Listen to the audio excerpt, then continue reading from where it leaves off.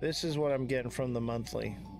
And some people would say, oh, well, that's a bull flag. No, this is a descending triangle pattern. This would indicate the same as on the weekly, a head and shoulders. When would it go below $2? This week, next week, or month? I'm thinking probably around mid-July.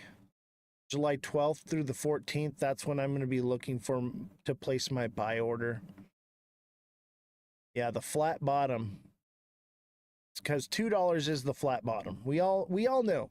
Okay, we all know that $2 on XRP is that strong psychological flat line zone. Okay, it's where the magnet is. Okay, so with XRP, $2 is the flat bottom. Okay, this is a descending channel triangle. Let's pull it up so you can see.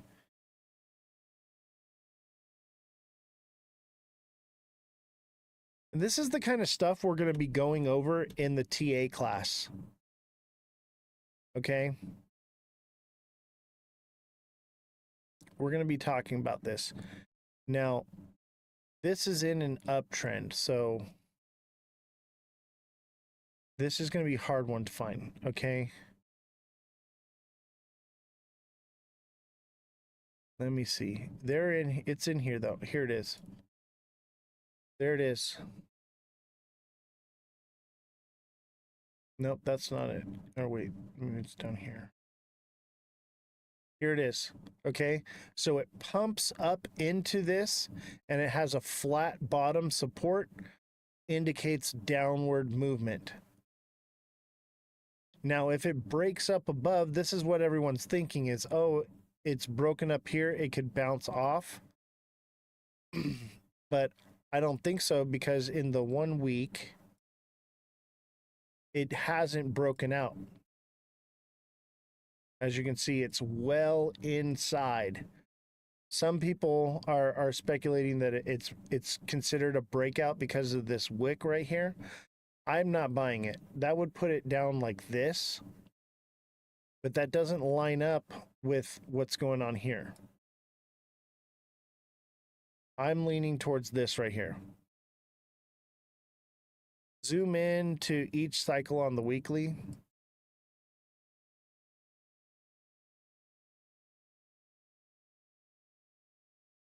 Yeah.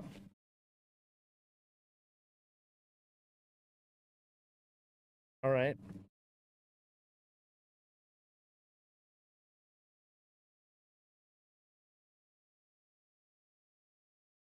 Down we go, accepted people. Yeah. Look at even this prior cycle here.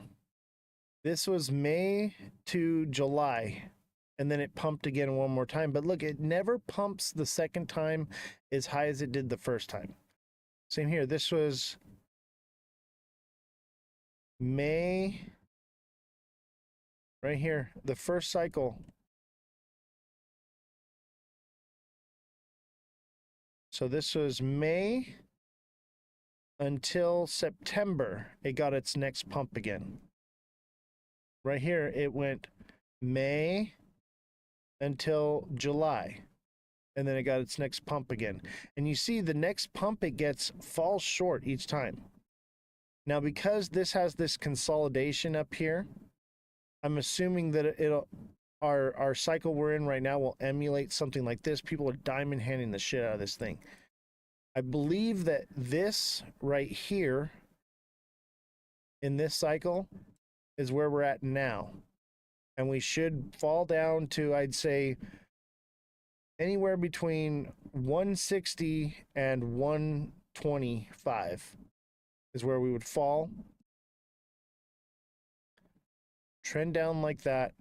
Come back up, pump again, and it'll fall short to about 250-ish and then break off from there. That's what I think we're going to see. Nothing has indicated a change in that. So, yeah, if you bought now and rode it to the bottom and rode it back up, you're probably going to do okay. But why ride it all the way to the bottom? At least DCA if you're going to do that. Yeah, this is XRP. I think we need to change XRP to RIP. I'm telling you, like, this is RIP. And with stablecoin legislation being the first priority, it leads me to believe that they're not moving towards using XRP. XRP more than likely will facilitate in some gas fees, maybe a liquidity pool, but everything is an indication that they want to use stable coins and CBDCs, man. Just because we have an executive order banning CBDCs does not mean that that is a law or going to stay in place. That is just an executive order. It lasts like about a year. I think that was designed to pump the markets for crypto. Would take a lot of DCA unless it's like 5-6K coins. Yeah, that's what I'm saying. Like, I don't even recommend DCAing. That's how you lose everything, man. That is a bad strategy. I do not recommend it, but I do have strategies. If that's what you want to do, that's your prerogative. Okay, if you want to DCA and you want coaching on DCA, I'll help you there. I have 2 different styles of DCAing. One is for those who do not pay gas fees, and one is for those that do.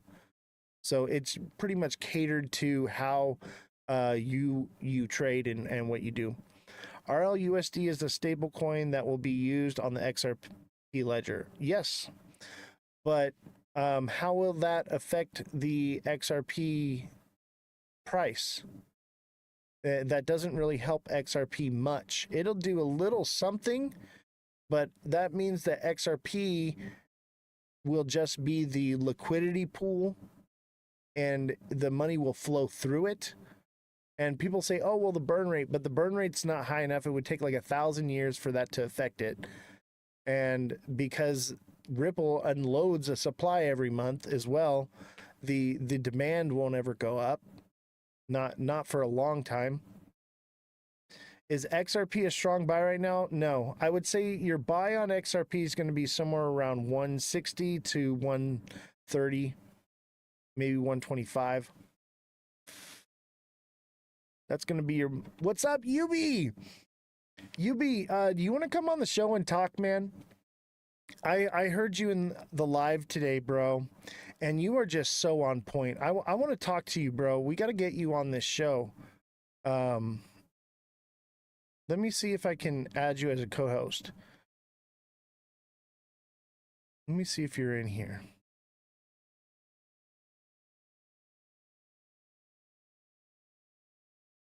UB, I'd love to have you on the show, man. Are you there, or did you just flip through real quick? The integration, I believe, is what helps the price in actual utility usage, things coming on chain.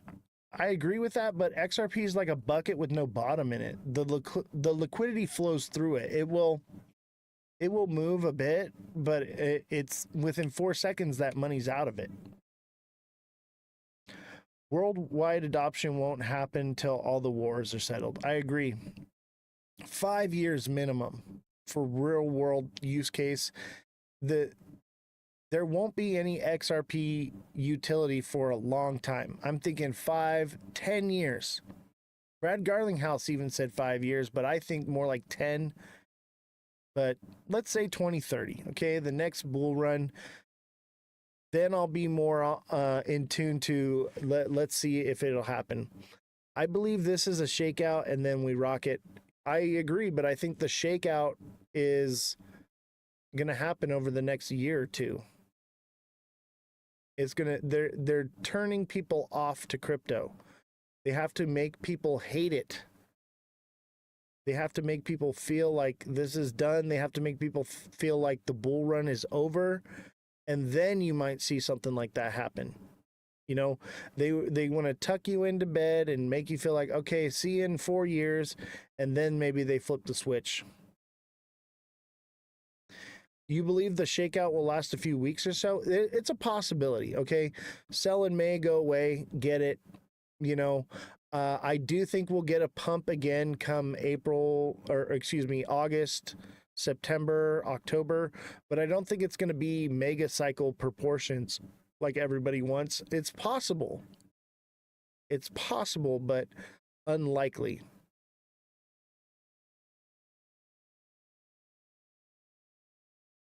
Hope you're holding off exchanges to ensure security of crypto. Yeah. And if you guys need help with storing your stuff on wallets, I'll never ask you for your key phrases or anything like that, but I do have strategies to make your money more secure. So that's one thing that I offer with my deluxe subscriptions. When you say mega cycle, could you elaborate? Some people believe that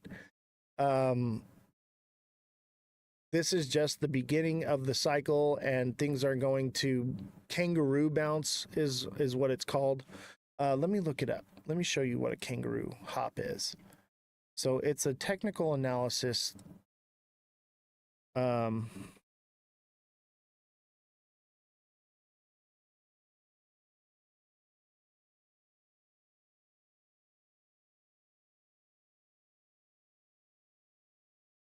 me see if I can find it here. But this is what they're believing is let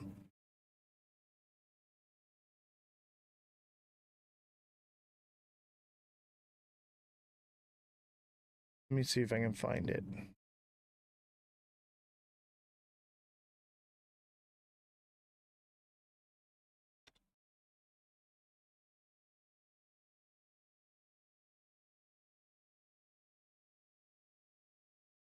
Okay. XRP kangaroo phase targets 27 to 222 as XRP gears up for the next big leap. This was in March 6th, okay? Was when this was written. This is what they're insinuating is this is a type of Fibonacci pattern, right? But this would have jumped sooner. It still kind of is in play. Let me see if I can find it better.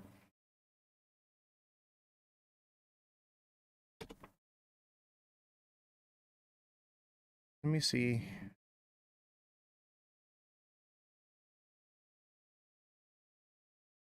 So this kind of already played out. But this is where that comes from, okay? Is people speculated that it could go to like $27 or whatever. I would say maybe in, you know, a decade. Those insane numbers, I don't believe personally. Yeah, I'm with you there, man. I don't think it's going to 10K. I think it could hit $25 by 2030. That is definitely doable. So this is the kangaroo hop, and this is what they were speculating would happen, but it didn't play out. But this would basically put the price to about $140 to $280 right here is what they were speculating. I don't think that this is in play anymore, but people are still clinging to the idea and still hoping. You know, the hopium is just incredible with XRP. Let me see. Here it is. Yeah. So the target zone would be around $10 with this, right? And this is based off of where we're at right now, this crypto cycle. It's in like a consolidation. Okay. This was October of 2017 here. And let's see, the time frame on this is July 10th. Okay. So we're a week more into this. So it's still kind of in play. There is the potential that we could see the $10 market. This is the box right here, this green box, target box. This is 32 to like $7. Okay. It could do this. Okay. I've seen things like this happen before, but with all the people leaving crypto right now, I'm just not buying it. I just don't see it happening. But also, this says the mark would be here around 2027 to 2028. Okay. So people think that this is happening now, this bull cycle. This would be probably in 2 years from now. And that's what I'm saying is they're going to make you think the bull run's over. That's it. Go to sleep. See you in 4 years. And then in a year or two, then it could potentially do something like this. Okay. And I'm not blind to this. I do think that this has potential. Okay. I've been watching this pattern, you know, and I'm like, okay, this has some validity here. Okay. But it doesn't mean that it will. But I would say probably I could definitely see it do this, but it's not happening this year. This would be, you'd have an opportunity to get in around $1 or 90 cents before this happens. So that's my whole thing with this show is like, I think we're going to be able to buy this thing at 75 to 90 cents, one more chance before it does something like this. And it could potentially go up to 50, 60 bucks. Okay, great. I'd love to see that. But why would I buy at $2, $3 when I can be patient and buy up these lower zones? Neo says $4 or $5. I mean, that would be the first jump in this is if this kangaroo pattern plays out. Okay. This is over the next 3 years. Okay. Over the next 3 to 5 years, we could see a potential of 25 bucks. I think that's a realistic number. Will it hold up there? Probably not. It'll probably come back down to 5 or 10 bucks. But even then, I don't think it'll break $5 or $10 because those are strong psychological zones. But if utility comes into play, yes, it could push it into this. Okay. I recommend you hold XRP long term. Yeah, but that's if you're buying at low. Don't buy it at the price you got it now. Don't buy it at $3. You know, look for new entry zones. I'm holding XRP for long term. I've been holding it since 2016. Okay. But I'm not naive. I'm going to take my profits so that way when it comes back down, I can throw it in here. The goal is to become a billionaire. You know, you're not going to become a billionaire by throwing 10 bucks into something and holding it forever. That's not how this works. Okay. You get your money from the utility. You can turn $10 into $10,000 in crypto. It just takes time and trading. Crypto is amazing because of its volatility. Checked my pinned video, XRP over 5,000% move to peak. Y'all missing one leg up on water above chart. You're saying it's all right? I mean, you got to do what's best for you. If you want to believe in it, but I know that this cycle, it ain't happening. It ain't happening right now. We're early. You're just too freaking early. Cool your jets and quit FOMOing on buying at $2. You're going to get a chance below $2. I promise you. Like, I mean, I not financial advice, you know, and it's unpredictable, but I'll tell you what right now, everything is giving me indication you're going to get an under $2 price to buy. Okay. Just relax. All right. Even with this pattern, that means it's coming back down to 122. And what have I been saying about 125? Fibonacci says 122. I like to add a few cents to make sure that it hits. Okay. But also, right here, it tells me everything. The candles tell me everything. I'm not going to teach you guys this because you're going to sign up for the class. But I'll teach you all this stuff. Wait, people, you don't have to spend your money all the time. Just wait. Yeah, that's what I'm saying. Like, you're going to get more opportunities. There's going to be plenty of opportunities to buy below $2. Just be patient.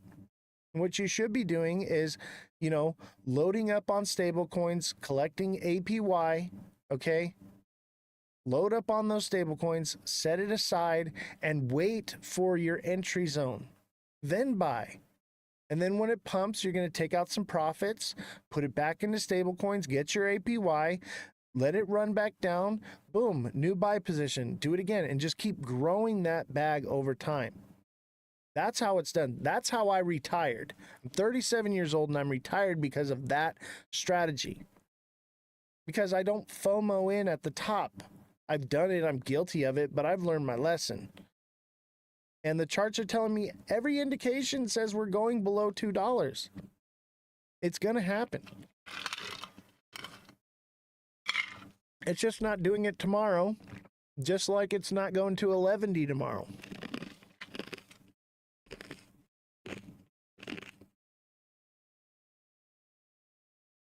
XDC TA. Now we're talking. Now we're talking, baby. XDC. You're asking the right questions now. I think XDC is great.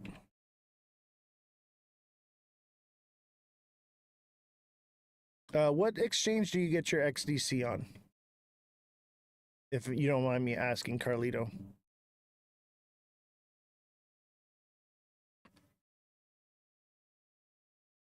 I'm a big fan of XDC.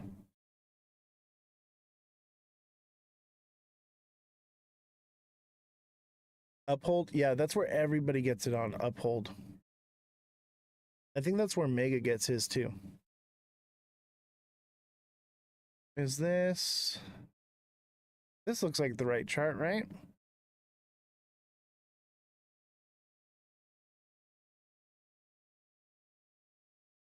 I would say Swiffy FTX. I don't do anything that says FTX in the name, man. I steer clear. Yeah, I feel like Uphold is the right one. I use multiple exchanges. I'll never give you advice on what exchange to use. That's up to you, but I can teach you how to use the platforms. Hit the like button, guys. Our likes are way down. We need way more likes, and we need to get some gifts flowing in here. If you can help me out with the hat and mustache. Oh, it's Aussie owned. You're in Australia. Most of the viewers are from Australia. And that's why I chose the time slot I did. That way I can get the US and Australia and Canada. I would say that this is probably, well, before I speak, let's look at a lower time frame. It could be double bottoming and it's going to pump again to like,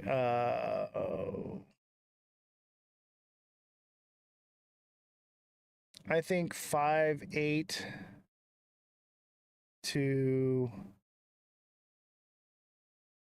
5 to 6 cents, possibly, probably more like 5.8 on this one, and then could potentially come back down.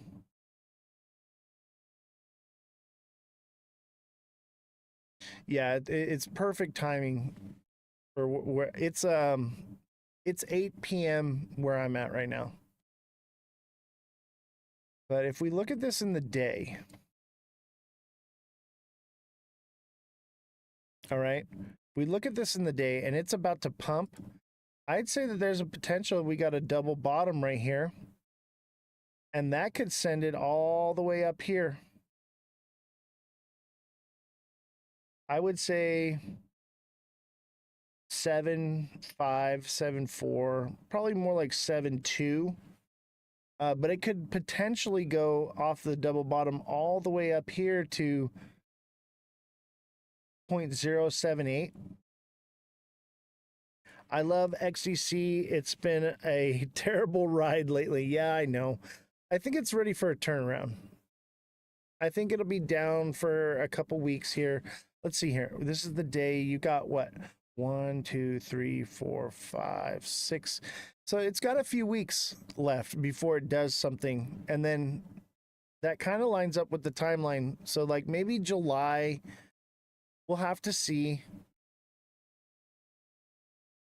Yeah, most coins have been a wild ride. I mean, that's normal. If you've been in crypto, you should know by now, like, this is what it is, man. It's wild. And the ones that panic sell end up losing the most. You know, sometimes you got to just take a deep breath and just hope and pray. Like, look at what SXT did, man. And like, if you got a lot of money into SXT I get it. And I feel bad because it did what it shouldn't have done. But no one could have known what was going to happen with the whole world, and it's also just not a lot of data. It's pretty much guesswork at this point. But I believe in I believe in the project, so I'm okay with leaving my money there. But everyone's situation is different. It should have already bounced up from here, and the fact that it hasn't. But this is a descending channel in the day. That is a bullish structure, which would probably take it to 814. You're just going to have to hold. Hodl, people. Hodl. It'll recover, but it could potentially go down from there. But look at this. That is not a good sign.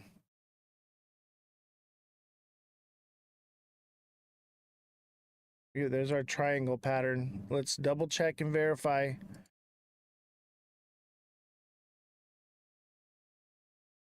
Triangle pattern.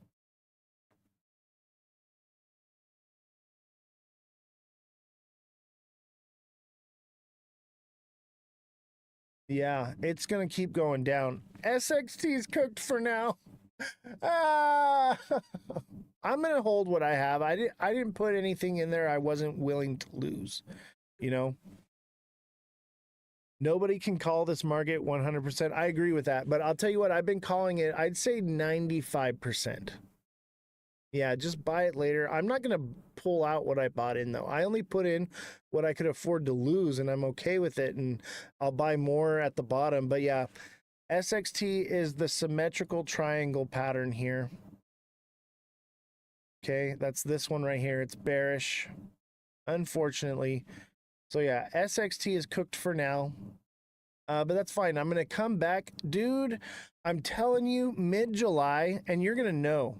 You're going to know when it's time, because you're going to see this back here. You're going to see that green light come on, and I am going to be buying everything.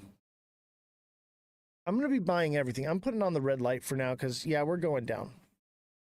Thoughts on ZBEC? I'm not touching that thing, but I'll do a little quick TA for you.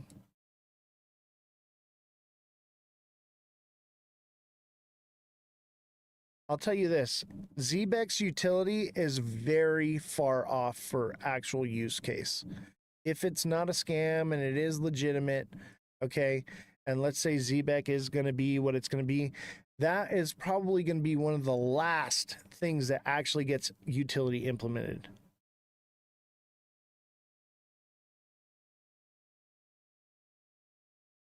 And that just comes from experience owning companies. Okay, I have a payroll here. Okay, Pallet Town, thank you for the hat and mustache. I have payroll here. I work with all this stuff.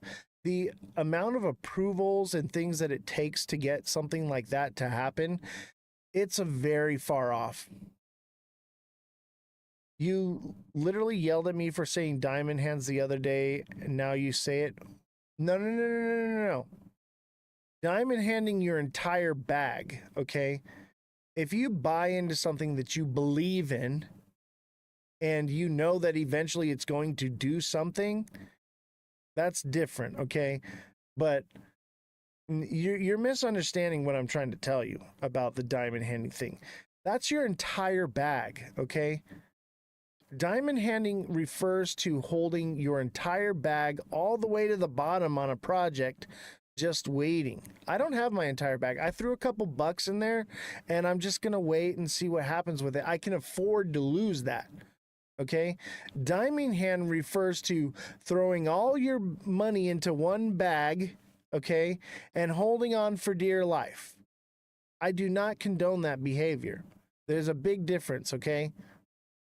Big difference. If it's something that you can afford to lose, and just it's gone, yes, you can diamond hand something like that. But I do not condone doing that with your entire portfolio. Not financial advice. Do what you're going to do. Yeah, you need diversification. That's the idea, man, is like don't put all your eggs into one basket. I think you misunderstood, Enlock, what I was trying to say. Um, but like just be careful, like it's okay to buy something and hold it and forever. I do it on lots of things, okay? But I'm not doing it with anything that I'm not willing to lose. XCN, I got you, bro. Give me a second here. Let me do ZBEC real quick. I think ZBEC's headed down overall, to be honest with you. It could potentially do some more. But look at what we got right here. Here it is. There's your bearish pattern. That's an ascending, broadening wedge. That doesn't mean that it doesn't have one more pump left in it. Let's say A, B, C. Yeah, it could be done. It could be done. And it's starting to hug the bottom. It's probably going to break out from here and head back down. So I'd say ZBEC is on the way down. That is a bearish pattern. I'm just, you know what? No, you guys got to sign up for the TA class, and I'll teach you more of that stuff. I'm going to get the TA thing set up tomorrow so you guys can start enrolling now. And then once we're ready to go live with it, then we'll go. Maybe I'll wait till... No, I'll get it set up probably tomorrow, all right? Because I know a lot of you guys want to get the TA class, okay?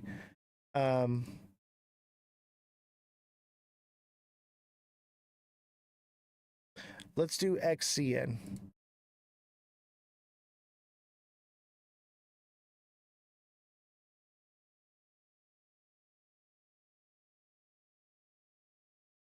XCN. I like this one. Onyx coin. Cmont's been picking some good ones, bro. Cmont, dude, maybe I should be watching your show. I'm just kidding. Cmont, dude, I'm kind of bummed you didn't tell me about syrup sooner because it was too late for me by the time. Man, syrup would have been such a good payout. Like, our money problems would be over here. Oh, man. If I'd have got in when you got in, dude. Cmont, next time you find one of those, throw it my way. I'll throw a few bucks in one.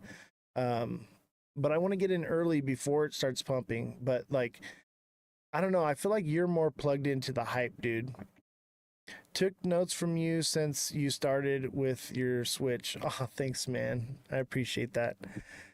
The good old days, Cmont. Remember that? I do. We had... I can't believe you've been here that long. You, TikTok Seller, Guinea Marie, so many of you just been here since day one, man. And you guys are... all of you who have been here since like day one are doing the best in the market. I would say out of all of TikTok, probably. You guys are just killing it. And I wish more people we could get that information out to more people and they could subscribe to and take advantage of that. Guinea Marie, thank you for the heart me. Speak of the devil and she will present herself. Hello, Guinea Marie. Not that you're the devil. We love you. Guinea Marie with the 5 let him cooks. Thank you so much. You guys are awesome. Yeah, the whole OG crew's here. Cmont, TikTok Seller, Guinea Marie.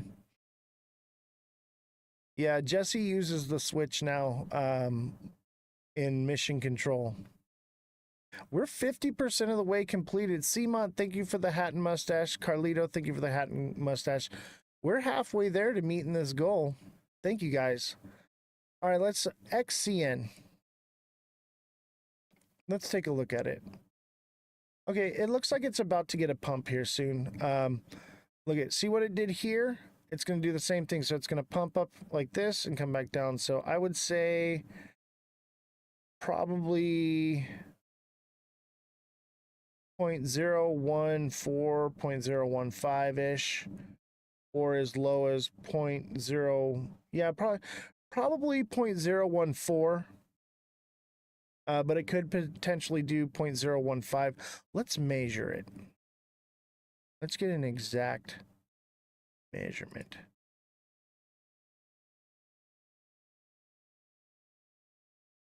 I think it'll pump more from down here.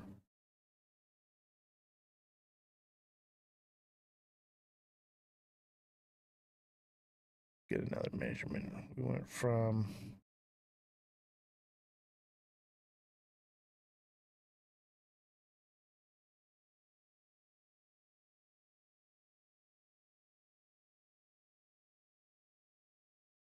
okay, it could do 0.014. I'm leaning more towards, yeah, 0.014, 0.01425 would probably be the most.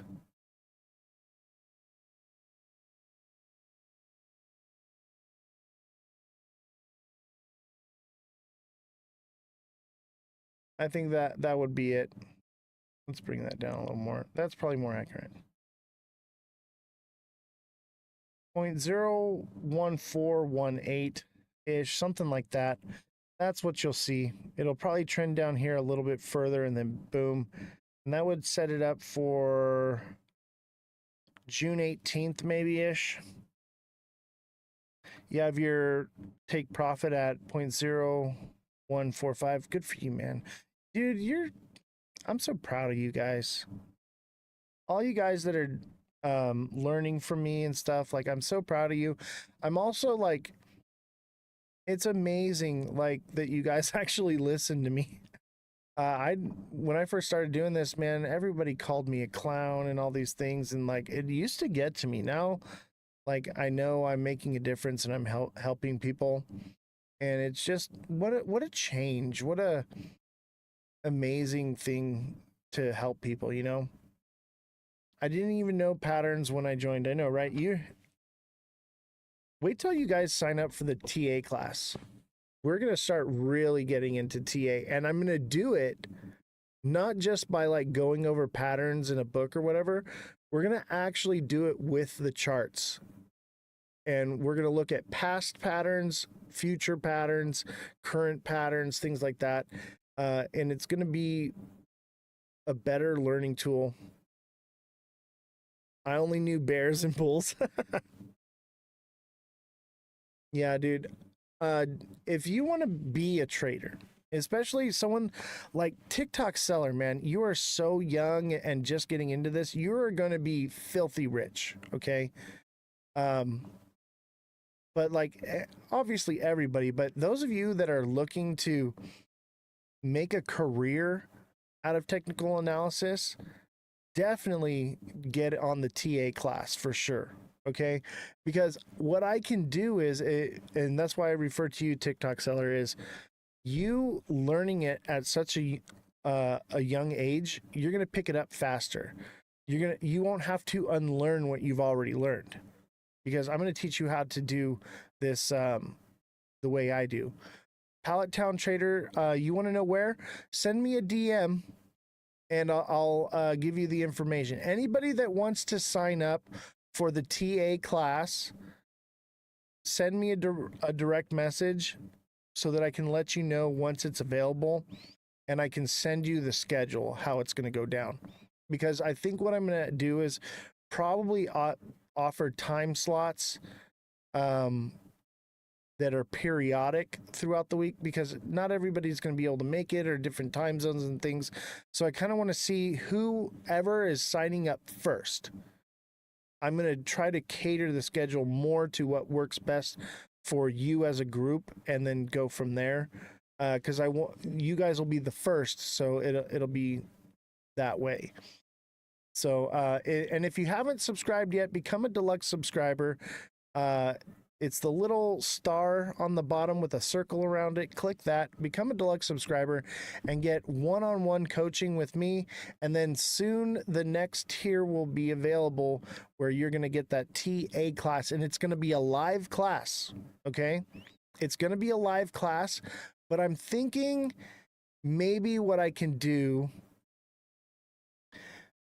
is if you miss the class, maybe I can send you a recording of the class on the Discord. So it's like every week, how many classes do we get? One class a week, once a week. And it's going to be like a 1 hour class. But I think what I'll do is you'll get signed up in the Discord. Maybe we'll run it all through Discord.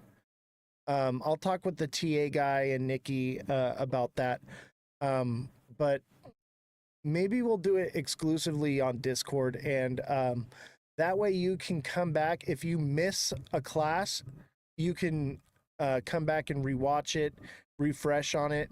And that way you can sign up on the class if you want. You could binge it all at the end of the month. 4 classes, boom, get it done.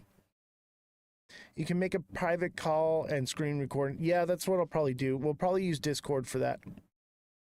Hello, just got here. How much is the course? So it's $25 an hour, and it's going to be 4 hours a month. So it's going to be $100. But I'm telling you, it's going to pay for itself. And that price will probably go up over time as it gets more congested, and I just can't handle the workload, supply and demand. Yeah, $25 an hour is nothing. And honestly, I feel like most of you are going to learn this stuff quick. You're probably 6 months from now, you'll be a pro trader. And you'll be seeing the charts like I do. No one else, I'm telling you, you can get a TA from anyone else. No one's going to teach you the way I'm going to teach you. They're going to teach you a bunch of nonsense. And if you guys want to learn the nonsense, I will teach it to you, but not until you've learned how to do it the way I do it. And then we'll deeper dive into those other things. So anybody that wants to sign up for the TA class, send me a direct message. And we'll help you out. Is it good for a newbie? Yes, it's definitely good for a newbie. But if you're a newbie, I would subscribe to the deluxe subscription now. So that way I do one-on-one coaching. So it's different from learning TA. It's one-on-one coaching where I can help you with your portfolio. Everyone's portfolio is different, right? And this way we can figure out what works best for you. But remember, following is not the same as subscribing. So there's a little star on the bottom of the screen with like a circle around it. You're going to click that and you're going to deluxe subscribe. And that way I can help coach you with your portfolio now, and you can start making money to pay for your TA class. Then you'll learn how to do TA and you won't need me anymore. And then you don't have to subscribe anymore. You'll be able to do it on your own. And that's part of why I have the price at what I set it at, is because basically I will lose subscribers over this. Hopefully some of you just subscribe to keep the show afloat. But the main goal here is to help people. And I want you guys to learn. TikTok seller says I'll stay subscribed. Yeah, I believe that you guys will just, there's so much to learn, but as far as the way I do things, you're going to learn it very quickly, especially if you know nothing about trading at all and you're a newbie. You are going to flourish. You're going to just do phenomenal. And I'll teach you guys the other stuff as well. But I'll also teach you where to be careful, and how these other strategies can come and bite you in the butt. You don't even know when yours renews? Yeah, because you're like on that auto renewal. I think you're 3 months in advance. I'm a follower till I get to the moon. Sounds good, man. Simon, are you considering the TA class? TikTok seller as well? Who here is considering learning to actually do TA? If you don't want to learn TA and you just want me to do it for you, no problem. $10 a month. You're buying the class? Good. I appreciate you guys. You guys are awesome, man. And we're going to have fun because it's going to be more intimate. It's just going to be you, me, whoever's in the class, talking, asking questions, learning. And who knows, maybe one day things are just rolling and we'll do a little bit longer than an hour. Who knows? But you're going to get, minimum of 1 hour each live. And if you feel dissatisfied with it or whatever, you can just message me and we figure it out, you know. Because some people may not be able to learn this. Some people just can't grasp it. So if you feel like whatever, like I guarantee my work, you know. So if you feel like it's not working out for you, we'll figure something out. Maybe we can. I don't know. We'll figure it out. But I have a feeling that everybody's going to resubscribe and stick around, and because you know this is good information, man. You're just. I've taught you a lot of these things over the months you've been watching the show. You've already learned a lot, but like I guess it's a little bit more detail. This is Onyx. But I would say if this does this, and it is in this pattern and it pumps again, this is a descending channel overall, which would send the price back up to 0.01505, something like that. That's probably where it'll hit. I do like the part that you will have it in 2 different time frames. Yeah, that's what I'm thinking is like either that or I'll do 1 time frame and it'll be recorded and you can go back and review, but you'll have to, if you have questions from what you learned, you won't be there. So that's why I'm thinking 2 time frames. But if I have to do 2 time frames, I'm gonna have to raise the price more because I'm doing double the work. So I'm trying to keep the costs as low as possible. That's the whole thing. Is like I'm not trying to dig into your pockets, but it has to be within reason and profitable for me. It has to be worth it. And I don't want to be just doing another time slot just for like one person. That's another thing too. I want to have several people there so that because you're going to learn things from other people, and they're going to have questions that you maybe didn't think of.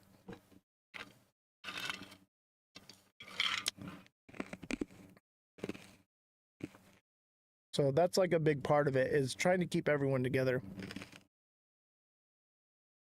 That's cool. I'll watch and ask questions later if so.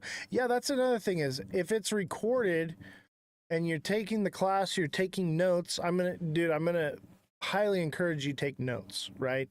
And while you're watching, if it's recorded, you can take notes and ask the questions the next week, you know. I do it, but I can only see to give it the proper attention is I need to watch it on a weekend. Got you. Maybe I'll do a weekend class. I don't know. Maybe I can offer a weekend class for people who need it on the weekends. What do you guys think? Would like a Tuesday or a Sunday be better? Tuesday or Sunday? I just logged Doge support line on 4-hour charts. Looks good. Interesting. Yeah, I'm thinking Sunday, but I don't want to work on Sunday. If I do this class on the weekends, like on a Sunday, what's going to happen is I'm going to be eliminating like a day from the live. And what I'll do is I'll do a Sunday live as well as the class. I think the consensus is Sunday. Most people have the time. They're sitting down, they're relaxing on the weekend. It's a Sunday, it's a chill day. I think Sunday is the day to go with. I've been kind of leaning towards going live on Sundays anyway. So what I'll do is I'll do a live show earlier on Sunday, and then at the end of the live, we'll do the TA class. I'm still working it out, but I need to know who is actually signing up for it. And so message me directly that, hey, I want to get in the TA class, and we'll go from there. Main thing is I got to get the Discord set up. It's probably going to be on Discord, but that's another problem, is people have been having difficult getting on to the Discord. I don't know why. I think it's apps in their phone, because my phone was doing the same thing. I haven't decided exactly how it's going to work, but I'll tell you what, after the live today, it's going to be top priority. Your phone did it too? Yeah. It's like certain apps, you'll go to click the Discord and it'll automatically go into a different app on your phone. I don't know why they take priority like that. I'm going to talk to Nikki about it. It could be something that's easily fixed, or you're just going to have to figure out which app it's trying to open and delete it. Because if that's the case, that app has like a malware on it anyway. Revolution, thank you for the heart me. Appreciate you. All right, did anyone have any other projects they wanted me to TA? We got a few minutes left here. We actually made it to 8:30. I didn't think I was going to make it to 8 o'clock. I was so tired. I'm starting to get that second wind. Thank you for all the likes too, and all the gifts. Let's see if we can get these hat and mustaches in. I'm trying to get up to $20. We're at $8.63. It costs $20 for this live. Good night, Guinea Marie. I'll do BTC for you.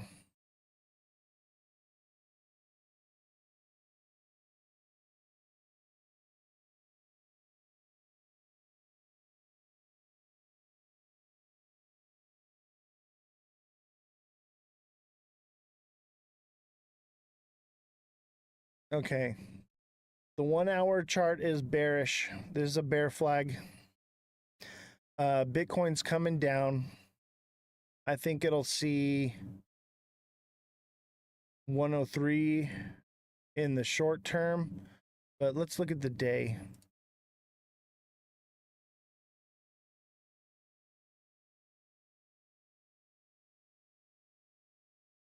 This is a double top right here. And I would even argue, let's see, let me put it in the 1 week. This is where it's difficult, is the 1 week kind of looks, but it's not. Let's stick with the 1 day. You said deluxe sub is the best for a newbie. Yes. Become a deluxe subscriber. Message me a DM that you deluxe subscribed and send your email, and I'll put you on the email alert system. It's free for the rest of the month. After that, it's $1.99. But you can try it out for this month for free. But basically, it alerts you anytime I post like my price point videos. Or you can just stay plugged in with DMing me. But basically, it's one-on-one. I do like XDC. I do. I've been waiting for my entry point on it, though. Guinea Marie, thank you for the 2 hat and mustaches. Appreciate you. I would say that this is a double top, but it's also a head and shoulders. So that's 2 bearish patterns that are indicating 98K to 95K on Bitcoin. 98 to 95K. And that's not going to happen overnight, okay? This is in the day time frame. It could take weeks.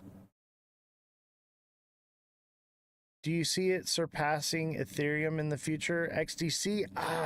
Not this bull run. Definitely not this bull run. Maybe, but that's too speculative, too far off. I think that's a bit of a moon cheese pipe dream. But that doesn't mean that it can't happen. It would need to be listed on Coinbase for it to even be considered to be something like that. Because I'd say like 90% of retail is on Coinbase, even though it sucks. Can the price reach 100 by 2030? That is no.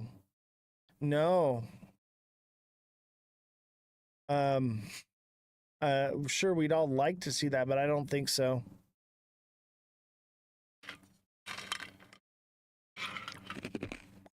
That's a bit of a pipe dream. What's its price at right now? Let's look.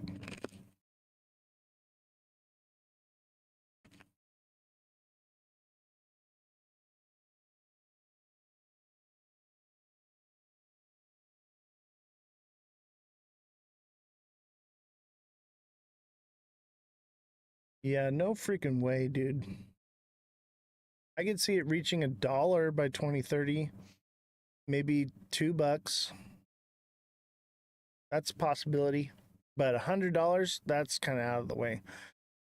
Why is that one meme coin at 105K? You mean Bitcoin? Is that the meme coin you're referring to?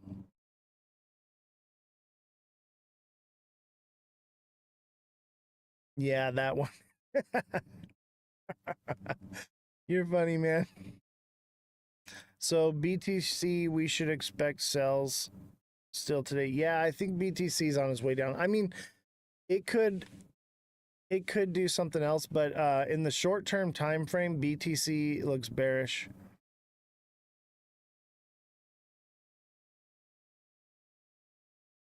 I'll pull it up one more time. I'll show you why. In the 1 hour time frame, this is a bearish pattern, and you know it's inching towards losing support. Now that doesn't mean that it can't come down like this, double bottom and shoot back up. Absolutely. Right back to 105K, 106K. That could happen. I'd say 106, 207 would be the most. But I think overall over the next month or so, it should be coming down. And that's just, this is a double top right here. This is pretty much a double top. I'd even call it a triple top, kind of, but I mean, also look at this though. Here's the thing is this is another triangle pattern.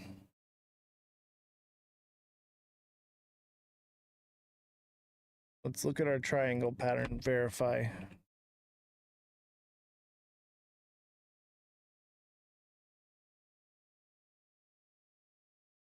I mean, that would indicate upward movement. So according to the patterns, if it is that pattern, and I would lean towards probably because just everybody is buying, but it's in a symmetrical triangle pattern. See it? So that is a possibility that it just, if it double bottoms here, it could just take off and, you know, head towards 115K. And I would say that that is probably somewhat likely just because everybody's all Bitcoined out. Big companies are buying up Bitcoin now. I think Bitcoin could do 115K. I really do. But if it doesn't and it heads down, it would see those lower numbers. I think we need to watch it. You think 112? I mean, 112 definitely, but if this is this symmetrical triangle right here, that would indicate 115 or maybe even higher, maybe 120. I don't want to get your hopes up yet though, because it's also a double top. So, but I would say possibly bullish scenario because of the sentiment behind it. But I think bullish. I think bullish in a more long-term view of it. I think it'll see 115 to 120 this cycle. Guinea Marie, thank you for the hat and mustaches, 2 of them. We need 3 more hat and mustaches. We need to get 3 more. Who's got me? What do you like in the short term? In the short term, it's coming down. So in the short term, let's put that like there.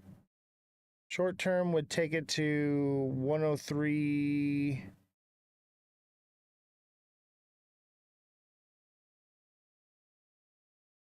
I would say either like 103.5 to 103.7, possibly maybe 8. It just depends. It depends on what it does. It depends on the news. It depends on a lot of things. But I would say I think Bitcoin's going to get a new all-time high. Just because everybody loves this meme coin. I don't understand why. It's all they know.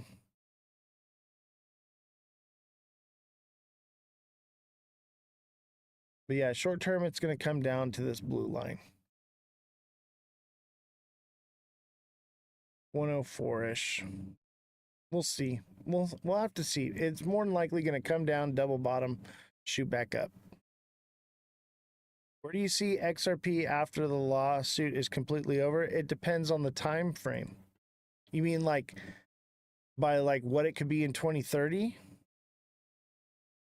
You know, like in the next bull run, it's new high. Oscar, thank you for the deluxe subscription. Appreciate you. 2030, maybe we see $5, maybe 10. Maybe we see 25. I think that would be the cap though. Like, I don't think it'll do over $25. We'll see.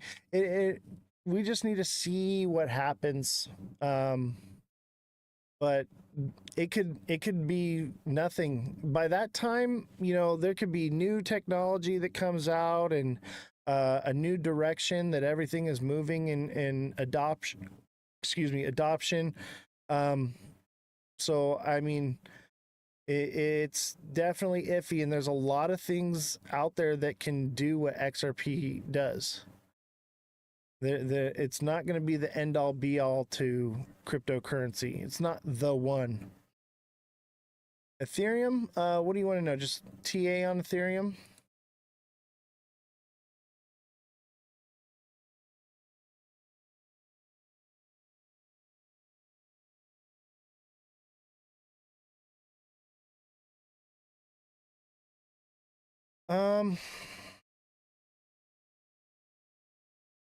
I think Ethereum's forming a diamond top. It hasn't quite formed yet, but this is an indication of a diamond top.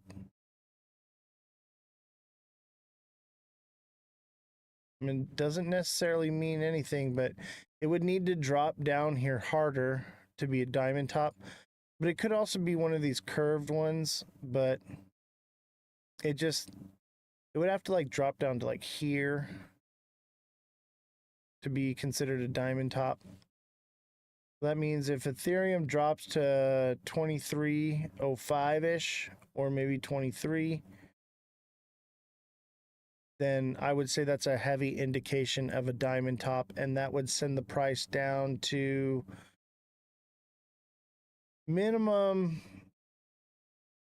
2100 and possibly even as low as 1907, maybe lower. Chat, we are cooked. Yeah. Yeah, something like that. But it could break structure as of right now. Okay, it hasn't formed a diamond top yet. So let's just say, based off of what it's doing now, this is an ascending channel, which is also bearish. But I've seen things like this break upward, but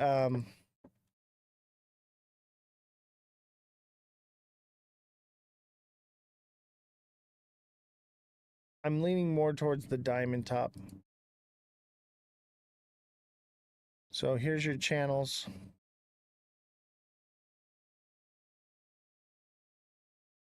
Okay, it's leaning up like this, like that. It would indicate downward movement.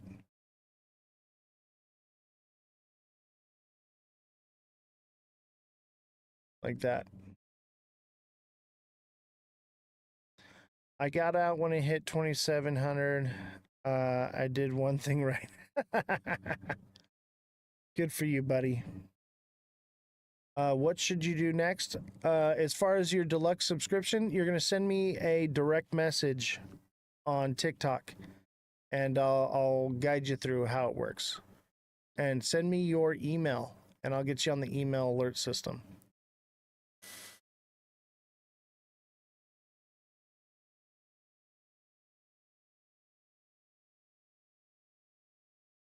So yeah, Oscar, send me a DM. And if you don't hear from me tonight, you'll hear from me tomorrow. But I usually I check all the messages right after the live. And let me tell you, the first thing you're gonna learn, Oscar, is patience.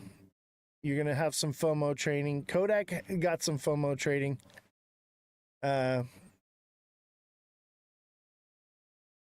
Kodak says alert system is totally worth it. Yeah, it's $199 for the alert system. It's free for the rest of the month.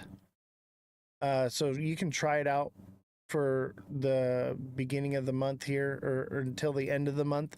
But you'll see it's totally worth it. Everyone that's got it, they all want to keep it. But I am offering it for free for this month so that people can try it out. But I think you're gonna see it's helpful because sometimes these messages go out at like 1 a.m, and this way you can set your alerts on your email to ding and go off in the middle of the night, because that's when things really happen.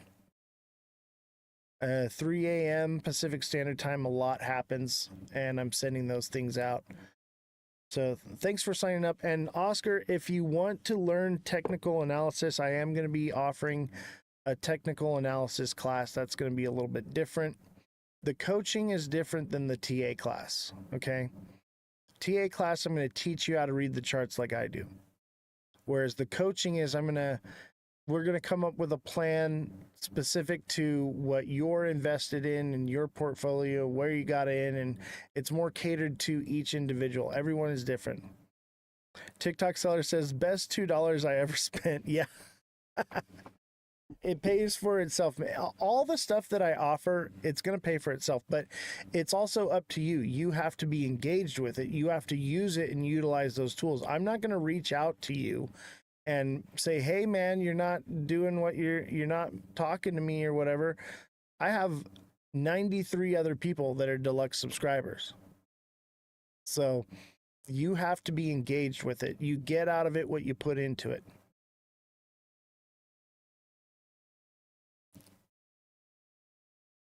But we'll come up with a strategy for you, and you can ask me anytime, like, hey, like, where should I be setting my limit orders and stop losses, whatever it is you want to use. I personally don't use stop losses, but if you're new, you're probably going to want to use them, but they can come back to bite you in the butt. Just got to be patient.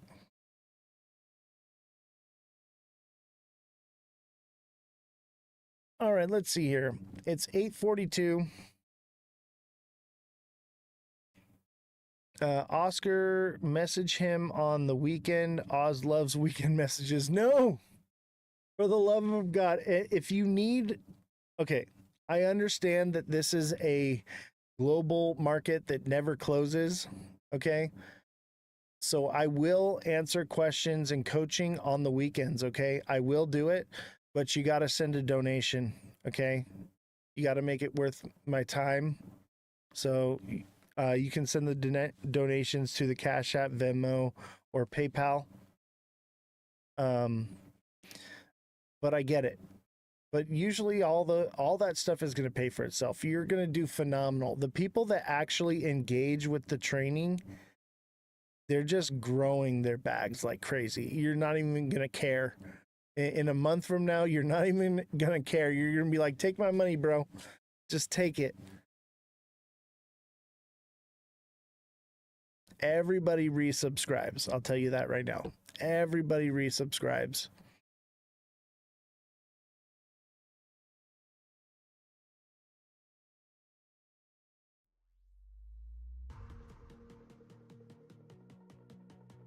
Nice. I'm not a big money investor. I'm self-taught. I'm self-taught too. But you'll become a big money investor, man. I'm 37 years old and I'm retired off of trading IPOs, crypto, and defense contracts.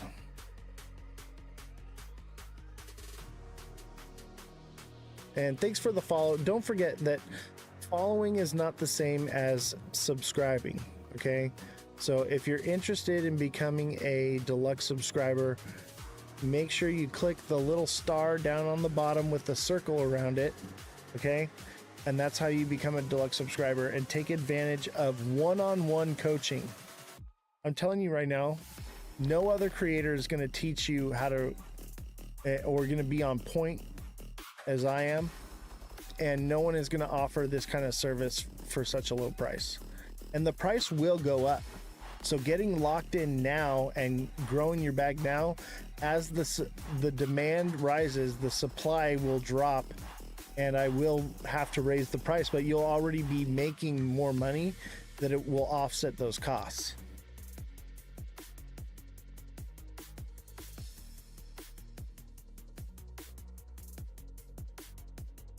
All right, anybody got any other projects they want to look at? We got a few minutes left here. Let's see what XRP is doing. Look, XRP is doing something similar. XRP is going to drop.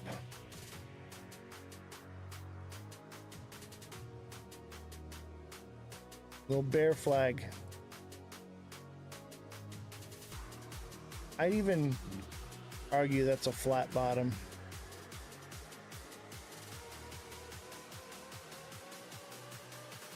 Let me check the triangle pattern again.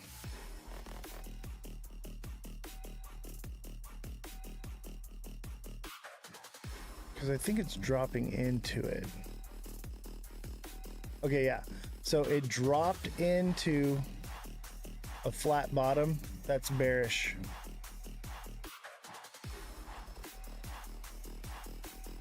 Yeah, XRP is coming back down.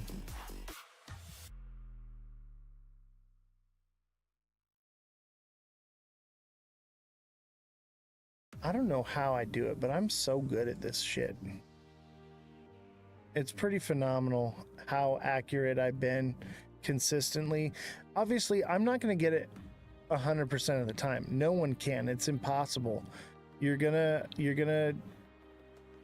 have days where it's like, oh man, it didn't work out.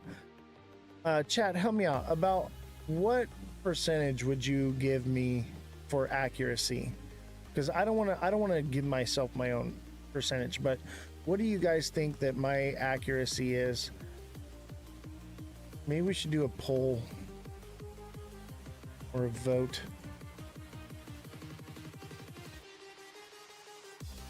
And just tell me, chat, what do you think my accuracy is? Simon says definitely over 90%. I think I'm somewhere around 90%, but that's good. Like, that's really good. Some people say I'm like 97%. I'm like, no way, man. Like it. But I tell you what, we're catching wicks over here, man. We are catching wicks.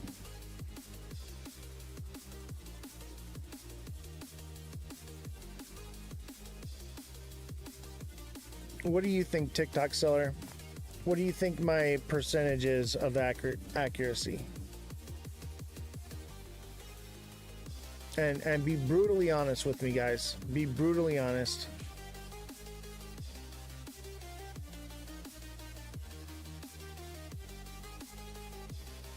Are you still in the live, TikTok seller? Or did you go sell some chargers? By the way, if you're looking for deals on things on the TikTok shop, TikTok seller, man, he gets the best deals on TikTok shop. The best. I buy a lot of the stuff that I buy off TikTok shop, I get through him.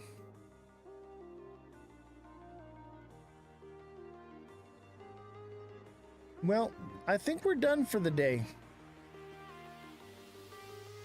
I think we're done for the day. Unless anyone's got a last minute question. Let's look at XRP on a lower time frame. Yeah.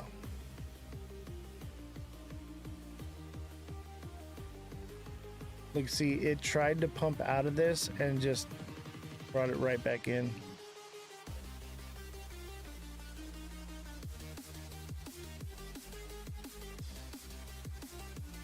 Yeah, I'm thinking flat bottom on this bad boy.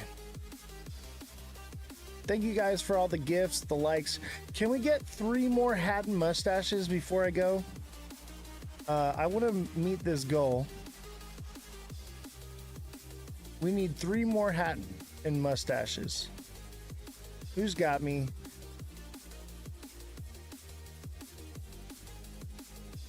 Who's got me with a hat and mustache? We need 3 more. Seema with the 3 hat and mustaches. Thank you so much for helping me reach that goal. I appreciate you, buddy.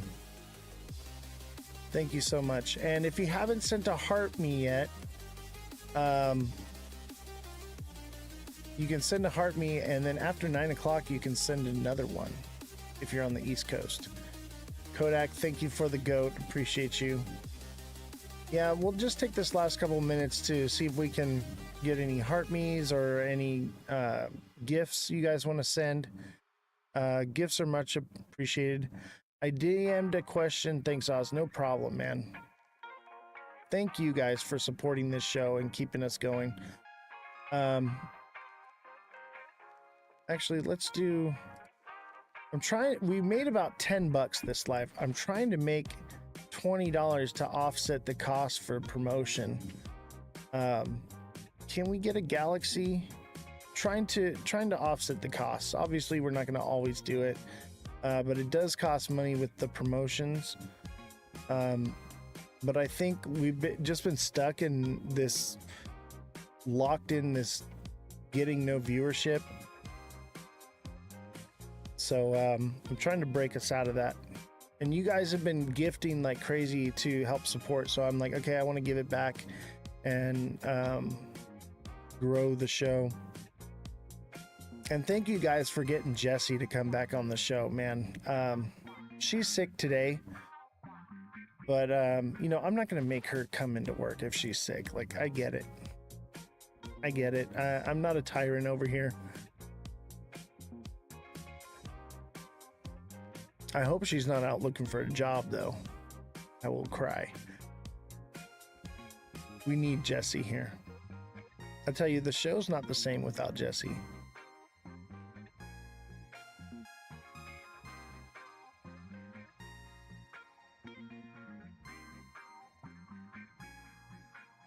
Are we gonna get one more galaxy? We got like 10 minutes. You're a little excited? I'm glad you're excited. Just remember, the first thing you're gonna learn with the coaching is patience, okay? Be patient. These things take time. You're not gonna get it figured out today, you know? It takes time for this to happen, but everyone that subscribes resubscribes because the TA is on point. Everything is, you know, we're on point here and we're locked in. And it's just amazing, all the success stories that I've gotten, you know, and some people, they just pour out their whole life story and where they're at and how they got there. And I love hearing all that too. It's a bit much now that we're up to 93 people messaging me directly.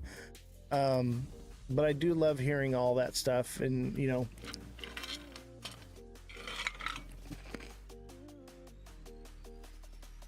I love when it starts out as somebody's horror story in trading, and then like a month or two later, it's just this success story that you're having now.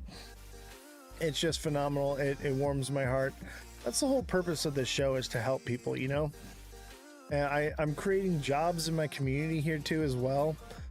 We have a full staff employed here. Oscar, I don't know if you know this, but we have 3 journalists that work for the show here. We have an IT guy, and we have a fact checker on staff as well. Fact checker's out sick today. But we have a whole operation we're doing here. This is a financial news media outlet. We are legitimate here. Incorporated. This is Ozthecryptogoat Media LLC. So when you're not live, where should I go? Just go into your DMs on TikTok and send me a direct message, and I'll get to it as soon as I can.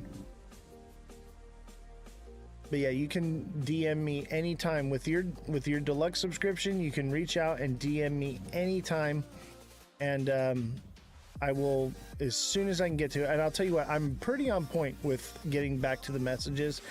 Sometimes, like today, I slept all day because I have horrible insomnia and I didn't sleep for like 4 days straight. So I was just exhausted. I took some meds and just slept all day. But pretty much everybody knew that the overall sentiment was downward movement. So I was like, this is a good time for me to actually get some sleep. But yeah, dude. And Oscar, I'm in California. Oscar, also, are you interested in taking the TA class? You may want to wait. Obviously, you know, you want to take advantage of the coaching, maybe grow your bag first. But I am offering the TA class where I teach technical analysis, which is different. So the coaching is more or less setting up a strategy for you as an individual and getting your limit order numbers from me and on-demand TA for any project. Whereas the TA class is going to teach you how to do that on your own. So I'm offering that as well. It's $25 an hour. It's going to be 4 classes a month, so it's $100. What's the best platform to trade? I do not recommend any platforms because of what happened with FTX. I use multiple platforms though, but I also don't tell people what platforms I use for security reasons.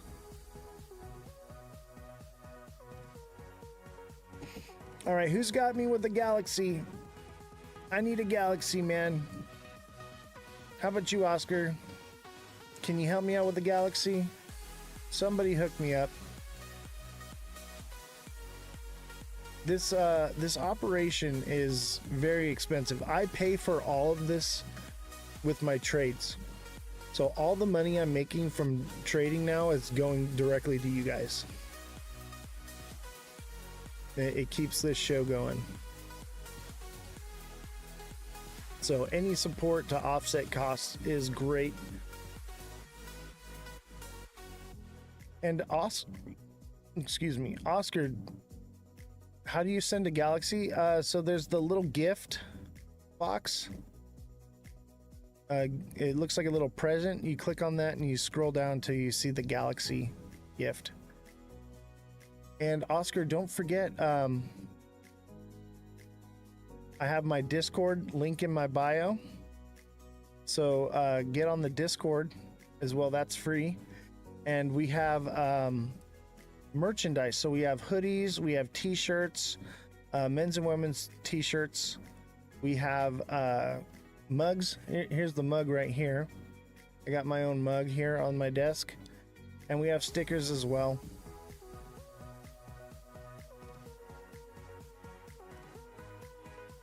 Here, I just pinned the Galaxy for you, Oscar. So you can just click the gift goal and then you should be able to use that. And then we are live Monday through Friday, 5 to 9 p.m. Pacific Standard Time. And don't forget to set your alerts. There's like a little bell. I think it's up in the top right here. There's a little bell you can click on, and that will make sure that you get notified every time I go live.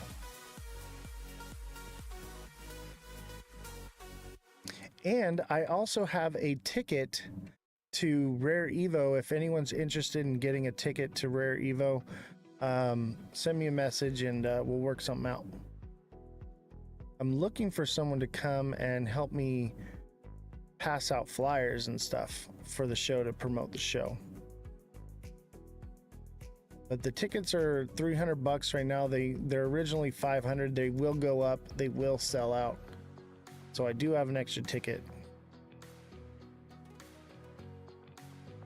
Nobody's got me with the Galaxy, huh? I need a galaxy. Somebody help me out. One more galaxy. One last galaxy. We got 2 minutes to get that galaxy.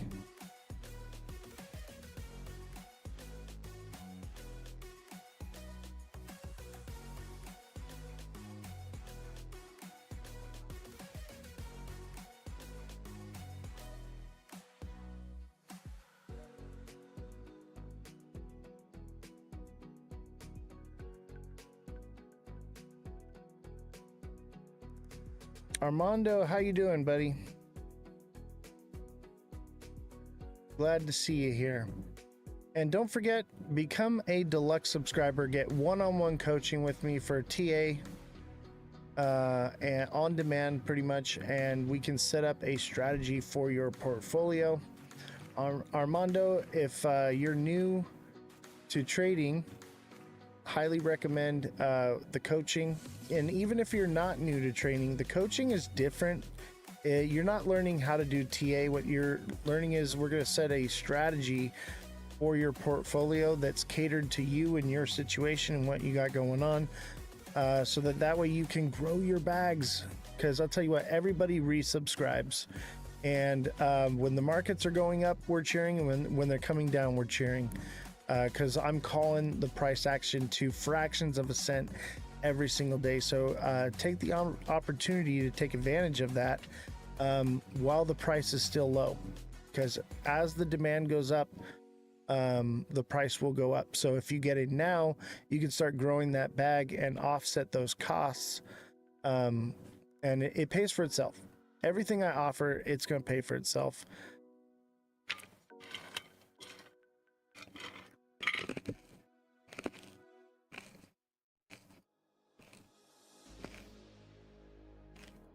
All right, well, it's 9 o'clock and no galaxy. Yeah, no problem, Armando. Click the little star in the bottom with like a little circle around it, and you can sign up as a deluxe subscriber. But we're about to end the live right now, so if it's something you're considering doing, let me know and I'll stick around. But definitely send me a follow so you can continue to watch the show. If you're watching right now and you're not following me, send me a follow. I think we're almost up to like 7,000 followers. Getting close. Getting close. I want to get to 10K. We'll get there. I think we've been doing about 100 followers alive, which is not bad. Who's got me with a galaxy? Somebody hooked me up with a galaxy. We need to get one galaxy to meet this goal.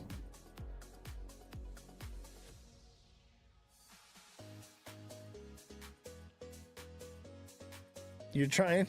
All right. It should be, you should be able to just click on the goal on the screen. Like there's like a little bar, it says goal, or maybe it's like over there depending on if you're landscape, but it's probably like right there. I think you can just click on the goal. If not, there's a little present down on the bottom. It's like a box with a bow on it. You click that and you scroll until you see the galaxy. I'll stick around for you, Oscar, since you're going to send a galaxy. I appreciate it.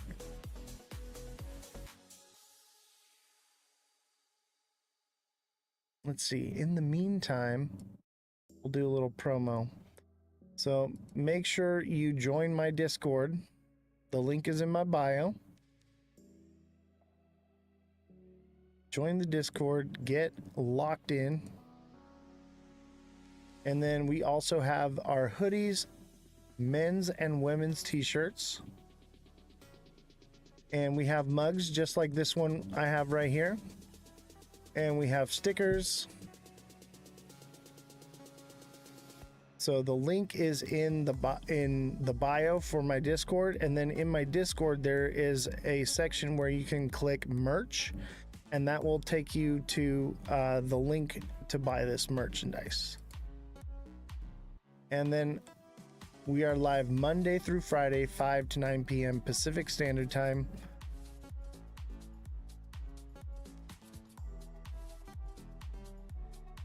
And I have a ticket to Rare Evo. Who's going to Rare Evo? Anybody going? I have an extra ticket. Looking for somebody that's interested in going. Send me a message. Let's look at Rare Evo real quick. I'll show you guys what Rare Evo is.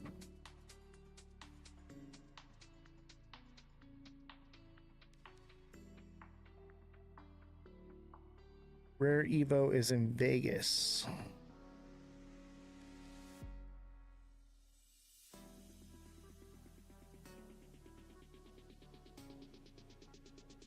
So this is the event at Rare Evo.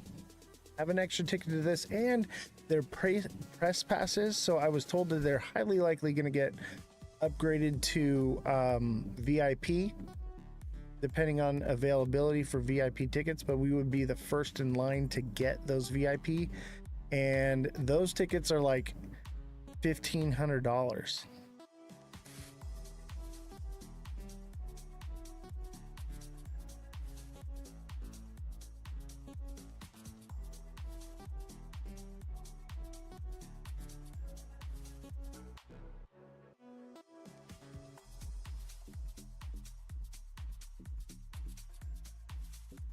Yeah, this is going to be a cool blockchain event for sure.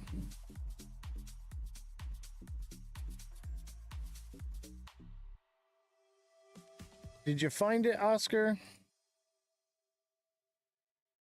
I'm gonna go ahead and kill the live. Oscar, save it. You can send me a galaxy tomorrow if you want.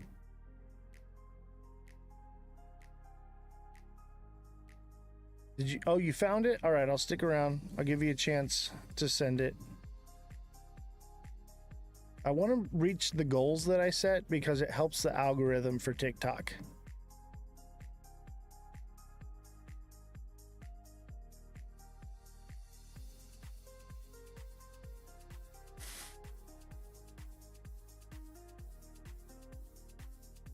I'll stick around for a few more minutes for you, Oscar. I appreciate you helping support the show.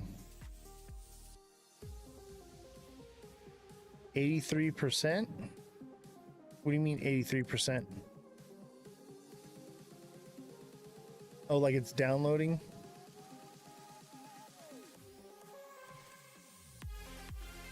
Thank you, thank you.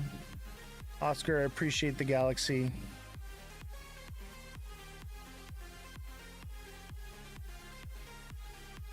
He was asking for help, Poppy, on how to do it. He didn't know how to do it.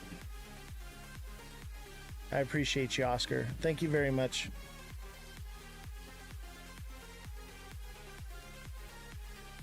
All right, I'll see you tomorrow, Oscar, and everybody else.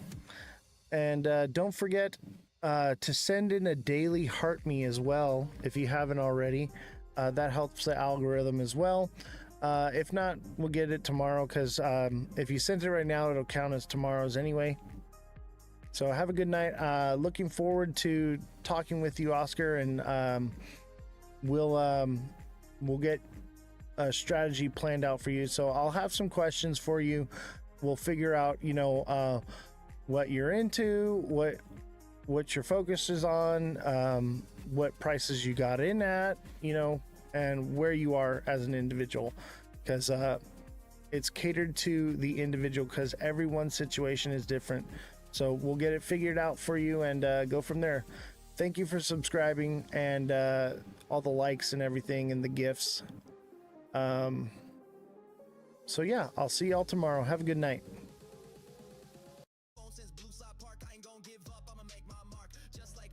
Check 1 2.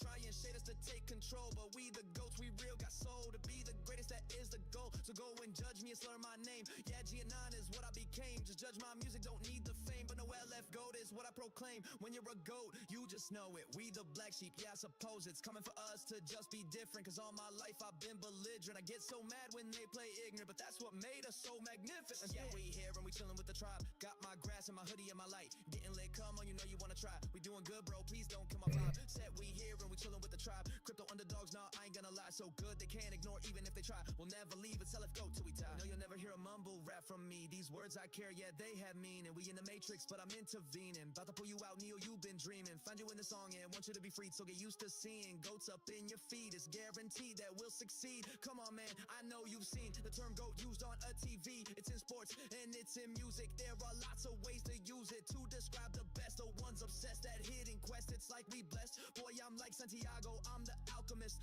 Travel the world and leave you all impressed. Become the wind, my spirit strong. I swear I'll prove them haters wrong. Show them we for real all along. Cause goats are great, the top's where we belong. Ozthecryptogoat, it means the other heart. Like yin and yang can't split apart. The dark from light, yeah, it's a balance. You only know this if you're like Alice and seek the knowledge down that rabbit hole. Two equal opposites that complete the soul. All right.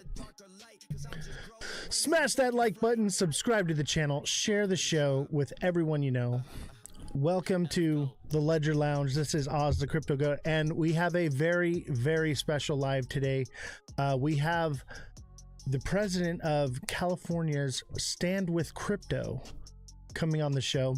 I've got my Stand With Crypto pin on right now, and I'm in chats with her.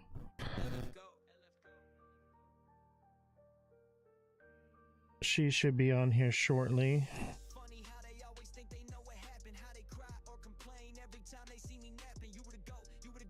In the meantime, everybody hit the like button.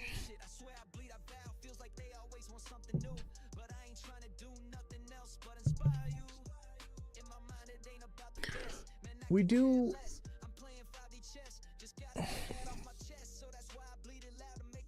How's everybody doing today? Do you guys like my new picture? I have the Christmas goat. Oz the Christmas goat. What's the name of the trust company? Angel Finance?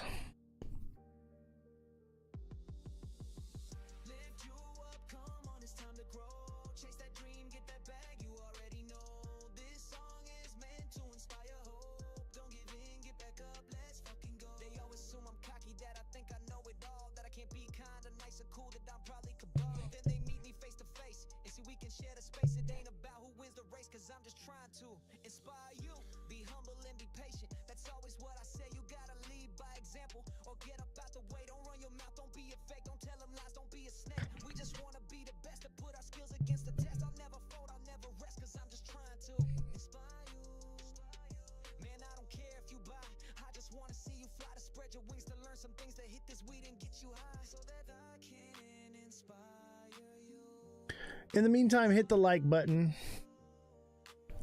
Just working out some details with the guest right now. Please bear with me. I do apologize. I usually like to get all this done, but this is a very busy person. So we're trying to work with them as best we can.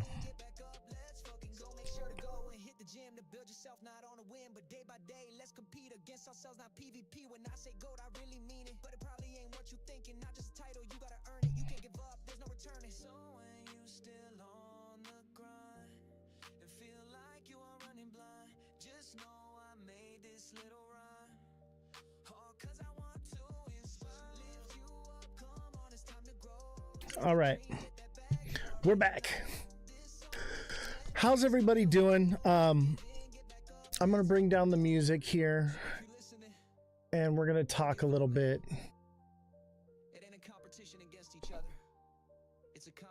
How's everybody doing, man? It's good to see everybody showing up. Don't forget to hit the like button, subscribe to the channel, share the show with your friends. Everybody double tap the screen if you're watching on TikTok. If you're watching on YouTube, don't forget to hit the like button as well. Don't forget to subscribe. Those of you on X, don't forget to hit the chat. Those on Twitch, we're also live on Facebook. And we're live on X as well. I have all the chats pulled up so you can watch and chat from any platform you like. people tend to use TikTok the most, but we have wherever you decide to find yourself, that's the place to be. Let's set up a heart me goal here on TikTok. Boom. All right. So we have a special guest today. It's Miss Nifty, Miss NFTY. She's the president of Stand with Crypto. She's going to be coming on, and so this is their website. This is standwithcrypto.org, and it says, if you care about crypto, it's time to prove it. 52 million Americans own crypto, and yet crypto's future in America remains uncertain. Congress is writing the rules as we speak, but they won't vote yes until they've heard from you. Join the fight, and you can click right here, right? So there it looks like there's 2,623 U.S. advocates, 1,226 policymaker contacts, advocate donations. They've raised over $500,000, and globally they have 2.9 million crypto advocates. So these are the different. So look, it shows you someone in Washington emailed their rep. Someone in Washington followed SWC on X. Someone in Washington joined SWC. Obviously, that's Stand with Crypto. Someone in Utah joined. Nevada, California, Illinois. Someone in Illinois emailed their rep. So you can track everything that's going on with them, where it's happening, what they're doing. And as you can see, the big areas, I don't see anything in New York yet, but we have Connecticut, we got Virginia. This is around the DC area. Washington, California, Nevada. These are hot spots, right? So this is good, and the reach is growing. This lady has been on a plane for like days. I think it was like 6 days. We'll ask her, and she'll tell us everything. But it's been quite amazing to see all that they've been doing and all the work they do. So Stand with Crypto is first and foremost the result of 2 million plus people fighting to keep crypto in America. We also partnered with a number of companies to fight alongside us. So it looks like we got Privy, Protocol Labs, Paxos, Anchorage Digital, MoonPay, Coinbase, Third Web, Lightspark, all these different Kraken, BTC, Hedera, OpenSea. So they're partnered with all these different companies, which is pretty amazing. Let's see, let's go back here. So you can also, on the website here, this is standwithcrypto.org. You can join Stand with Crypto. You can email your senator. You can follow on X, and maybe we'll write an email in the next live show that we do. I'll write the email, and you guys can help me compose it. I'll be in and out for today. Had the worst day of all time. Oh, I know about your day, brother. Sorry to hear that, man. Glad you're okay and you're doing well.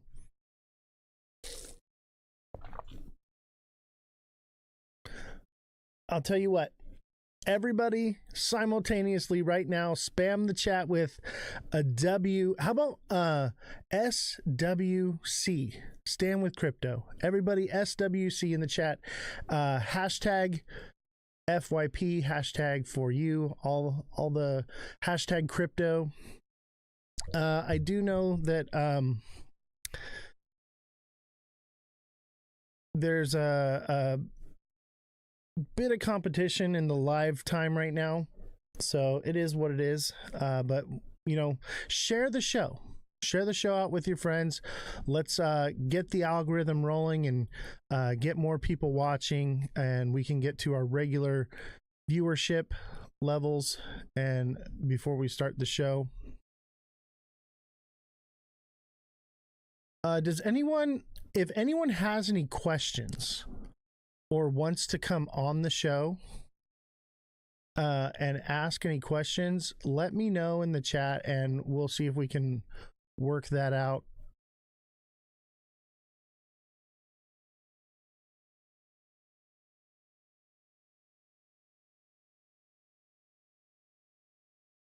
Let's see here.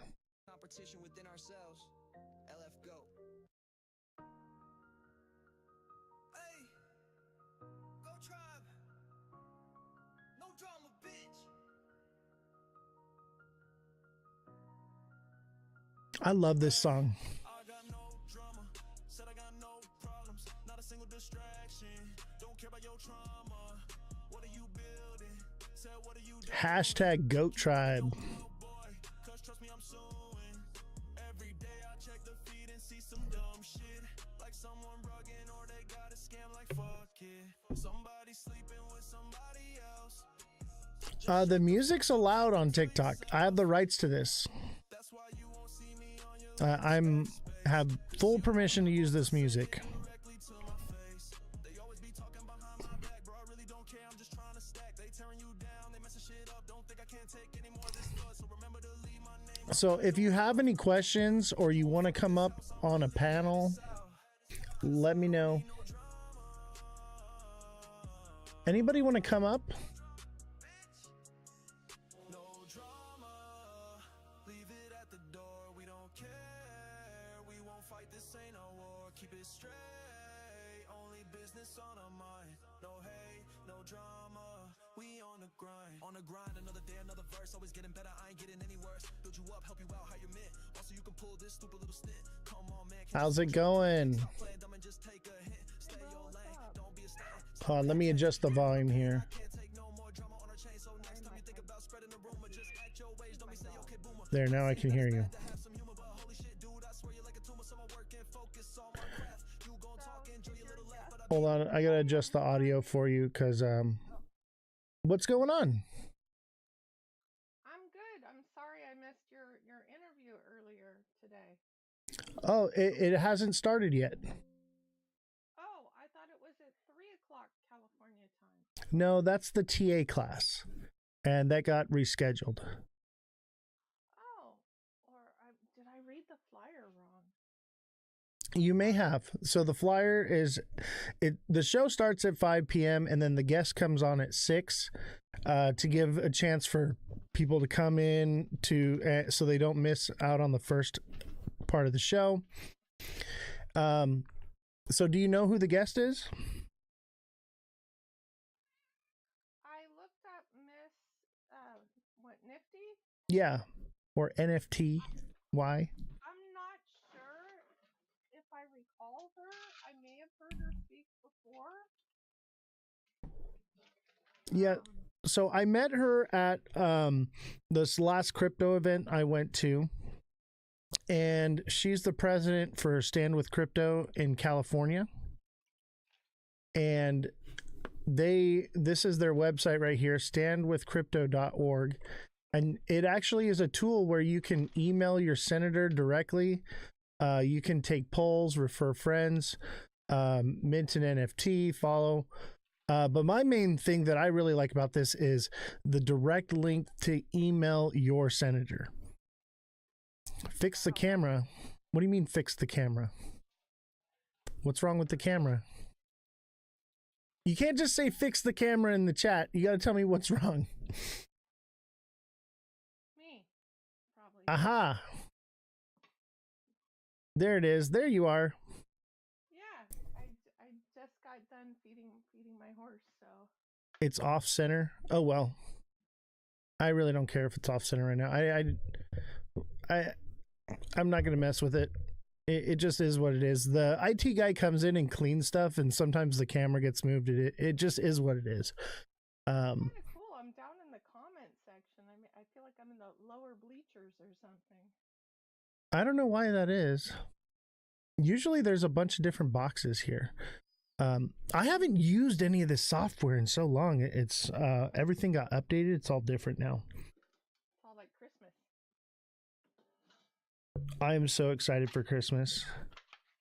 Did you see my new picture? I think your guest sounds really cool. Like it's going to be a really interesting interview. Is Jessie going to join us? I don't think Jesse's gonna join us. She's been busy doing stuff. I'm hoping that she comes back to the show soon. But you know, it's the holidays and stuff, you know. But she's down there in the chat supporting.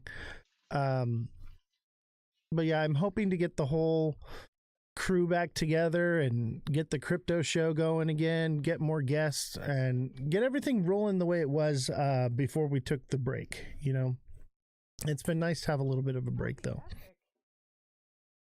That'll be really nice. So I have a question for you, Belle. Is there any questions that you would have for Miss Nifty as far as standing with crypto?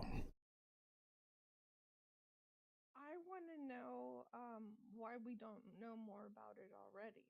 Why am I just hearing about it probably maybe for the first or second time? Right, so exposure is what you're talking about. Is this a large movement specifically just for California with our taxation? So globally, there's 2.9 million people. You can see it right here on the screen. Mm-hmm. The U.S. advocates is 2.6 million. There's 1.2 million policymaker contacts right here. And then they've donated about a little over 500,000 in donations. And look at, you just click this right here. Email your senators to pass crypto legislation. Boom. Click that, take action. Put your first name. Here, let's see here. Last name, email address, your senator. This will show after you enter your email address. Now, I may have heard about that like 6 months ago with a bunch of the XRP stuff that was going around. And the fear of California, doing that clawback on any crypto in your accounts that stayed dormant for 3 years. Oh yeah, for the wallets. Well, here's the thing on that. So they can reclaim those funds, but you can actually claim them back from the government. You just have to file. So it's actually a good thing. So let's say that you had a wallet that got lost, or you lost the keys to it, forgot how to access it. The government, after 3 years of inactivity, would basically claim those funds, remove them, and then you could file to get those back. It's just, you're going to have to jump through the hoops. It sounds like something I might want to make a few posts on. And hello, Web3. Thank you so much. Web3, I did put some posts out on Stand with Crypto. And if you want to reach out to Miss NFT, or Miss Nifty, excuse me, she's in my Discord right now. So click the Discord link in my bio. She should be hanging around in there, and you can ask questions or engage there. So click the Discord link. Let me see here. I'll post it in the chat for you guys. Give me just a second. I'm really excited about this this guest today, though. I wasn't 100% sure if they were going to make it, because we actually rescheduled a couple times, but we got it. We were able to make it happen. Let's see here. All right, copy.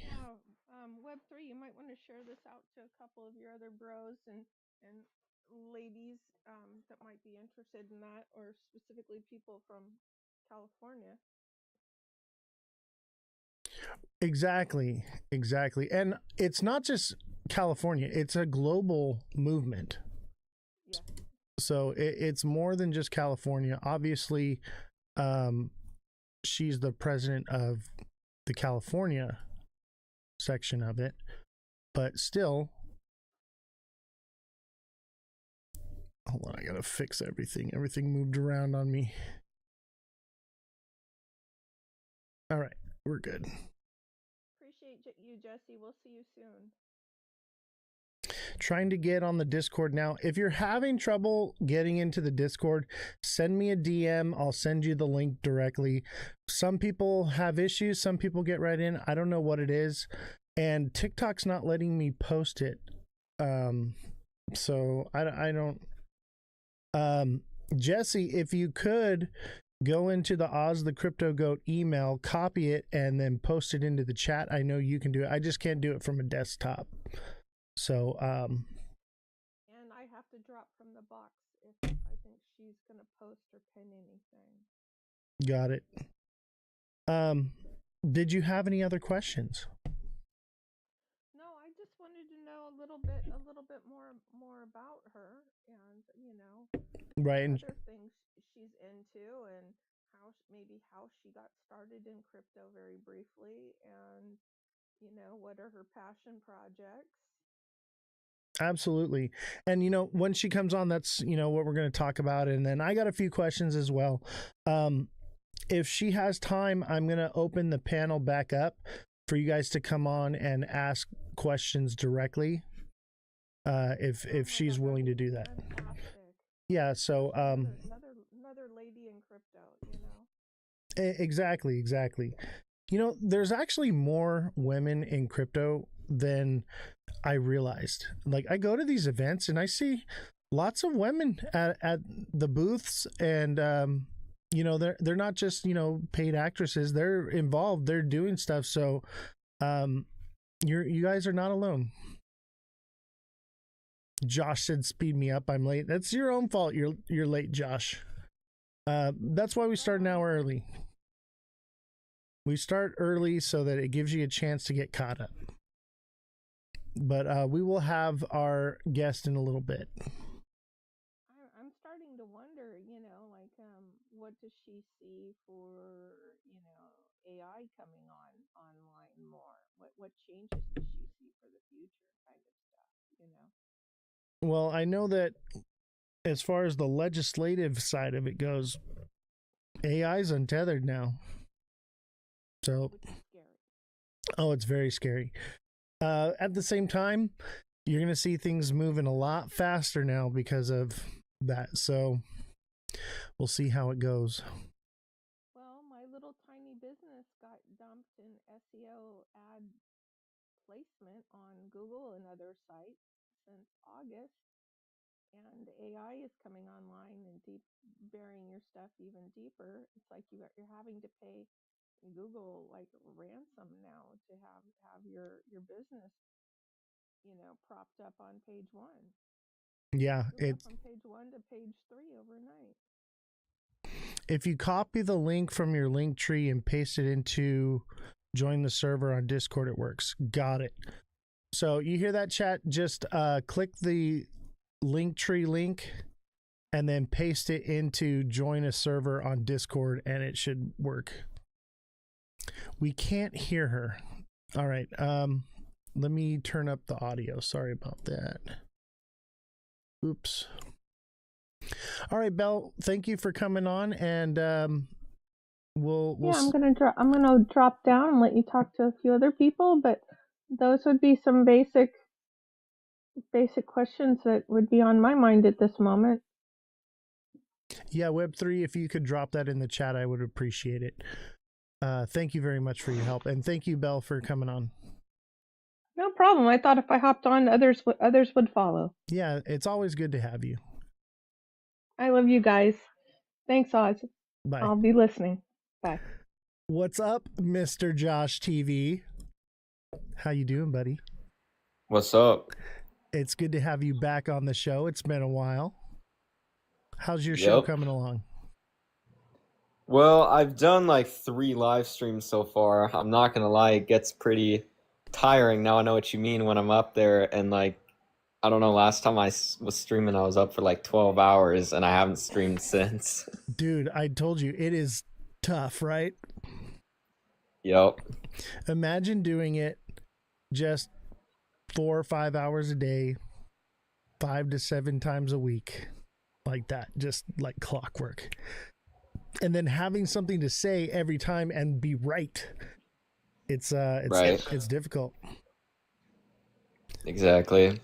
So what do you know about Stand with Crypto? Have you heard of it? Not really. I've heard of other organizations, but not this one specifically. So if you go to standwithcrypto.org, that's this page right here. And basically it says, if you care about crypto, it's time to prove it. 52 million Americans own crypto, and yet crypto's future in America remains uncertain. Congress is writing the rules as we speak, but they won't vote yes until they've heard from you.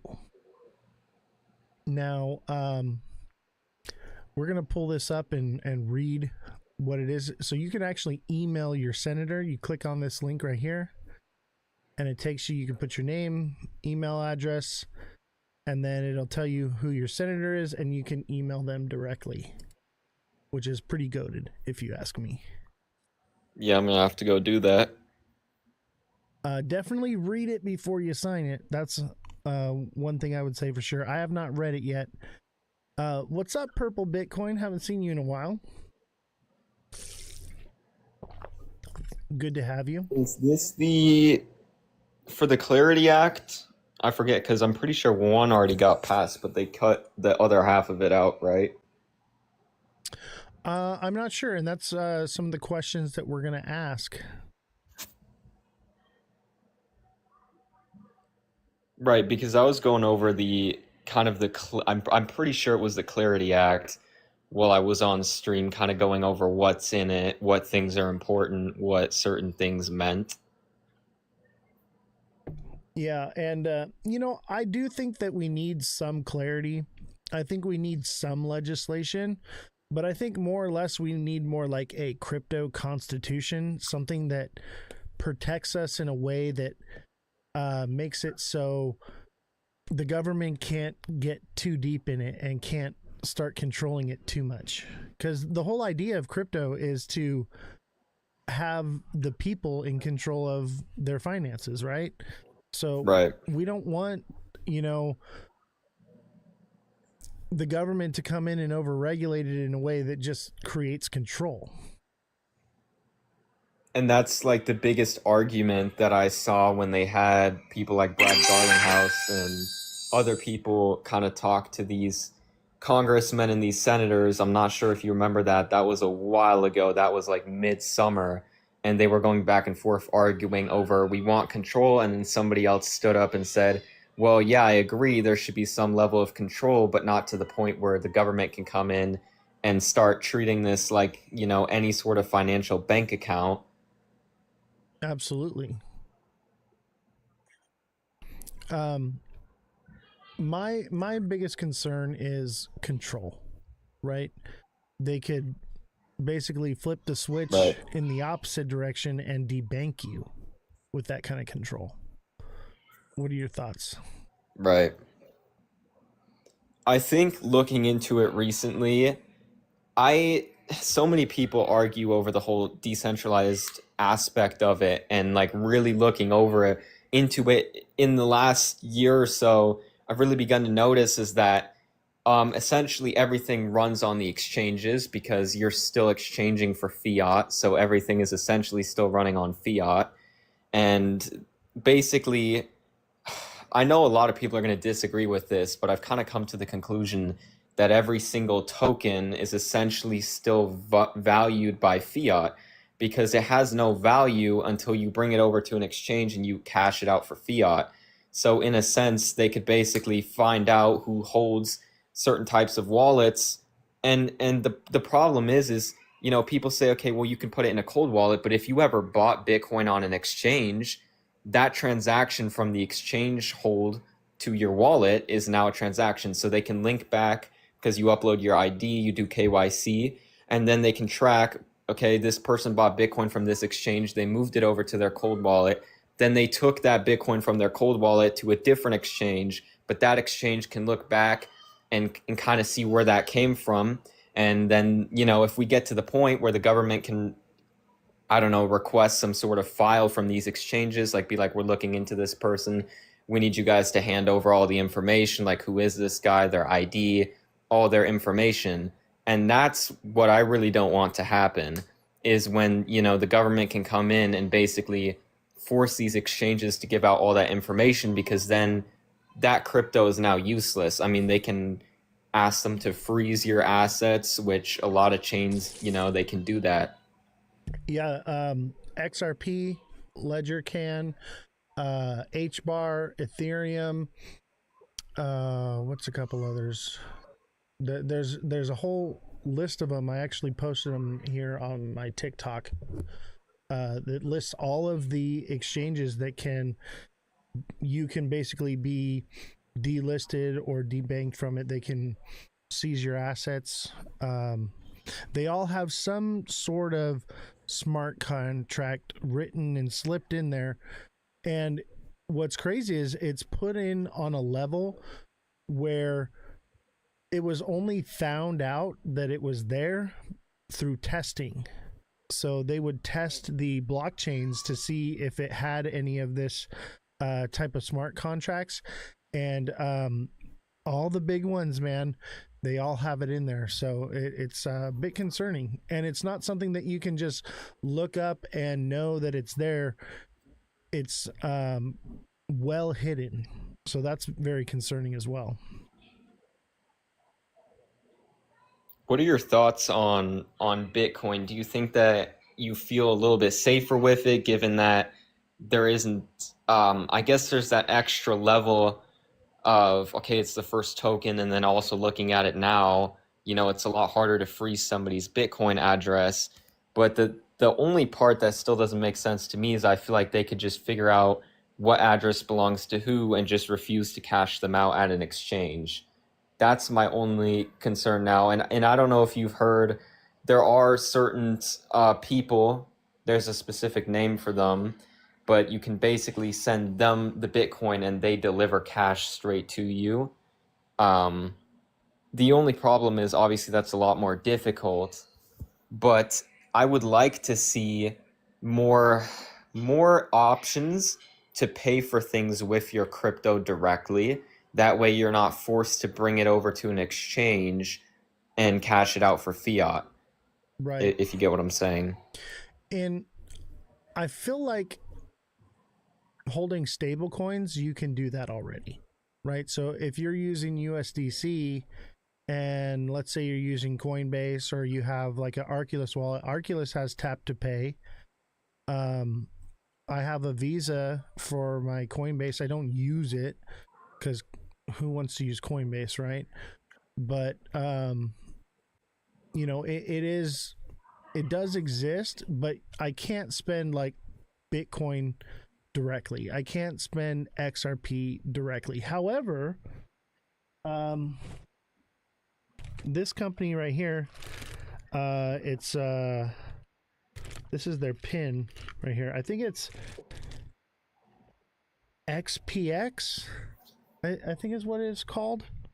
I'm gonna try to get them on the show here soon as well. But they've only been running for about 16 months now. But it's basically a way that you can spend your XRP or your Bitcoin or your Ethereum as cash with a card. So that's a new technology that's just come out. Interesting.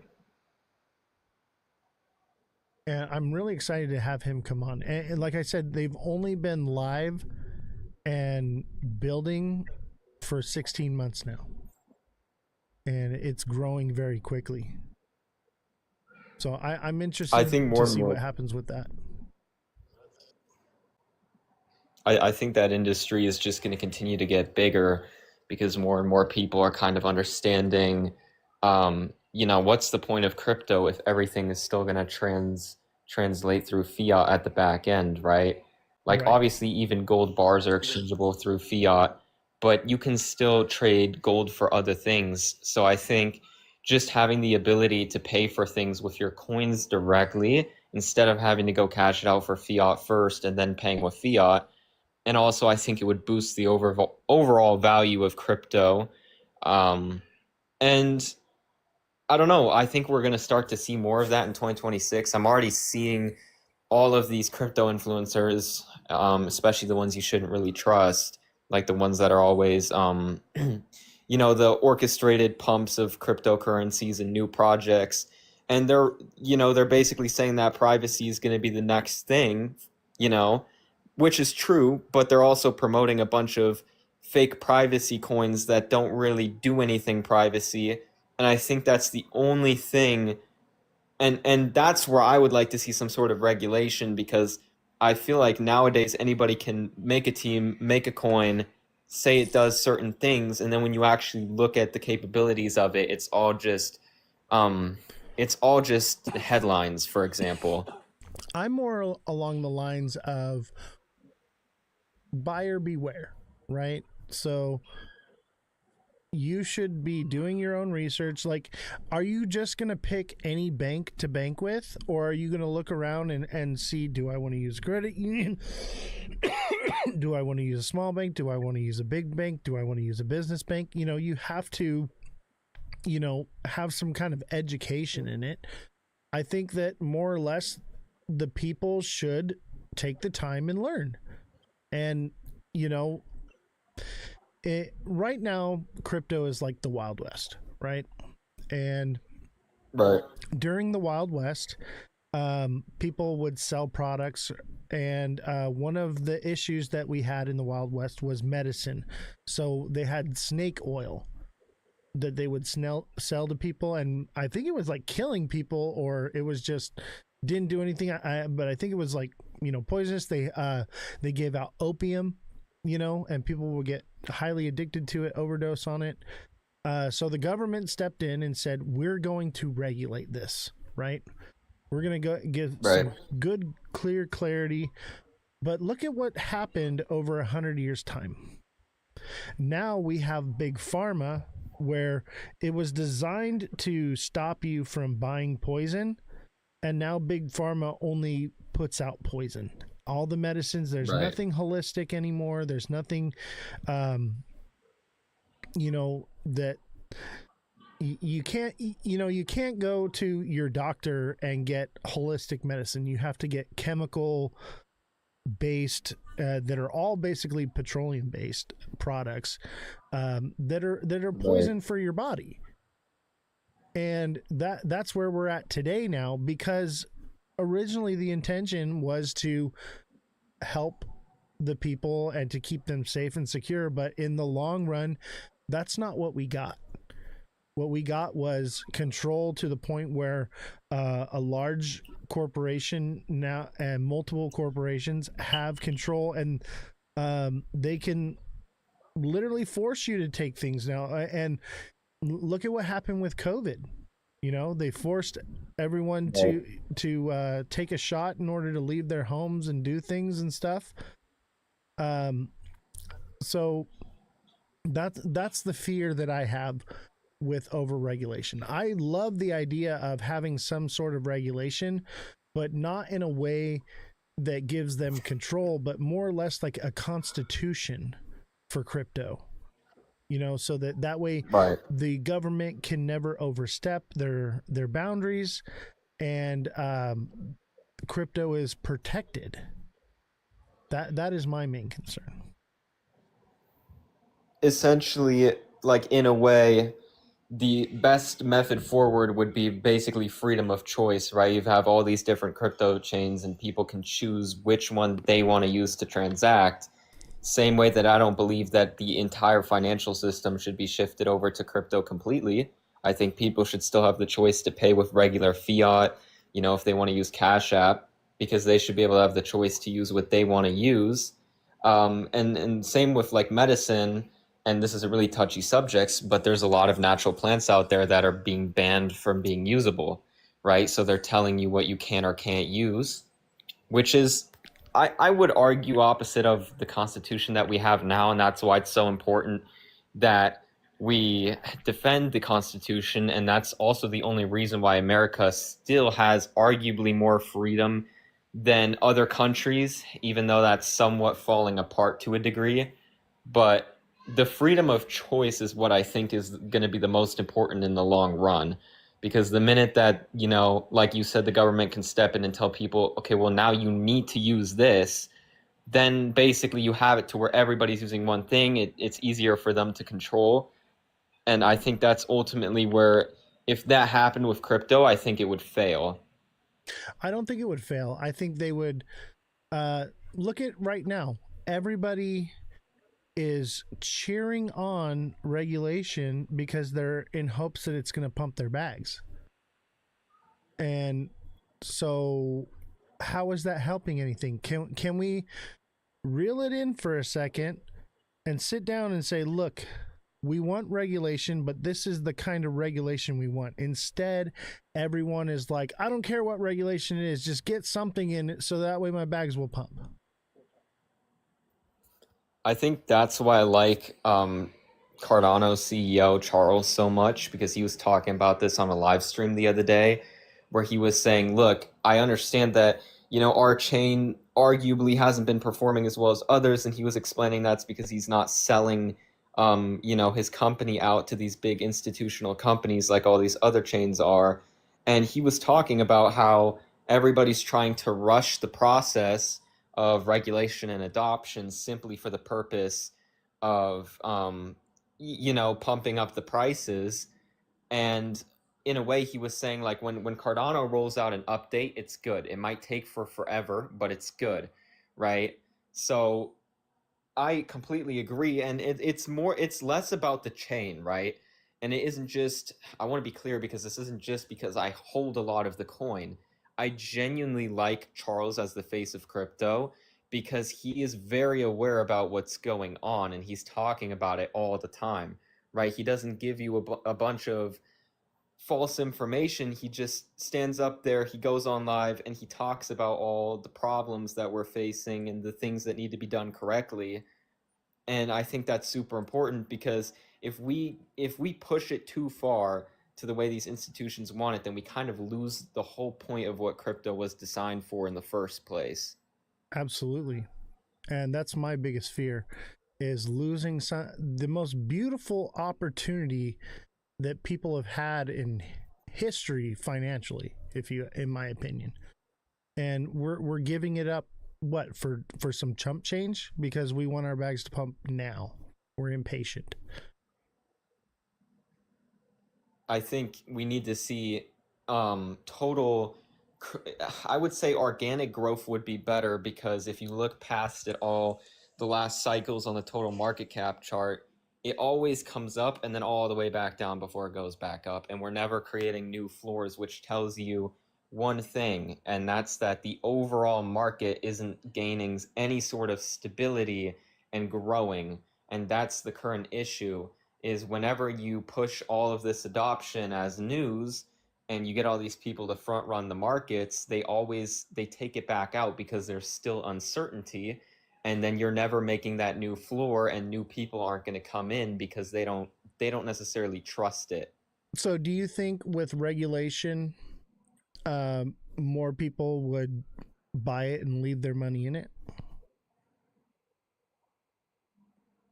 I think they would, partially because they've also, everybody's told growing up that it's important, right? Like, you need to have your money in a safe bank, this and that. I see it from social media, how people are talking, like they do want some regulation, but like you're saying, I think it's important that it doesn't overstep, because I also don't want the regulation to get to a point where we're doing all these things just because a couple people want them, and then it destroys the whole space for maybe a short-term 50% rise in the markets, right? Because you want overall sustained growth, kind of similar to the stock market. The stock market doesn't lose half of its total market cap value in the form of 2 weeks, if you know what I'm saying. Absolutely. And I think that's the issue, is everyone is content with the small pump now because their plan is to pull the money out. You know, they're not looking. I mean, some people are. They're looking to hold long term. You know, but some people are just like they think that they're going to put in $100 and come back in 6 months and be a millionaire. I think I think that type of mentality is also. Go ahead. No, go ahead. I forgot what Well, I I was was just going gonna say that. I was just gonna say that type of mentality is kind of what destroys the crypto space, right? Because if that's what you tell people, I mean, I would say from now that I started trading more, I like the volatility, and I think even if crypto grows, there's still going to be more volatility than the stock market, which is good because like we were talking about earlier, people have freedom of choice. They can use the stock market, they can use the crypto market, right? They can choose if they want more volatility or less volatility. But I think overall, if you look at it, um, I don't know, just telling people that they can put a small amount of money in and that it's going to go up, it just hurts the space. Because if we were to address it a little differently, I think also more people would trust it, right? If they saw stability. I mean, why do you think more people trust Bitcoin, even though there's more gains to made elsewhere? Because it has a track record of going up every time. And we haven't seen that with these other chains, right? It's the biggest issue that Cardano is facing right now is that it made that one all-time high and people want to see it go past above because then they're seeing that, you know, original people who bought it are trusting it and they're coming back into the space. Yeah, absolutely. And this is where I come back to the idea of we're just really early. You know, there's a lot that needs to happen as far as trust, security, privacy, um, insurance. You know, knowing that if I put something here, you know, you put money in the bank and you know you're FDIC insured. You don't really have that with crypto. Right. So, you know, there has to be something that makes people feel like, okay, we're good. And I think that, you know, um, government regulation is something that does lead in the right direction. And like I said before, my main concern is that we lay the proper framework for that before we're just pushing through policies just to get anything through just so that the bags pump. Right. And I think same goes too. I think more people there should be better tools to store your own crypto. Because I think another reason why these cryptos are so volatile, and you can look at on-chain data to back this up, is the fact that when everybody holds their coins on exchanges, they can move it around, they can do what they want. For instance, they can actually sell the coins that 1,000 people are holding to dump the market, and if these people want to cash out, they have enough fiat available to cash them out. So it's a mimic. You know, you could log into your Coinbase and it says that you have, you know, 1,000 XRP or 100 XRP, but they can sell your XRP and the number will stay there because they have the fiat reserves to pay you out if you want to cash out. And when people leave their money in exchanges, it allows them to move it around and manipulate the market. So I genuinely believe that if more people started holding more of their coins on their on private, you know, ledgers, wallets, I think there would be more stability in the market and more trust, because you see how Bitcoin's price starts pumping when exchanges move their Bitcoin back into a wallet, because that signals that they're not selling in the immediate short term. Right. So if everybody started moving more of their crypto over to wallets, that's trackable. You know, it would show some strength, stability in the market, especially whales. I think that's what we need to see, more adoption and tools towards holding your own crypto. What's up, Satoshi? How you doing, brother? I'm doing all right. What's going on? It's good to see you, man. We got about 6 minutes before our guest comes on, so I'll let you say what you wanted to say, buddy.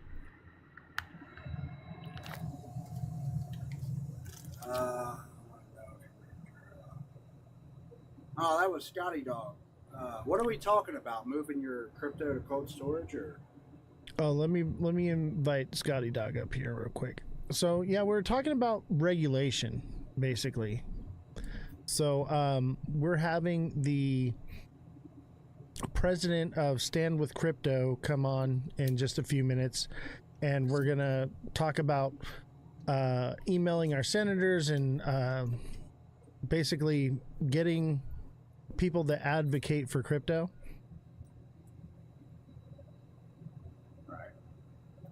All right, Scotty Dog, what's going on, brother? Going on, Oz? What's up, boys? And Run Up, how you doing, brother? Yup, what's good, Oz? Thanks for having me up. And hey, Absolutely. everyone on the panel. And if you guys want to stay up on the panel while we have the guest is going to be through Discord. And if you guys have questions throughout the interview, you guys are more than welcome to stay up and be a part of it. But Scotty, you want to go ahead? No, I mean, I'll just sum up kind of my thoughts on this. Recently, I think we forget that crypto's still a toddler.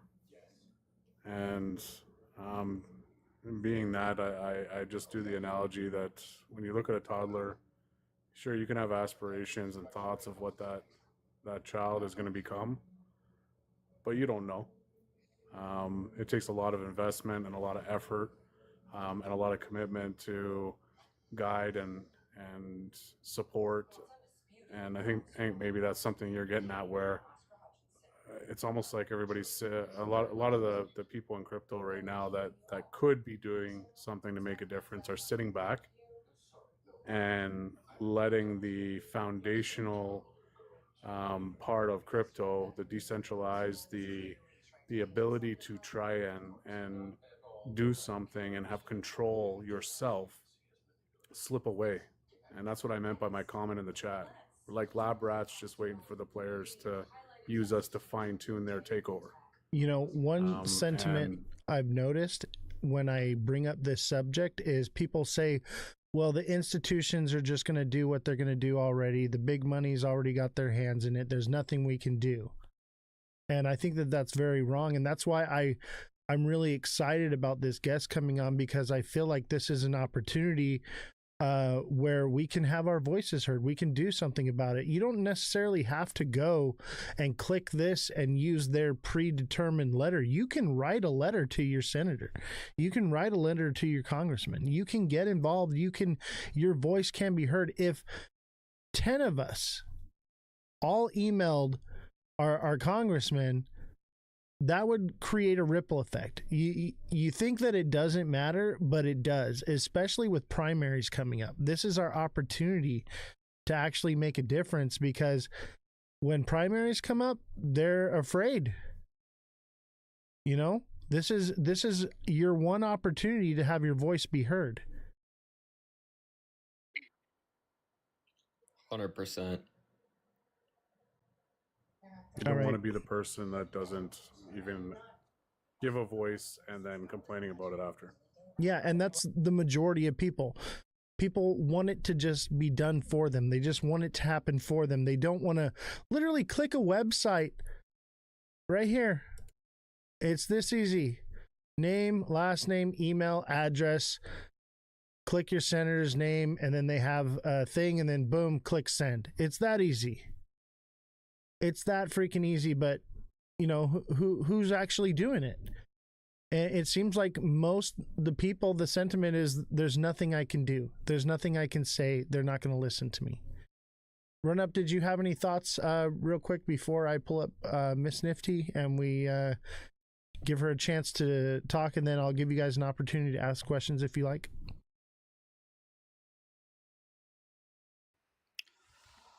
Nope. All right. So let's give her a call, and oh shoot, we do video call. Let's get her on the show here. There we go.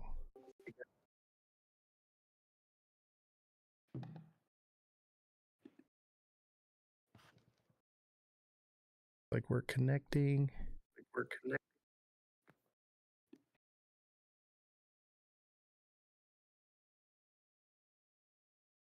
Hi, how you doing? Hi, how are you? We're doing great. It's good to see you. Good to see you. I've been having a great time listening to you for the last hour, chatting with the community, listening to the questions and concerns and things that they're doing and reading and seeing. Absolutely. So, who are you? What do you do? I am Carrie Miss Nifty Lynn. I am the president of Stand with Crypto California. I also am the founder of Learnville, which is an ed tech platform that provides education on 4 pillars to underserved communities nationwide. And those 4 pillars are financial literacy, mental health, Web3, and innovative career paths. That's wonderful. And so tell me about Stand with Crypto and what it is, what's your mission, and what are you guys trying to do? Sure. Stand with Crypto is a nonprofit collectively supported by the most reputable Web3 companies that exist.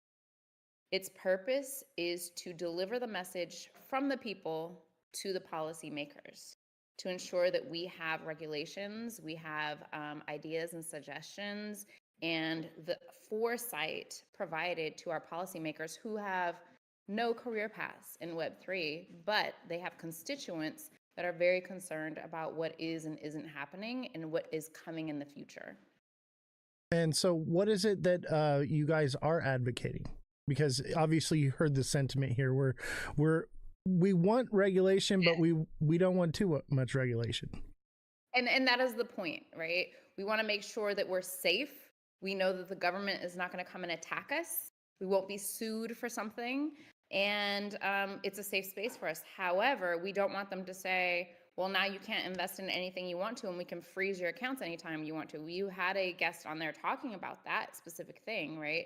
If they know who you are and you KYC in a bank, if you will, right? A custodial account, and you move it over to a non-KYC account, and then you send it over, like, can they freeze it, or what will they do with it? And that is a big concern. And so that's a part of the message that we deliver to policymakers.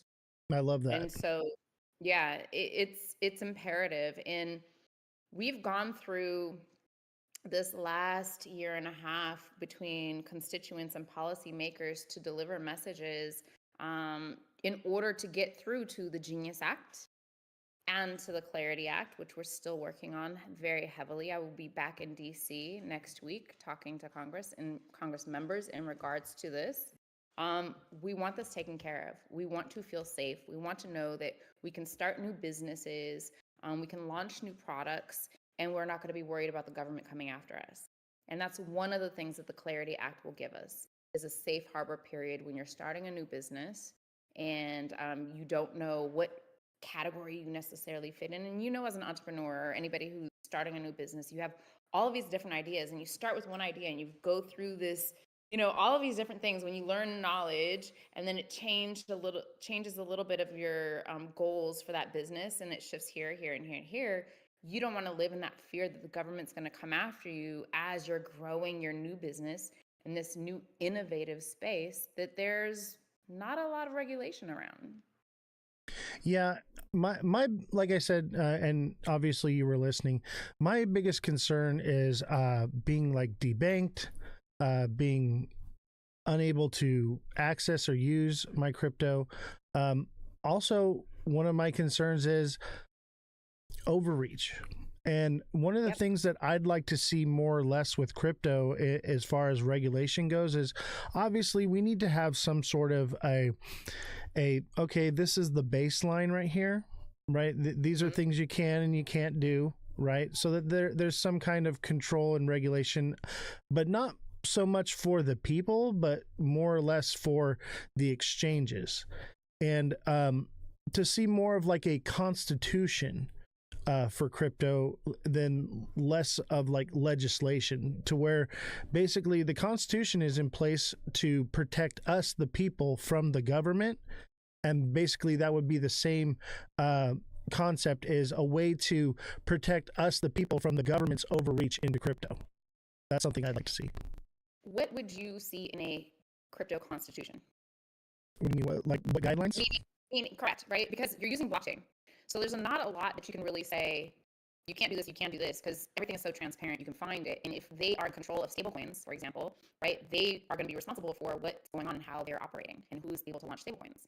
Yeah, I think that there should be regulation for those that launch stablecoins. Like, I don't think I have any business launching my own goat coin or something like that. You know what I mean? But I think if Walmart and Amazon and all these different corporations are going to launch their own stablecoins, there needs to be some sort of oversight to basically not overfee charge people, because if everyone's got their own stablecoin and I've got USDC and now I got to transfer it from Amazon and now I got to transfer it to Walmart or whatever. Now we're talking about a new type of service charge, right? So I think that's one issue that needs to be addressed.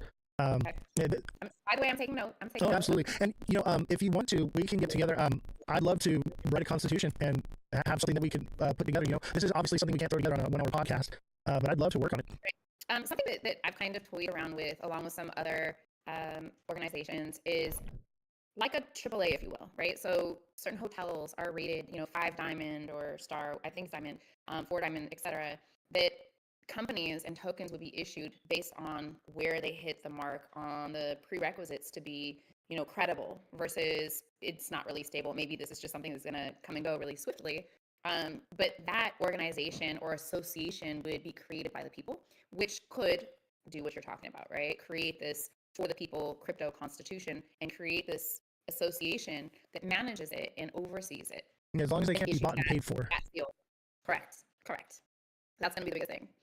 Yeah, and I think that's the big issue that everyone has with regulation, the sentiment because I've had this conversation many times, and they're like, oh, well, we're just the little guy. Nobody's going to listen to us. Nobody's going to do anything for us because we don't have the money. We don't have the backing. We don't have this. And it's just like, I can't. And I'm like, you can do something. You can let your voice be heard. That's what's beautiful about our country. And it's time we started standing up and doing something about it.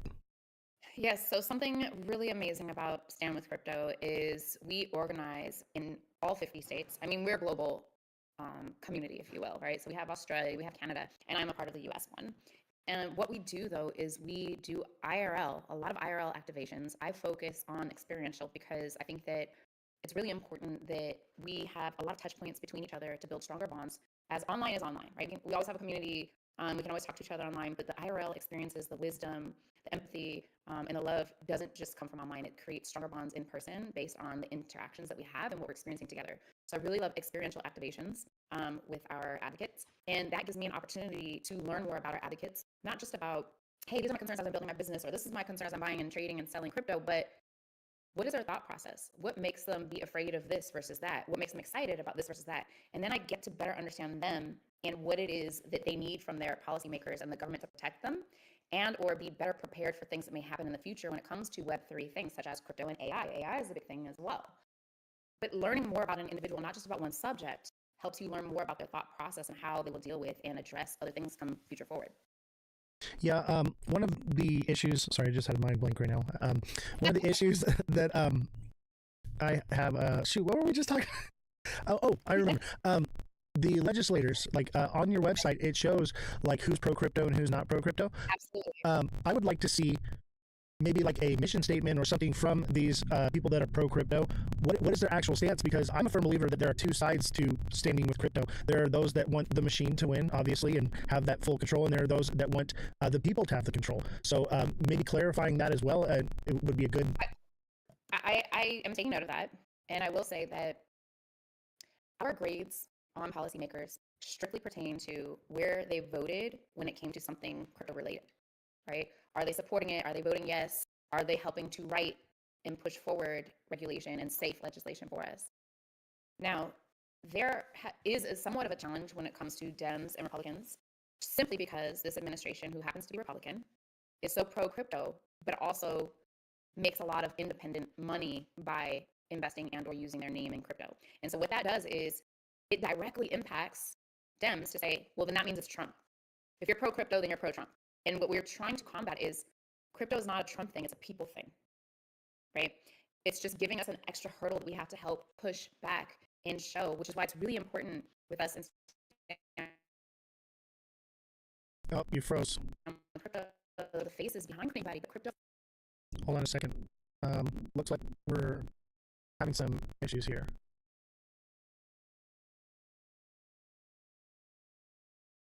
Are you there? Did we lose you? We might have lost you for a second. Let me see if we check our bit rate.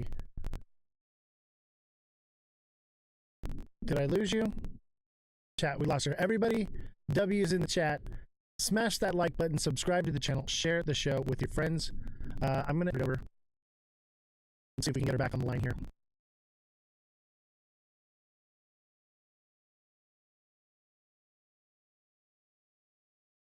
Goat. W's in the chat, everybody.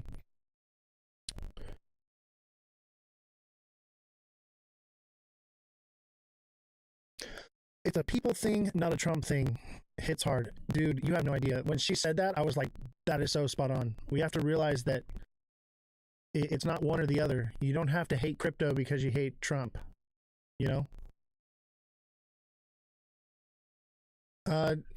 And I'll just take this time here. Thank you for all the gifts that have come in. Thank you for helping me reach my live goal. Let's set a new goal here.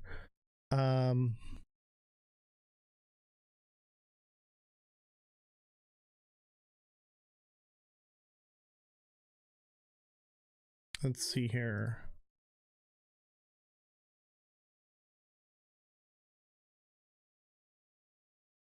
All right, I think we're set. Yeah, we're having some internet issues right now. If you don't know, there have been solar storms, and with the solar flares and the solar storms, the internet has been a bit shoddy. So that's been a problem. So that's partially why I haven't been going live every single day, because I'm like, okay, maybe we should just wait for the internet to get better. There you are. I see you now. Oh. I was struggling. Yeah, no What worries. happened? There has been internet issues across the world right now. There's a solar flare storm going on that's going to be going on for the next couple months. 2/3 of the internet was out across the world for a while there. So it just is what it is. We're dealing with it. Thank you. I appreciate that. Okay, so where were we?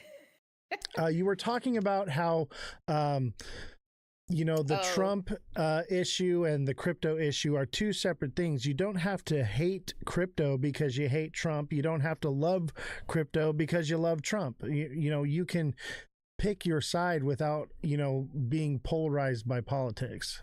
Absolutely. And that's where Stand with Crypto stands. I love that. So, and that's how representatives are graded. But behind the scenes, or not necessarily behind the scenes, but that is something that we try to combat between the two parties so that they understand that this is for the people, and we explain and we fight to show the voices behind crypto. And so it's imperative that I am in tune with all of you, right? Crypto natives and people that are just simply interested in crypto that can benefit from it. Tell your story. And so sometimes we will fly out constituents to DC and participate in some of the meetings with their representatives so that they know that these are real people. I absolutely love that. I would love to fly to DC. I would love to get involved in this in any way I can. This is probably the most passionate part of crypto that I've had, as a journalist and as an influencer.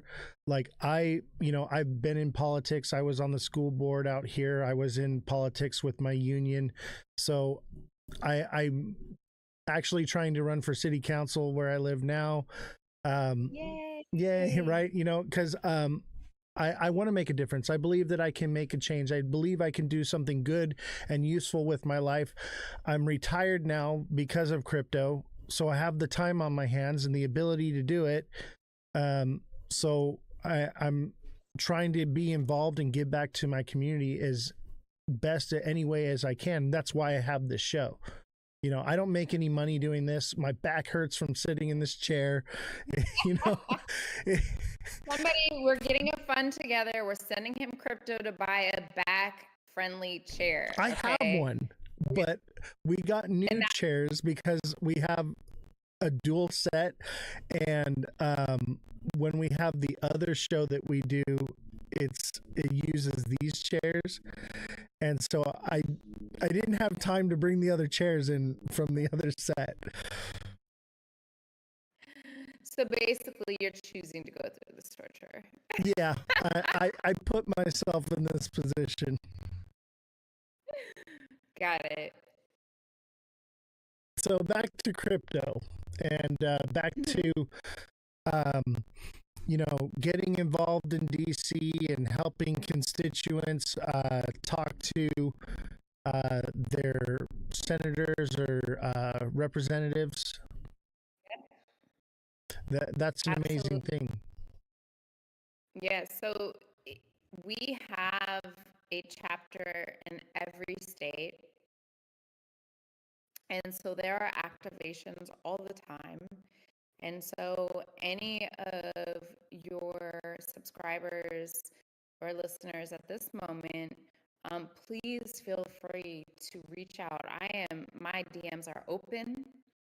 I always love to hear creative ideas and suggestions of how we can do better, or what is a great way we can get our goals out there and our message out there to our policymakers so that they can represent us better. In short, we are the people's voice to the policymakers, right? We are the trusted resource of information to the policymakers and to the people. So when it comes time to vote, we are giving you the information and saying, hey, this act says X, Y, and Z. Not what you're seeing marketed on the screen, but this is what it actually says. This is the fine print. So you choose how you want to vote, and this is what it says. And the same thing goes on the upward side to the policymakers, right? And so knowing that I like experiential and making sure that we are a trustworthy resource, we are never sponsoring or promoting a token. We are never promoting a policymaker that is running for office. We may collaboratively do things with people that are in office, but we're not pushing you to vote for any one person when it comes time to vote. We're just giving you their stance as it pertains to crypto. That's it. Yeah, and I love that. I like your website too. It's really cool that there's a link right there where I can just submit to my rep. Oh, 30 seconds. Yeah. You've sent an email. You have their phone number. You can call. And even when it's a representative that is graded an A as it pertains to crypto, it helps that you call and say, thank you for supporting me. I am one of your constituents. I am involved with crypto in some capacity. I appreciate you supporting me. Those calls and emails matter. Yeah. And being in politics and seeing that, especially with my union, when you would run and you would make changes or you would make moves behind the scenes, when people come back to you and they're like, man, you made a really big difference, this is how it impacted me, this is how it changed my life, not only is it reaffirmation for your representative, but it's also as the person being the rep, it gives you this feeling of accomplishment of like, I'm making a difference, and then they fight harder, they do a better job. Yeah, that's all I'm saying. Yeah. We are there's actually something that we're hosting in a couple of weeks in LA, and it's I had this vision of just capturing the voices behind crypto. And so advocates, crypto natives, I want to capture your story, right? And so we're going to have a studio rented out, and I want to interview you. Who are you as a human being? And why is it that you care about crypto? And I want to tell that story, and I want to use that story and promote that story so that people and policymakers know that we're real people. Wow, that's amazing. When is that? I will be there. December 17th. I will be there. Okay, I will send you an invitation. There's also something, this is a different subject, but when I was listening, while I was listening for the last hour before I got on, a young woman asked about AI. And I just flew from Atlanta because of a conference that I was there for, which is a global conference about financial literacy, with where I got to speak to 40 different countries, delegates from 40 different countries. And this person, who happens to be a friend of mine, John Hope Bryant, and Sam Altman, a couple of years ago, started the AI Ethics Council. And so they just released their first AI and Ethics Council report. And so I just shared with you a link in our messages that you can share with your listeners as well. Okay. So they can read about the information that has just come out. They just released it today. And keep an eye on that, and they can participate and read up. They are focused on 8 pillars of AI. I love that, because I am actually very concerned with the big, beautiful bill. For the next 10 years, AI is completely untethered. Skynet any day now, like that's, Yeah, absolutely.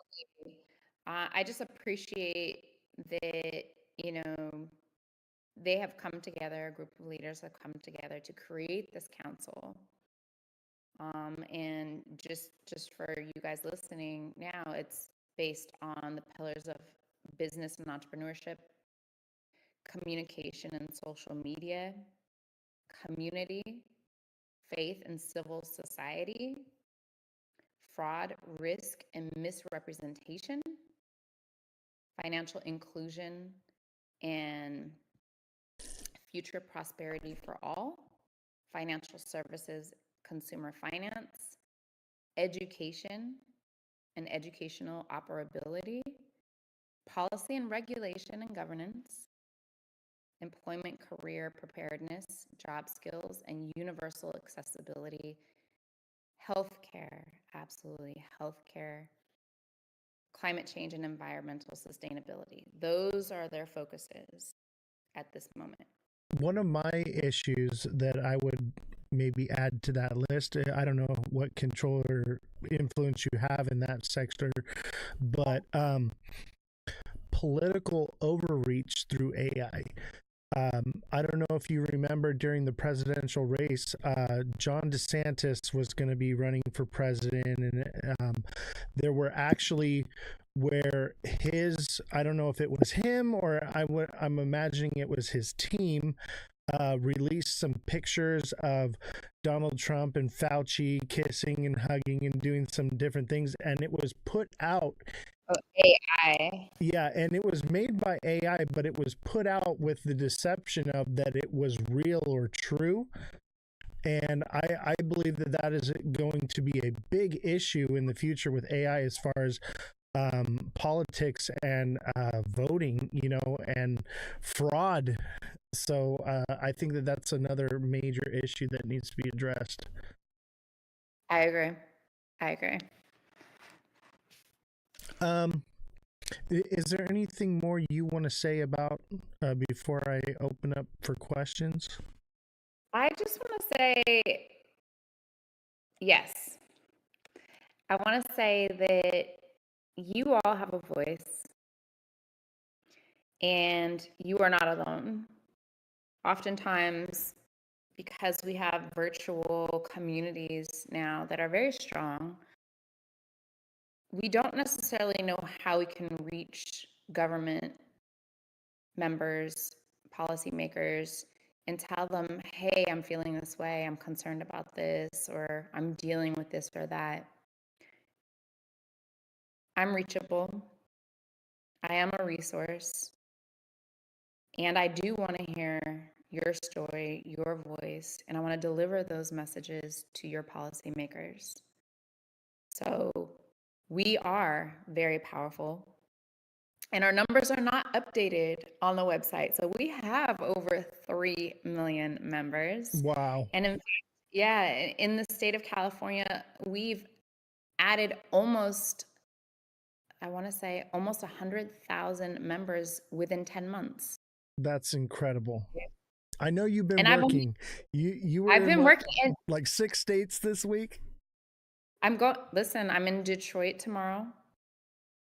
Yep. So all over. But this is important that I hear you, that I see you, and I'm able to communicate and learn, right? All of us pouring our information and our concerns and our ideas and suggestions into this pool so that it can be delivered, the messages can be delivered, and solutions can be created, and safeguards can be created is important. It doesn't happen unless we have all of the information from people from all different walks of life. Absolutely. You don't see what I see. You know, that's there's no way. That's one of my favorite things about TikTok is, obviously this is a podcast, and things have been a little bit slow because I took like a month off, so we're kind of building it back up a little bit. But I can open up a panel. Are you still there? Yes, okay. I just needed charge because I don't want the computer to die. No worries. Take your time. But one thing that I like about TikTok is I've got 1, 2, 3, 4, 5 people sitting in the panel right now. And we have conversations where we talk like we're on the phone, and sometimes we talk about crypto, sometimes we're just talking about wrapping Christmas presents, whatever it is. It's a more tight community where you actually like become friends with people in Australia and New Zealand and the UK and in Canada and all over the world. There are people. When I started doing this, I never imagined that I would ever gain a close connection to any of these people. And like YouTube, I don't know any of the people on YouTube. You know, they watch the recordings, they come back later. You know, I don't talk and conversate, but the people on TikTok, they're there in the chat, they're talking, they're up here on the panel, they're waiting to ask you questions. Like it's a family, and it's yeah. And so like we have a much more tighter community. The downside to that is TikTok is so suppressed. I got suppressed today. That's why our viewership is so down. I got flagged for misinformation. Really? Yeah. Anytime you tell the truth on here, you get flagged for misinformation. So yeah. Listen, the big people are in charge, somebody. Right. So I do apologize for the low viewership, but all this is recorded. People will still see it later on, and I'll clip it and post it out, so it will get out there. But unfortunately, our viewership is very low because of that hit today. That's not the point. The point is we're here together. Absolutely. And we're delivering a message, and we care. Absolutely. So that's what I care about. Any last thoughts before I open up questions? Please, if anybody is in crypto, is interested in crypto, blockchain, AI, get in contact with us. My DMs are open. Please become a member. One of our big things is we do not spam. We do not email you unless there's something coming up that you're going to vote on, and we want to make sure you have the facts straight. And we're not persuading you to vote any certain way. We are simply saying, here are the bullet points. so they don't miss, nobody misses the fine print. And letting you know if there's something going on in your area, if you would like to participate in something IRL. However, numbers matter, right? Numbers matter when we are able to say to representatives, hey, I have X, Y, and Z number of constituents behind me, and they're concerned about this. They're more apt to listen to us, right? And so for the state of California, which we have the most advocates out of any other state in the US, we have almost 350,000 Wow. advocates here. They want to listen. Hey, I represent all of these voters in your state. We want support. We want protection. We want to feel safe. You represent me. And so when you register at standwithcrypto.org, that's what you're contributing to, the power of your voice as we talk to representatives on your behalf. Absolutely. And I think right now, this issue is more relevant than ever with primaries coming up. We have an opportunity to really make a wave. If we have a wave of people coming in and writing, their representatives and getting involved in politics and, having their voices be heard, now is the time to speak up and have your voice heard. The window is very small. I see your little Stand with Crypto shield on. Oh, okay. yeah, I got it on. I got it on. It's normally on my hat, but I put it on here for the show. Nice. I love it. I'll have to send you over a t-shirt. Absolutely. If you have stuff, I will wear it on the show here. You see, I got the Goat Tribe. I got Goat Tribe in the background. I saw it in the back as well. Yeah. Yeah. Anyone that it. supports the show and, whatever, I will, support you as well. I love it. And just like you said, on the 17th, I think you said you're having that thing. I will be there. Yeah, I would love to. And just for some more backstory about the event, this is a congratulations to all of us for the work that we put in to get to where we are this year, to be able to pass the Genius Act, to get clarity to where it is. We're still pushing for clarity to get done, right? But we have put in a lot of work this year. We have made a lot of progress this year when it comes to crypto. And I want to celebrate and I want to empower and I want to honor all of our advocates. And so we are making sure that all of our advocates attending will get new headshots. So you'll have a fresh social media face. And when you do any press or speaking engagements, you can utilize your new press photos. We're capturing the voices behind crypto, your story about you, who you are behind crypto, and why it is that crypto is important to you.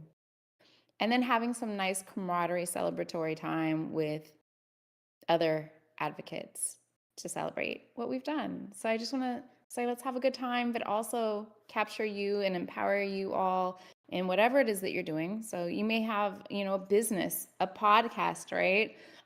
We are inviting people that are policymakers, that are influencers, that are community leaders for our advocates to interview as well. And that's content, fresh content for our advocates to use in the new year as well. So I just was like, what can we do to help be excited about the new year and be like, yes, I've got my business together. I feel good about how I'm walking into 2026. And it's just a little something that we can do to make it fun and also pro-business. Yeah, absolutely. And it's like right before Christmas. It's like a Christmas party, right? Love it. Do I bring gifts or what? No, just we want to celebrate all of you guys. That's awesome. I really enjoyed this conversation, by the way, and I'm sure we're going to have more in private because I have ideas and I'd like to get more involved and volunteer, help, do whatever I can to be involved in what you're doing because it's the reason why I started doing all of this. So you got another one on board here. Okay, I'm with you. Thank you, sir. Absolutely. Thank you. I'm gonna give this opportunity. So we got 1, 2, 3, 4, 5 people in the panel to ask questions. Absolutely. And maybe more will come up here and there. And one thing I would have you know, I believe I don't know Tristan Kelly. I don't know if he is an influencer, but 4 of the people in the panel right now are influencers with their own communities as well. So Yay. um, You guys for being here. it's like multi-level marketing reach right now. So let's start with Josh, since he was the first on the panel. Josh, you want to go ahead and voice your questions or concerns? Josh. Yeah. I Can was you gonna hear him? ask, what do you No, see? Oh, you can't hear him. Okay. I can only hear you. All right. You ask the question, Josh, and then I'll relay it. Let me see. All right. I was gonna ask her what she would like to see for the crypto space. Like, what are some things that she's personally either like excited about or really cares about? He wants to know what future you see for the crypto space. What do you care about? What do you want to see happen? Crypto for good. How can we utilize crypto to make a positive impact on society? How can we make a generational impact utilizing crypto?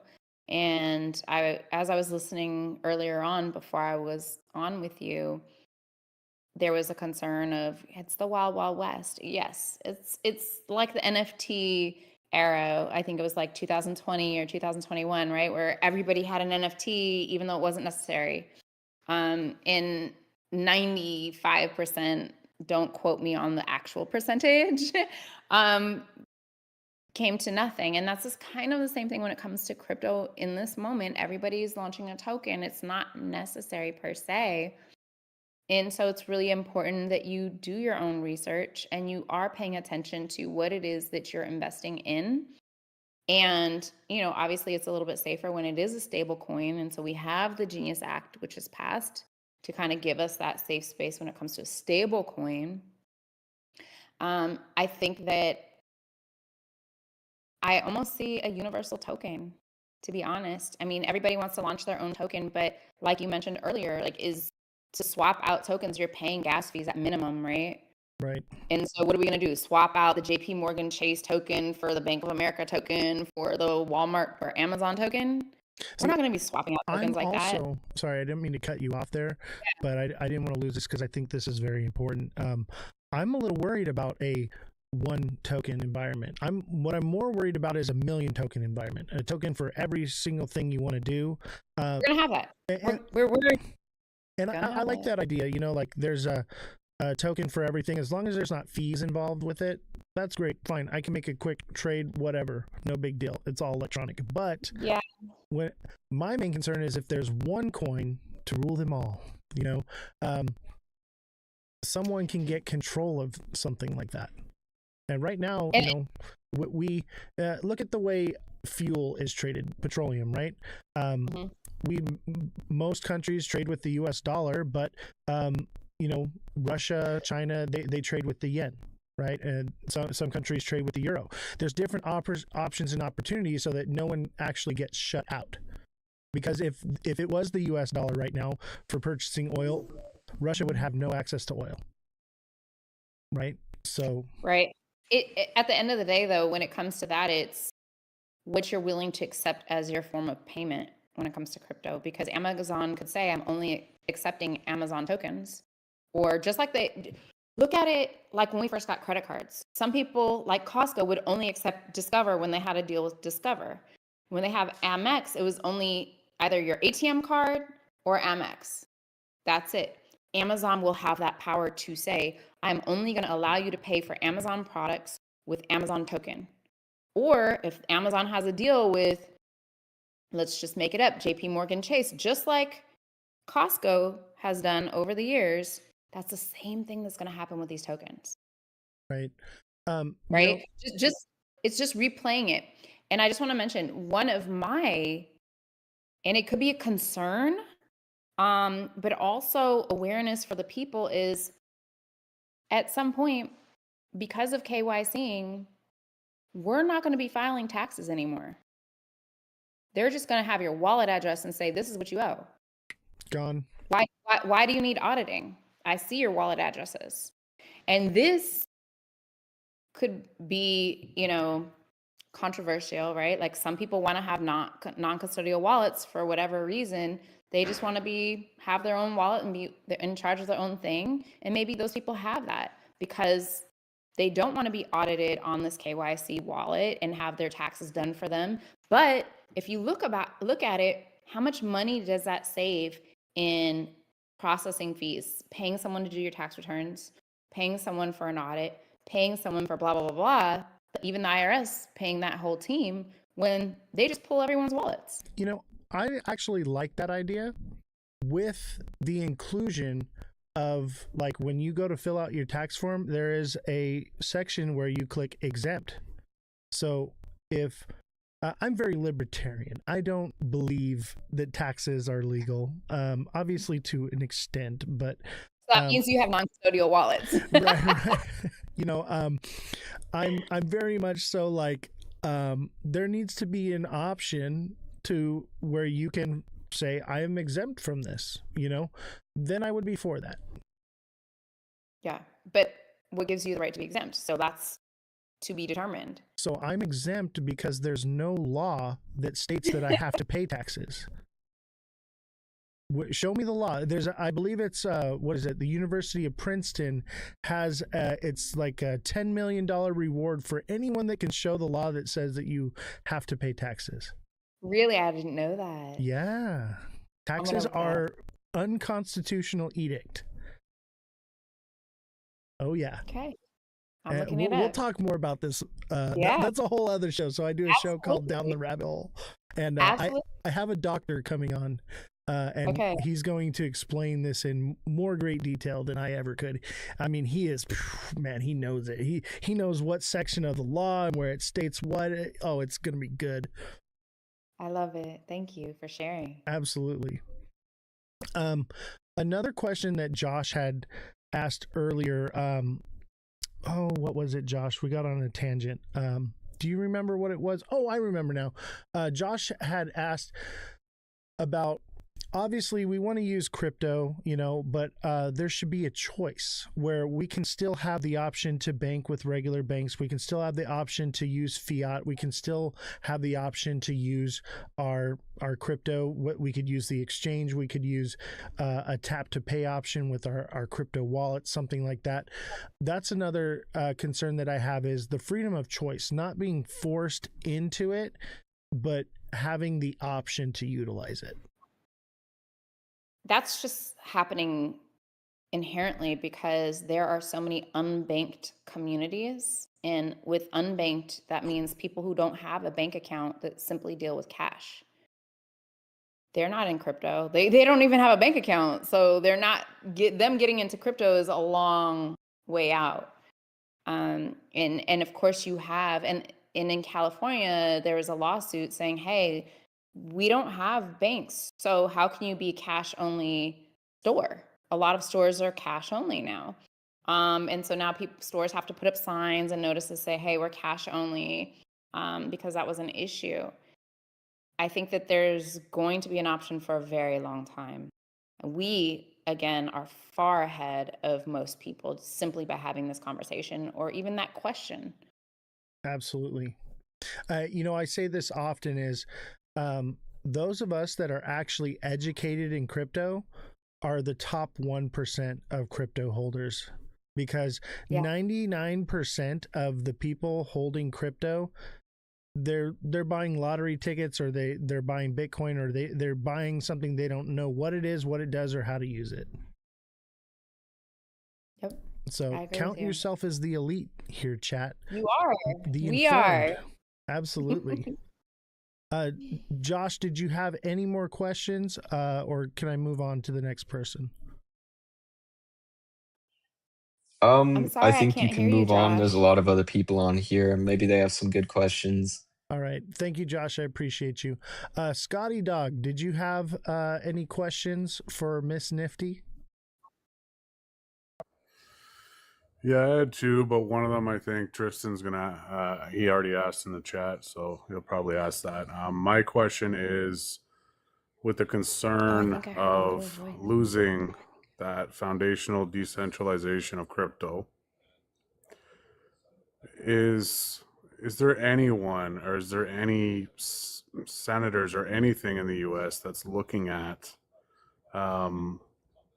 consensus? And what I mean by that, right now, proof of work and proof of stake are kind of what's looked at, but both of them are very easily manipulated by larger entities. Oh man, So that's gonna without consensus mechanisms, consensus mechanisms, um, that's really at the beginning. That's at the start of this process. okay. So I'm just curious if there's anyone looking at it. Okay. Correct me if I'm wrong in interpreting this for you. So, you want to know the consensus of what? I'm sorry, that was a mouthful, buddy. Consensus. Can you summarize it a little bit All more? right. So I'll simplify it. Yeah. Yeah. When people talk about, proof, I have proof of stake, or I have proof of work. So when people talk about proof of It stake or sounds proof great. of work, it sounds great, but it's highly manipulated, right? And what was the Correct. question? What is the consensus? How do we get to a mechanism that can be trusted? How do we get to a mechanism that can be trusted? That is his question. Okay, how can we get to a mechanism that can be trusted when it comes to proof of stake? Like proof of stake, proof of work. I believe Cardano's proof of stake, Bitcoin's proof of work. There's a few other different ones, but so you're looking for legislation that finds the better use case for what is the most proper thing to use, because I would say Bitcoin proof of work is the safest, but it seems unsustainable on a global scale to me, all the electricity and costs to go into it, whereas proof of stake it seems more sustainable and better to me. What are your thoughts? I don't know. I don't know that I'm clear all the way on the question, but what I'm thinking is that the concern about it being inflated comes from the validators being chosen by how much they hold. Is that right? Right. So you're talking about like governance through voting? Yeah. Or is that what he's... Is that what you're talking about, Scotty? Yeah, and if you look at Run-Up's Yes. comment in the chat, I think he's Okay. kind of getting what I'm putting out. Okay. Decentralization concerns when you relinquish control of the consensus algorithm to few entities. Oh, that was beautifully put. So just what you were saying. So governance votes based off of how much you hold. And I believe they spoke on this at Rare Evo, that they're trying to fix that. Yeah, I think that this comes from having safeguards, right? Installing safeguards, so it's not just the consensus mechanism. And so that can be, distributed validator sets, right? So that you are capturing the small holders. Economic, I guess it would be penalties, slashing, so a trusted POS chain punishes people that are doing things wrong. Yeah. I think more of a republic type of governance over a democratic type of governance would be the answer. Yeah. But there's not one answer, right? I think there are a few things that need to be implemented, safeguards, if you will, so that people can feel better about it. But I do agree with, I can't remember who asked the question. Scotty Dodd. Okay, An Scotty. influencer. Nice to meet you. I wish I could hear you guys and talk to you directly. I know. If they had come on to Discord and joined there, then so I did it right, you guys. I did it right, you guys. So they came up on TikTok. Everybody's stuck on TikTok. It's so addicting. They cannot leave it. That's where they want to be. And I'm like, fine, whatever. Do what you want to do. Well, I did it. I get a bonus point. Absolutely. Run Up, did you want to ask a question? Yeah, I had a couple questions. Like, where do we stand on the Clarity Act and other crypto market structure bills, and also the Retirement Investment Choice Act? And whether... Hold on, let's break it down. Okay, so where do we stand on the Clarity Act and... other crypto market structure bills? Other crypto market structure bills? Clarity Act, the Retirement Investment Choice Act. And the Retirement and Investment Choice Act. I do not know about the Retirement and Investment Choice Act. But in regards to the Clarity Act, that's actually why I'm going to DC next week to talk to more Congress members. It's stuck there right now. We are trying to get that voted on. there are two different bills. And I believe the agriculture and let me make sure we're waiting for them The Agriculture three Committee, they different drafted a arms bill to submit soon their as versions the of the bill, if you will. And I can just yeah double they check, did but I think it's they three different submitted it arms. soon as the But government reopened. that's Yeah. a big deal for us that we're pushing for, It's and been so we're submitted. going out there. Huh? It's been submitted. From all of the houses, all of the arms. As I don't far think as so. as far as this community knows, yes. I believe it happened Well, no, after the shutdown ended. the Clarity Act's been there, but they're just not voting on it Yeah, because yeah, they're it waiting passed the on. House. Yeah, Um, it passed the House, right? So we're waiting on. Yeah, that's what I just said. It passed the House. Right. It's stuck in Senate. They're not voting on it. We want them to vote on it, but they're not voting on it because they're waiting for reports from the Agricultural Committee and I believe two other committees. And that's what I'm looking for right now is the committees that we're waiting for. I feel like they're dragging Yeah, so the it out Agriculture to Committee drag out drafted this bull run. That's what I think. yeah they drafted a proposal Um, soon as the government reopened. Here we go. So they had it evidently ready. there was a proposal that was drafted right after Yeah. the government was reopened. We've gotten through all of the Clarity Act edits, but to prevent Trump from claiming credit for making the U.S. a crypto capital, let's see, committee delays. Yeah, but the They're bill is trying also to at risk submit, and I of was just being reading about the filibustered in the updates since Senate. I'm going out there next week. Right. So the concern is that the bill will be filibustered in the Senate. Yeah, It's possible. I know one of the concerns that we had or that has been going on is that big banks are not liking people being able to use crypto and tokens on their own, and they feel like that they won't be going to banks as much. But that is indirectly forcing banks to give more benefits to people for fiat, which they're not Absolutely. necessarily looking to do. One of the other things banks are trying to do is roll back the Genius Act, which was already passed.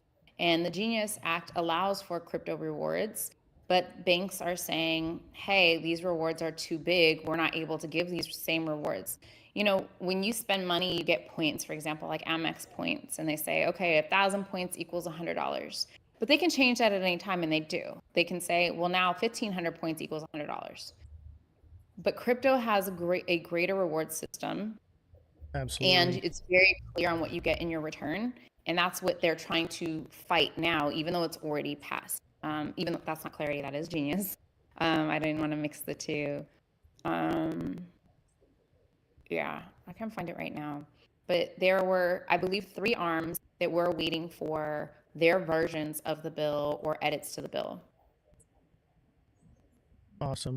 Yeah, and the deadline has been pushed back because originally, like they were supposed to pass the Clarity Act before Thanksgiving. Then it got pushed to before Christmas, and that was looking like Q1 2026. Yeah, and I honestly I think that that's a good thing to be pushing it back and to slowing down this process. So it gives us a chance to really look at it and gives a chance for our what is it? Our representatives, congressmen, to be more educated on it before they actually vote on it. Here it is. It is that the Senate Banking and Senate Agriculture committees, and they're coming up with their versions and or edits. And that's what we're waiting on. And that's what I want to see is different versions and edits on the bill itself, because from what I read, it needs some changes for sure. My position is we're not going to have a perfect regulation. At least make What it we need- amendable. Well, we need a skeleton. So here are the basics. And then we can move forward and fill in the skeleton with more details later. My concern is if we are building the skeleton, right, and we put something hard in place that sends us down the wrong path, it could be very detrimental, because then we have to basically issue a new bill to fix that problem and get it passed and go through everything. But we're so new, and we're in this space where it is so new, it's changing every day. We know that from the technology side of things. We know that from the consumer side of things and builder side of things, that my solution today will be different tomorrow. So the same applies to regulations. And when it comes to the Clarity Act, This is the Genius Act just saying, okay, we're safe to have stable coins. This is the Clarity Act, which says, hey, these are the rules for our digital assets. This is your safeguard to become an entrepreneur in the space and utilize this technology without the government coming after you. These are the rules that protect us from the government. Right. And why is it taking so long? And I think they were able to stable coins real quick with the Genius Act, but who's making the money off of it? Banks. Right. And like I said earlier when we were talking about this, is I think the framework and the skeleton needs to be more or less a framework of the people's protection from the government's overreach and less restrictions on the people. That's the skeleton. But what do you think in the Clarity Act is restricting the people? Well, I can't say anything. What I'm saying is I envision it more or less a constitution than a bill. That's all I'm saying. Is it needs to be more or less framed around safeguards from government overreach than for regulation. You know what I mean? Like, we started with the Constitution, we had the Declaration of Independence, we had the Constitution, we had the Bill of Rights, we had the amendments to the Constitution. I believe that starting in a process like that shields us from government oversight, right? I think that before we legislate, that's why this country in the U.S. is so amazing, is because the forefathers, when they sat down and they wrote the Constitution, they were protecting the people. And I think that if we come at writing this legislation with that vision and building it properly, then we are going to stop dead in the tracks any type of government overreach, control, surveillance, manipulation.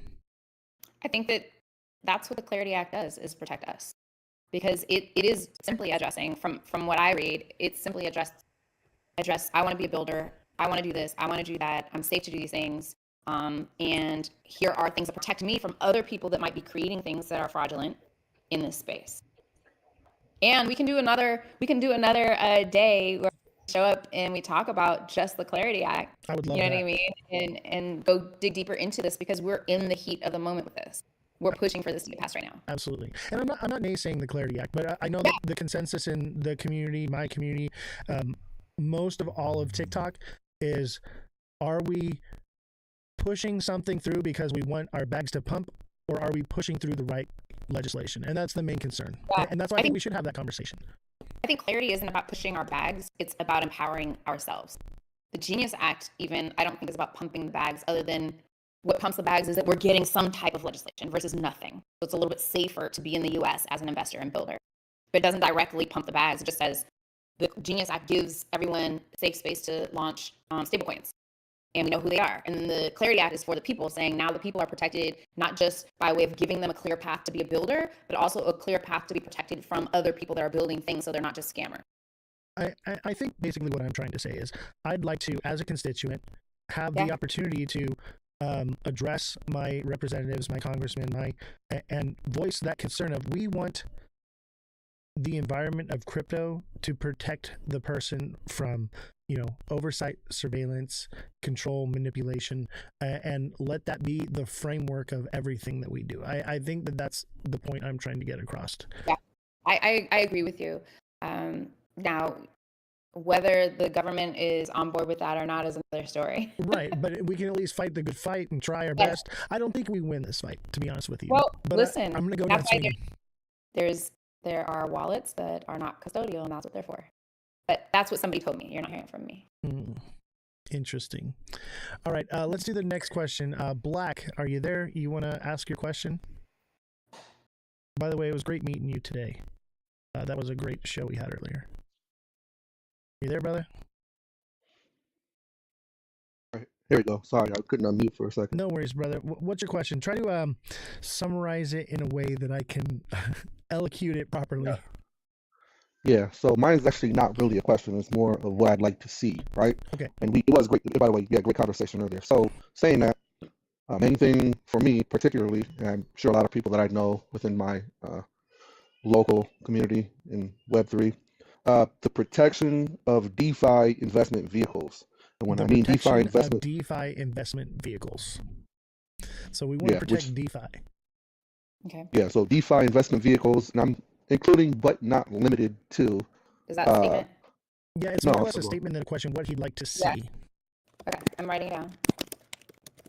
Okay, and when I'm including but not limited to borrowing and lending protocols. Liquidity provision. Staking. And if we can go out on a limb, like perpetual futures. Yeah. So, So that's in a my opinion, concern he has. yeah. Not so Okay. much a question, but something that he'd like to be addressed and brought up and looked into. And if needed, I could Absolutely. draft a document like Noted. explaining better. And he says he's willing to draft a document to explain it better and send it to you. Will he contact me on LinkedIn or send me an email and or DM to get my email, or you can provide him. I'm going to send you my email. Okay, I'll send it to him. Yeah. Yeah, and I'll Yeah, link that you was. guys up, and you guys can work together as well. Absolutely.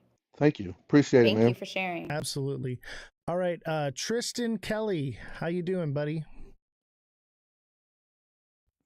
Are you there? Hi, Oz. Hey, what's your question, buddy? Good to meet you. I listened to you and Black and Run Up on Waddy's live earlier on. Very good content, I have to say. Thank you. My question is, I live in Ireland in Europe, and my question was, how active is Stand with Crypto in Europe, and what kind of engagement have you had with the European Union and individual countries in Europe? Okay, so his question is, how active are you in the European Union? He lives in Ireland, and what are you guys doing as far as the European Union goes? So we have Stand with Crypto over in Europe, and we are separate. We're not collaboratively working together. And I can give you the connection of the people representing us in Europe so that he or she can speak to and connect with, if that's okay. Yeah. So Tristan, send me a DM, or you can reach out to at Miss Nifty. It's on the flyer for the show. Her at, and you can reach her on Instagram, I believe. Instagram, LinkedIn, Twitter, but it's MS_NFTY. So NFT, why? Why NFTs? That's the joke. It's a joke. I thought of it earlier. Yeah, so you know the definition of nifty, and as my Web3 play on that, I'm gonna send you from the EU. There's a link just for EU. I'm DMing you the Perfect. link. I'll send it to Tristan. Okay, great. Can I just ask as well, Oz, please, Yeah. how familiar is she with the MiCA regulations in Europe? With the what regulations? It's the MiCA, MICA. How familiar are you with the MiCA regulations in Europe? I'm not. Yeah, this is more US based, but I'm sure that once you reach out to that the EU side of the community, they're going to have all those questions for you. Yeah, absolutely. Okay, thank you. All right. And when rap? What is up, Crypto Rap? You actually met Crypto Rap with me when we met in person at the party. Yeah, in San Diego. So he's here on the live. What's going on, buddy? How you doing? I'm chilling, bro. It's a beautiful evening. Had a long day, busy, hella meetings and shit, but saw that you were on here talking to Miss Nifty about this important stuff, and I think it's really important that we get the word out. I don't really have any questions or anything, but just excited to be here talking about what is something that we all need to mobilize for. You know, crypto is decentralized, and we as a community and as crypto enthusiasts need to decentralize our effort in order to protect our industry and make sure that we can grow and blossom and be, you know, our fullest potential. Absolutely. Thank you. Well put. I appreciate that. He doesn't have any questions, but he says he supports what you're doing, and he digs it, basically. Thank you so much. Is there anybody else in the chat you have a question you want to This throw in? motherfucker scrapped half of what I said. Yeah, dude. I said everything you said, bro. Word for word. He had nothing but nice things to say, I promise you. Oh, thank you. I really appreciate that. And I really appreciate the time everyone's taking here today to listen. Absolutely. It's all influencers here in the chat. It's awesome. And viewership has gone up exponentially. Come to the event. Come to the event in December. And I'm more than happy to share more information if anybody wants more information. We're always doing events every month, at least a couple of times a month, all over the United States. So tap in with me. And if you have an idea, right, you are an influencer, you are in crypto, which is why you are here. If you have an idea, come to me with that idea and say, hey, Carrie, I have this activation. Maybe that's something I can fund doing, right? I want to support the community the way that the community supports crypto. Bellstar wants to know if you have any NorCal events. Absolutely. Right. We're in San Francisco. We're in Sacramento. I did not go to San Jose this year, but I do plan on San Jose this coming year. But Sacramento, San Francisco, San Diego, and LA been hosting events and get-togethers. Once you register on standwithcrypto.org, you will have access to know like these events are Stand With Crypto and it's coming up in your area if you want to be notified. Yeah, I definitely want that for sure. Looks like we have one other guest that wants to ask a question, so I'm going to give them an invite for a second.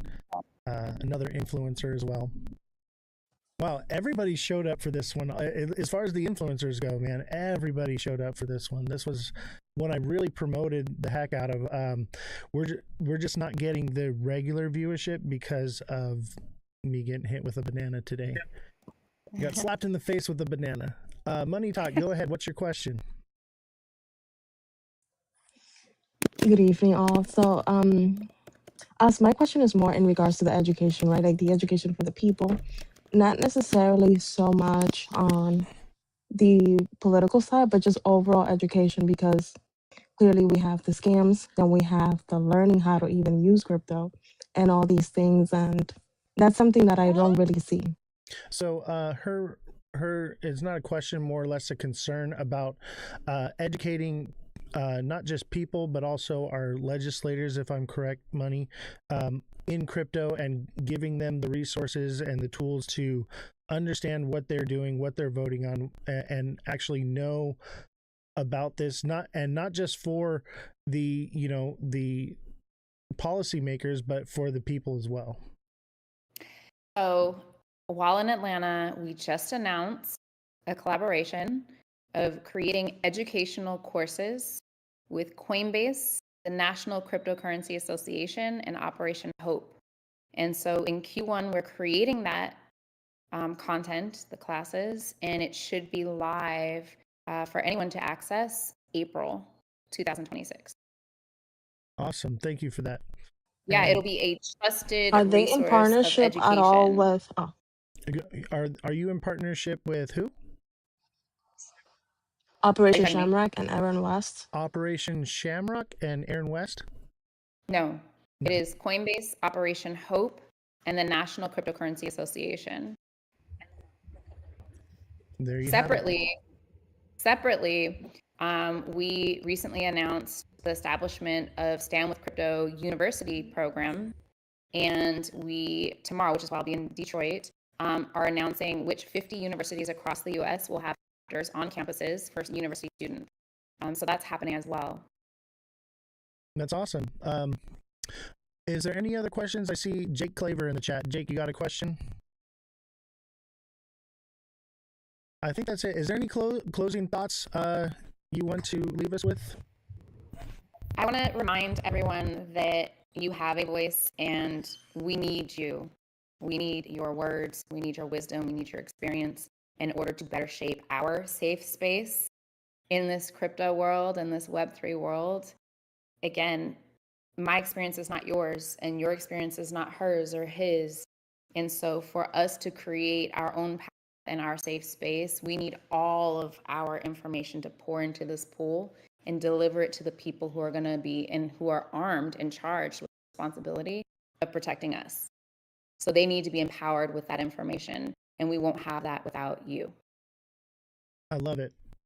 Beautifully put. And yeah, I would encourage everyone here in the chat, everyone watching, everyone that's watching, whether you're on YouTube, Abstract, TikTok, X, Twitch, wherever you're watching, get involved, get engaged. let your voices be heard. Like I said, we have an opportunity to make a difference, especially now with primaries coming up. Let your voices be heard. Stand up for yourself, and let's move this crypto space in a positive direction for the people. Wait, I think I found this little soundboard thing. Oh, cool. I didn't even know that existed. Why didn't I see this earlier? Yes, that's so awesome. I gotta look into that. That is cool. I want to do that now. How do I do that? That what this is? I don't know. It's soundboard in Discord. I'm gonna have to look into it. I want to break something. Dang, you could just like hit somebody with that. That is classic. I absolutely. That's gonna be love the next one. Is there a goat one? No. Do a goat one. If not, there's a cricket. And that's my dog. Hey, thank you, chat. Miss Nifty, I don't want to take any more of your time. We kind of ran over our hour that I usually allot, and I thank you for staying a little extra time here and coming on the show. We'd love to have you anytime you're available. I know you're a very busy woman, and like I said, any way that I can help or get involved, I want to be there. So whatever you need from me, I am at your disposal. We will recap for sure. We will definitely do this again. And thank you for doing this for the community. It's needed, and it's not going to be one person, 10 people, or 100 people. It's going to take a lot of us. It's going to take all of us to share, spread information, and make a difference. So thank you for what you're doing and for hosting. Thank you. I try my best. All right, chat, give a round of applause. Everybody send in W's for Miss Nifty. Thank you so guys. much. I bid you adieu. Thank you, sir. All right, chat. That was awesome. So here is the website right here. You can go to standwithcrypto.org and you can find their website. And I believe that there is a directory to other Stand with Cryptos as well. I'm sure that if you don't find for your area, you can Google it. If you do want the resources, she did send out to me everything. So if you do want that information, reach out to me and I will get it to you or get you connected with her, and you guys can work out whatever questions or things you have. All right, I got something for you, chat. Yo, what is up, the greatest crypto rapper of all time? What's up, rap? Bro, you're out of control, man. Yo, what the fuck is up, bro? Hey, great conversation, man. Well done. Thank you. I appreciate it. Hey, man, I'll tell you what, that beat the hell out of the conversation that we had at the party, because I was so lit, bro. Like, I was like, you know what, I gotta have you on the show. Dude, I had way more fun at Rare Evo, but being there with you made it so much more fun, bro. And like looking back on it now, and I'm remembering, I'm like, dude, I was so messed up. Like, I kept like, I was a machine, bro. I was here, I was there, dude. I didn't stop moving. Bro, yeah. I mean, it wasn't even the biggest venue, but you were in every corner, bro. You were always like, "Oh wait, I'm about to be right back," and then I look over and you'd be like, just in a whole different conversation at a whole different place. Yeah. Constantly networking, constantly moving. That's just how I am, man. Dude, Hunger, bro. Yeah. I network better in person. You know. That's online. real, bro. Yeah. It's a strength. And I mean, that even just that night alone, you scored so many, guests for your show. And this program was a great program and wonderful guests. And this is like one of, a half dozen people that you recruited that night. Absolutely. And you were there. You saw who these people are. These are not just, some guy on TikTok with a camera. These are developers, people making huge waves in the crypto community. And we were there rubbing elbows with them and, educating ourselves and getting an opportunity to spread that education to the community. It doesn't stop, bro. We're going to keep connecting, keep networking, keep, stretching our arms out. You and I were ambassadors from TikTok to crypto. It's a rare niche in the industry that not a lot of people respect. But I think it's one, and you obviously agree with me that this is one that's tremendously valuable and one of our best vehicles for reaching the next generation of investors and onboarding retail. And that's ultimately going to be the key, is us putting a good foot forward and wearing the banner of TikTok and representing you guys from the community and really sort of expressing your voice to the industry at large. Because right now there really is no clear sort of channel of communication from you, who are ultimately retail investors that matter a lot in the industry, because you make up the next 20 million, 30 million, 50 million people that we're going to onboard. But nobody's really paying attention to you guys right now. Yeah, and I would say, how the saying goes, go out and touch grass. You can still be about crypto and everything you do while touching grass. We were literally out, at a crypto event, touching grass, rubbing some elbows and still immersed in coming up with content. You know, I was live for that show. We're meeting with the people. We're getting the information. So any creators that are watching, I would encourage you to, you know, take the phone and go out into the real world. Talk to random people. If it is, if there's not a crypto event near you, you can just ask people on the street what they think about crypto, and you can find, and I do this personally, there's a consensus out there that most of the people you ask this question, what's your experience with crypto? Basically, I go, you know, the spam email you get, how's your crypto experience going or whatever? I ask people that on the street, right? And the consensus seems to be is it's a scam. So you have an opportunity to go out into the world and explain to them the truth and really reach more than just the tight community that we have here. Bro, what are you doing? Bro, what the All right, you're booted. Chill. I just shrunk you, bro. I just shrunk you. I fucking love you, bro. Hey, we gotta hang out more because like I'm actually like down the road from you, bro.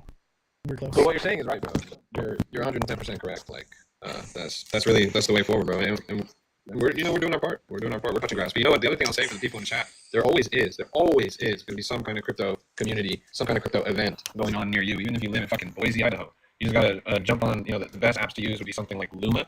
This is some free game for you guys in the chat. Take the leap to IRL. Take the leap to going and connecting with people that you otherwise wouldn't connect with. You don't realize how kind of echo chamber and insular your crypto community is until you step out into the real world and see blockchains that you never even interacted with, and how rich those ecosystems are and how many people are there, and et cetera, et cetera.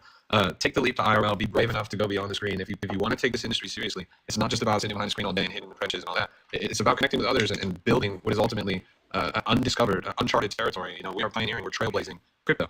And that can't happen by yourself in your real life. I mean, you gotta go out and see some real people. So get Luma, Luma, that's the free game, and look at local events. And usually Luma events skew towards tech or crypto events in the first place. So you'll probably see them right there on the local discovery page. And just go and go take the leap. It took me a long time to take a leap to go to my local crypto meetups, but when I did, I was like, damn, like I was missing this. Like this is it's good. It's so much fun to hang out with these people because you obviously have so much in common. Dude, you were like a kid in a candy store at that event, man. It was so cool to see you. Dude, your face lit up. You're like, no, this guy signed the Constitution for Cardano. Like, you were like all stepped. Yeah, that's for me out, bro. I was like, yeah, man. Dude, that event wasn't even on Luma, right? I mean, it was through Luma, but it wasn't public. It was a private event that we got to go to. And we got invited to that because of the Goat Tribe. So Goat Tribe got us locked in with that. So special thanks to Goat Tribe as well. You can find them at Ada Goats on X or goattribe.io. Great fam. They're fam. That's why I have the Goat Tribe up in the background because like I consider myself part of the Goat Tribe. I've actually been inducted as one of the goats because I'm a goat holder now. Dude, I wanted to ask you, we got to reach out to them. We got to work on the next album, right? That's real, bro, for sure. And I gotta hang out with bro too. And also, I gotta get a goat, bro. I don't even have my goat yet, but I've been shopping them. I've been looking around trying to find a nice one on the floor. I'm really particular about my NFT, so reach out to him. He'll make one of you. So like they made one of me with the twisty mustache. So that's the goat. Yeah, bro. Bro. Yeah, so legit. And then we were talking about touching grass. You're going to Abu Dhabi, right, in a couple weeks? Yeah, sir. Actually, in a couple days, in literally 1 week from today, pretty much, we'll be on the plane out there to Abu Dhabi, about an hour and a half outside of Dubai, for the largest Solana conference of the year, where everyone's going to descend and decide the future of the blockchain. Dude, that's so lit, and I wish I was going to that. I got like family and kids, so like when I travel out of the country, I gotta take like a whole brigade with me. So I tend to stay more local, but we're gonna have to do one of those together for sure, man. We'll link up. Totally. You know what? I was just having a conversation actually today with. I'm gonna be staying in a content house out there in Abu Dhabi. I'm gonna be staying the event's like 4 days or whatever. I'm gonna be out there 10 days. And it's gonna be me and a bunch of other A-list crypto content creators, and we're gonna be just cranking out literally 24/7, 365 live with a full film crew and lights, camera, action, works. And we're talking in a meeting today, and ETH Denver is coming up in February. I feel like that's when we should rob, bro. ETH Denver? Yeah, I could do ETH that. Denver. Yeah, like that. I'll be like, when is that? You know, the college should be out there, a lot of big names should be out there. I know a bunch of people should be out there, friends with them. That's in February. I fixed one, man. I'll let you know. Give me some information. We'll check that out. Yeah. And I'm FOMO, bro, because Art Battle in Miami is right now, and a lot of crypto people are out there doing events. It looks like such a good time right now. Yeah, man. And like, I forgot what I was gonna say. Shit, dude. I can't even say why my brain is. I keep losing my track of thought. Remember what you tried getting me before we left? Were you there for that? And I had that today. So. I was trying to find Flex on Go Tribe. I got it right here. You know, I got a little shine on me. Yo, that was my favorite one, honestly. That art is insane. It's so good. The roller? Yeah, I was looking for mine. It's right there next to me. I got the let me mob you real quick. Boom! I got the pin. Hell yeah, bro. Yo! Dude, that's crazy. And then on top of it, I got the entire secret collection. I got the poster. I got a bunch of stuff, man. They hooked me up, dude. They found me for sure. And I'm excited to work on that album, man. Because like, you're a rapper. I'm a lyricist. He's a dev. Together, we could pump out some serious albums, man. I'm excited. It's gonna be fun. I like the project a lot. I'm gonna have to scoop up a couple of those. It's on my shopping list. I'm gonna carry the NFT portfolio and start stacking like as a private reserve, and those two are gonna be in there. Well, plus the GOAT NFTs come with utility. So I don't know if they told you about this, but the GOATs have utility. So as a GOAT holder, you have certain things. So you can, like for me, I can play the music on the live, and I have the rights to use that music with no copyright infringement. So like when I post stuff on YouTube, I don't get hit with anything. You know, so like there's utility to holding GOATs, and there's more to it than that. That was the main utility that I saw. I was like, okay, let me get some GOATs, you know, for that. But there's a lot of utility in holding a GOAT, and I believe that is the future of NFTs. Is NFTs with utility. Speaking of NFTs with utility, bro, you know I gotta plug my entropy, bro, my Aslar miner. It's sold out actually. Literally last night, I finally got on the phone with the team. I was like, you guys are missing an opportunity. These things are sold out. You need to just restock as many as you can. And so they put 10 up in the shop. But yeah, NFT is a utility. It's a miner. You plug into a wallet, and it mines a meme coin, and that in order to activate it, actually claim tokens, you need the NFT from the project. So it has that culture element. That's sort of a metaverse element where you've got a DePIN, you've got NFT, and you've got the DeFi, of course, as well. So it's kind of a shout out to Jack. It's a jack of all trades of projects where you're really kind of wearing the hats at the same time. Miners eat first. Absolutely, it's sick. And so yeah, the best deal ever. It's usually like $150 for this thing, but right now it's like $90. Yeah, and it yields what, like it's like $100 a year or something like that. Yeah, right now yields are pretty low. I think it's averaging 36 cents a day or something like that. And so the thing costs $99. You got to figure it out a little under a year until it pays itself off. But when the coin goes up, then your yield is going to go up from there. But if you're looking at baseline where it's at right now, yeah, I mean, historically, the coin, I mean, there's been times where the thing has yielded up to as much as like $16, $17 a day, which is insane. You bunch of the numbers. Right. So like the lowest you're looking at is it might take a year to pay the thing off at worst case scenario, which is not a big deal. And it's small. It's not using a ton of power, you know, so it's not like it's going to cost you a bunch of energy to run it. Yeah, no, it's super sick. I can't recommend it enough. If you guys are interested at all in decentralized physical infrastructure networks, mining, passive income yield type projects, you like a lot of meme coins, but want a little bit more depth to what you're investing in, this is my go-to for sure. And I'm only talking about it because it's literally like a temporary deal where it's like the best deal ever. You know, TikTok is always like, the TikTok shop, this is the last time this deal going to be here, 60% off, blah, blah, blah. It's pretty much what I'm doing. Word. All right. That's interesting. Where do I find it? Justentropy.lol. Justentropy.lol. Take my hat and turn it into a website. There you go, bro. I almost ordered one the other night, and then like I was on your live and I was going to order one. I was going to order 5, but I passed out. Well, they're in stock. There's only 10 of them on the shop right now. And you can only buy 5, right? The 5 is the max, but you know what? Let me give you some super duper duper top secret alpha that can't be said anywhere else. Very soon, we're introducing a brand new product offering. It has never before existed. It's highly limited. Again, we're talking less than 10 units. It's going to allow you to have a sixth miner. It's going to be crazy. Love it, bro. Hey, man, thank you for coming on, dude, and being here. I'm going to cut the live out now. If you guys want to send any gifts to anybody in the panel, make sure you follow everybody that was up here. Much appreciated. Always a pleasure to have you. Crypto Rap, the greatest crypto rapper of all time. This is a Crypto Rap exclusive. This is the Ozthecryptogoat exclusive. The greatest crypto podcast of all time. Everyone go watch my live because Oz is ending on the live right now. Black, did you have anything you want to say before we get out? I know you didn't get a chance to talk too much. I'm going to give you opportunity because we had a short conversation earlier. You want to expand on it a little bit? I don't have to get off just yet, but if you want to talk. I definitely just really appreciate bringing up what is this, crypto. I've been advocating using Coinbase multiple times and contacting my legislator, so you definitely need more activity like this in space. So keep these types of, I guess, whatever these live streams coming. Absolutely. And I took a little break, a little vacation chat. Okay, the show's back. It's in full force. We got guests lined up, Wazoo, and we're talking about these are big players in the crypto space, not just little guys. And I'm hoping that this next year I should have Wendy O and Charles Hoskinson. So those are in the works. So stay tuned, chat. I'm excited. Some big things are happening for such a small show. We are just starting. You know, it hasn't even been 1 year that I've been doing the show, and because we are out pounding the pavement, touching grass, going to these events, rubbing elbows, and basically we're going to free parties with free food and drinks is all we're doing. But doing that, we're building this community strong. So strong, and it's been really incredible. And for those of you that have been here since day one, thank you. Special thanks to TikTok Seller. He's one of our moderators here. This show would have died a long time ago without him. He has helped support in so many ways. He's given and donated to the show so many times. I've offered to pay him for his services. He refuses, and he is with me every single day in the Discord. I mean, we're calling out bangers in the Discord. If you're not in the Discord, make sure you click the link in my bio. If it's not working, send me a DM. I will help you get into the Discord and send you the link. But dude, we are calling out big movers in there. Okay. Dude, I think I hit like it was Mon. I hit 50% on that already, and it looks like it's still going up. So you know, we're doing things. You know, in Discord, we're training together as a group. People are learning. We have the TA class as well. If you want to get involved and learn the TA class, Crypto Rap is actually coming on the TA class and taught us how to use Pump Fud, how to find the bangers there. Special thanks to you, Crypto Rap, for doing that as well. The TA class is lit, man, and we not only have like me teaching you how to read charts. I have hedge fund managers coming onto the TA class. I have other influencers, creators, market traders, big names in the space that are coming in and teaching you their knowledge. So I would tell you, the best thing you can do for yourself is invest into yourself before you invest in the market. Get educated. You know, learn about this stuff. Crypto Rap, I hear you saying this all the time. The best thing you can do is lock in and learn. And we're so ready. You have an opportunity to learn something new before everyone else gets into it. To be the top dog, like we were talking with Miss Nifty earlier, we are the top 1%. Everyone here in the chat, you are the top 1% of educated people in crypto. The fact that you're here is enough. Because most people, they don't care. They're buying lottery tickets and that's it. They don't want to learn. They want to go on. They want to ask an influencer, what should I buy? And not put in any of the work, not do anything, and have someone else do it for them. You as an individual getting involved and educating yourself, learning paper trade, guys, you can paper trade. And you have an opportunity to advance yourself light years ahead of the competition for the future. So I urge you to get involved, get in the Discord, get in the TA. Crypto Rap has an amazing Discord if you like meme coins. They're calling out crazy bangers. Dude, what was that? It was like 150 some X last night? Yeah, it ended up being like a 215x or something at the end. But yeah, we caught a couple digit multipliers this week. They're cooking there. Yeah, it's incredible. Actually, dude, I want you to come on the TA show again and teach us how to use Soul Pump. If you could. I would love that, man. Yeah, totally, bro. Yeah, for sure. Soul Pump looks cool as fuck, bro. Like, I'm not gonna lie, like I want to do it, but I know nothing about it. I'm afraid to touch it. Like, but if you want to do it, dude, because like 6-7's already, yielded me a little bit. And like, dude, I'm very conservative. So I'm like, I picked up 10x, here and there. I'm good with it. And so like, yeah, dude, I'm picking up 10x's like this, bro. Like, yeah, Soul Pump, dude. You don't know what Soul Pump is, bro? Tell me what Soul Pump is. It's a game site. It's a lot of game sites. I mean, it's a reliable, on-chain, fully transparent. I'm not gonna lie, it's like 95% RTP. It's not exactly a money printer, but it's a lot of fun. And we play Crash on there, and we've hit a couple again multi-hundred X's. There's no better feeling than crunching like a big triple-digit multiplier and scaling down the progressive profit to 1%. And then literally every time you click your mouse, you're getting $1. That's it, bro. Yeah, it looks like fun. Like you said, it's like a game, right? Yeah. And it's not like, and you were saying it's like you can set parameters, you can set all these different things. So like you just play, you're making money, you're getting paid in soul, right? So yeah, we can talk about it anyway. Absolutely. Love it. All right, chat. I'm gonna call it a night. Thank you to everyone that came up here. Thank you for all the gifts, everyone that gifted. I'm just gonna shout out the names. We got TikTok Seller, Brooke Odyssey. Let's see here. Who is this? This is Miss Evie, AB Ryder, Fred Drum, For Fun, Mr. Josh TV, Satoshi Nakamoto, and that's it. Oh wait, no, we got Scotty Dog, we got Run Up, Run Up, Revolution, Francesca, Purple Bitcoin. I think that's everybody. Thank you all. If I missed you, I do apologize. Thank you for all the gifts. It's incredible. We've been live for 2 hours and 39 minutes, and we've made a whopping $5.75. We are rich, bro. We are so rich. We're making a lot of money here. Thank you guys for your donations and everything that you do here. Everything that you send here now, I pretty much either donate to other creators or I give it to Jesse or Mike to get here. So much love and respect for all of you. And I will, let's see here. Let's do this real quick because Rap is doing weird shit again. I love you, bro. Dude, and if you want to watch a good live stream, follow Crypto Rap and watch his live stream and just watch him roast the chat. It is the most fun. My favorite creator here on TikTok, hands down. Like, I'm just having so much fun just listening to him roast people. It is absolutely phenomenal. I wish I had that ability to do what you do, bro. It's fucking hilarious. So definitely check him out. And then follow Black XXOR.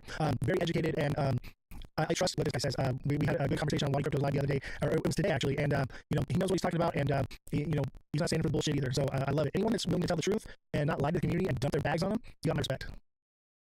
All right, chat. I'll see you all next time. Have a good night. Thanks for the liquidity, guys. Take care.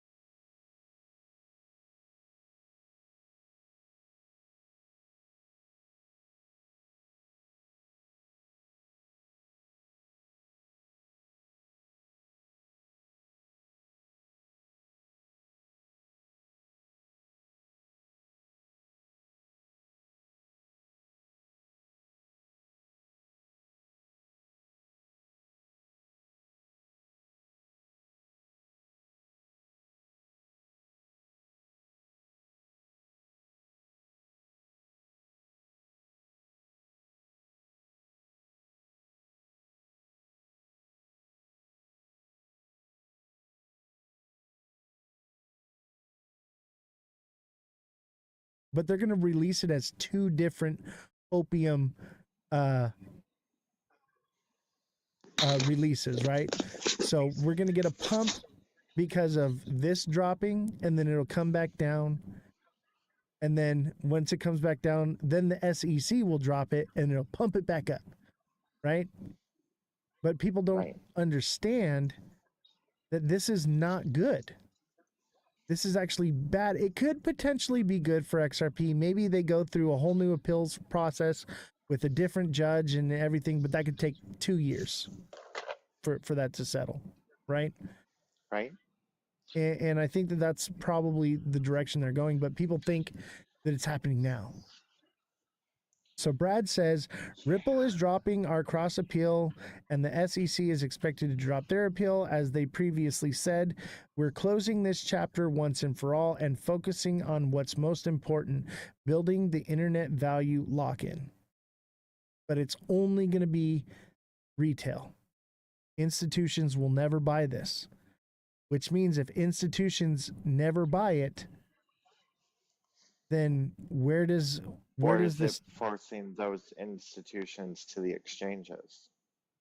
Maybe. That seems pretty speculative, but from what we fact checked with the law here just earlier in the live, I think it was right before you got in, right, is that if institutions try to buy it through the exchange, it's illegal and they break the law and they would be criminally charged. Okay. So, what do you think? I think XRP is going to pump when it's going to pump. I think there's a huge, drawn out chessboard. It's moves and counter moves. You know, because most of the time when there's news about it and it's positive news, the charts don't move at all. Do you notice that as well? Yeah, it's becoming less and less every time there's good news. I mean, the first time there was news that this was over, yeah, they pumped. But now, I think people are just tired. Mm-hmm. But I think at the same time, here's the thing is, everyone that's on the XRP train, they don't care. They will find the narrative that fits their hopium because they need it to be true. Because they bought it $3. They've been holding all this time. They've lost so much money. It has to be true.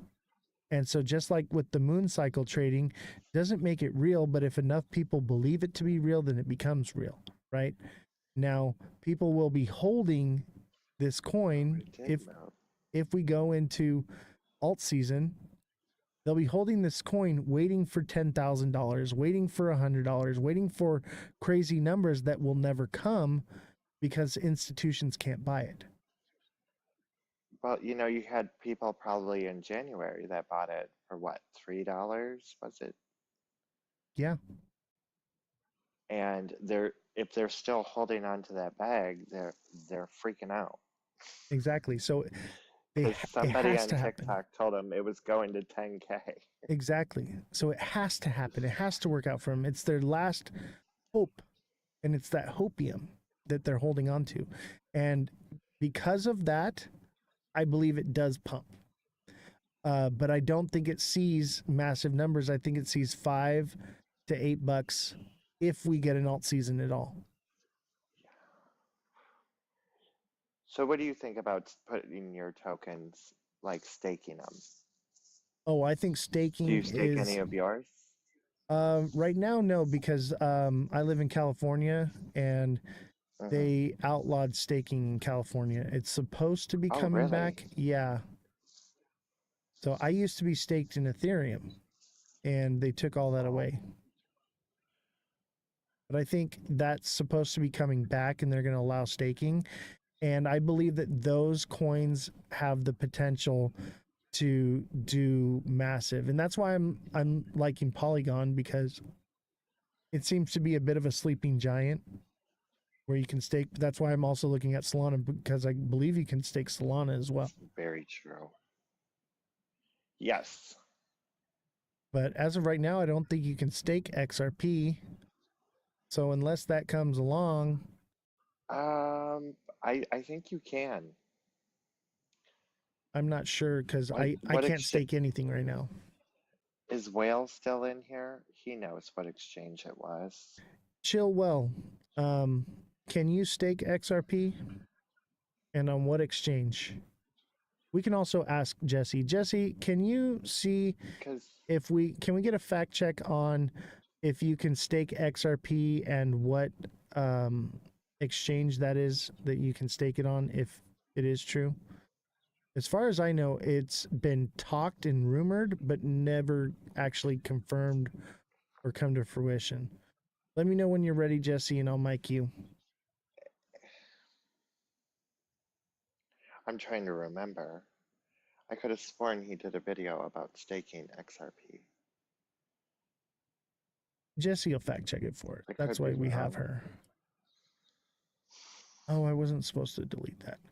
Mega Crypto wants me to save all this information and make a website and do like a fact checking website. So I'm trying to remember not to lose It's all not this a bad stuff. idea. Yeah. He had a great idea. It's more workload for me, obviously, but I think it'd be a good resource for the community. And I think he's right. I think he's right that we should be.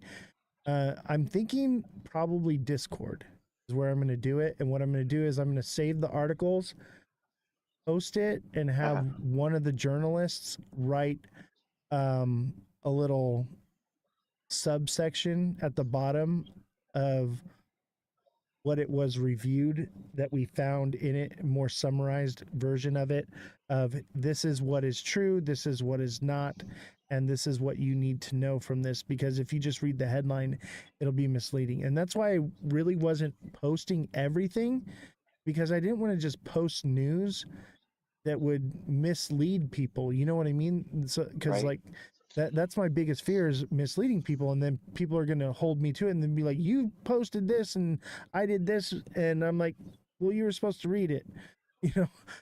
So I'm trying to be very careful not to put anything out there, but I think it's important that I show both sides of the news, you know, so that people can decide for themselves. But with that is going to take some journalism on top of it. So it's going to have to be the article. And before you read the article, it has to be our article of this is what we took from this. Right? Almost like a summary or Yeah. key points. More than a summary, more of like a fact checking. So what I want to do is, and this was his like idea. Real fact checking or like Facebook? Okay, Revolution has a fact check for us. She says you can't directly stake XRP on the XRP ledger due to the consensus mechanism. Okay.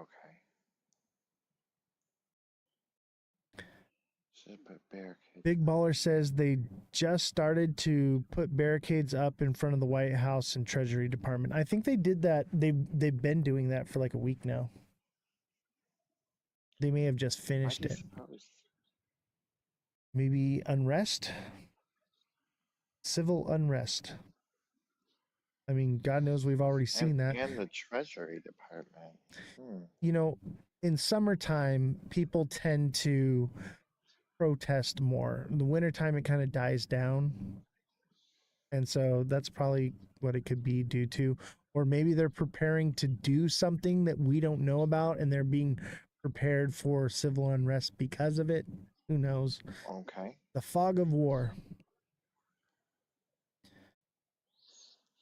Yeah, I don't know if you had it as where are you in LA or are you more like I'm near north? Okay. So did you see all the demonstrations that happened recently? Oh yeah, I was actually going to go out there and report, and I decided not to because I didn't feel like getting arrested. Yeah, so I took everyone around Chicago and I was a little worried at first because I'm like, oh, what if they're protesting downtown? but Right. they weren't. There was nobody around, so it kind of was hot and then cold.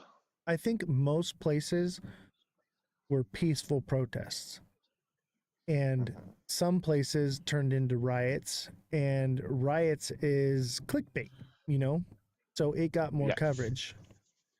But I think Yes. overall the majority was peaceful protests, and I think that's been the case since 2020's protests and riots. I call them protest and riots because there was both.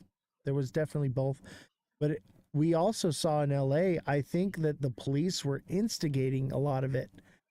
We saw where the police were lighting their own cars on fire, and Uh, they were shooting smoke or tear gas into um, peaceful crowds. But you never know. All it takes is one person to throw a water bottle, and then hmm it's it's an unlawful assembly. And they were looking at any reason to turn it into a riot. And that's why it's very I don't know. important. There was some people out there busting up uh, curbs. Oh yeah, they were breaking them up to have rocks to throw at the cops. There was definitely Right? some riots happening. But like if you look back in history, like Dr. King did it right. They locked arms and they marched peacefully and they didn't give in to it. They didn't. They did it the right way. But I think nowadays what they've realized is like the deep state, those in control and are manipulating everything that's going on. I think that they're paying people or placing agents um, to cause disruption so that they can deem it an unlawful assembly and point the finger at the people and see, look at you're the bad ones. What do you think? Yeah, that could be. I will say that a lot of the protests, they seem very organized. Like in some places, they all have the same color tent. They're all, it's a bunch of college kids, but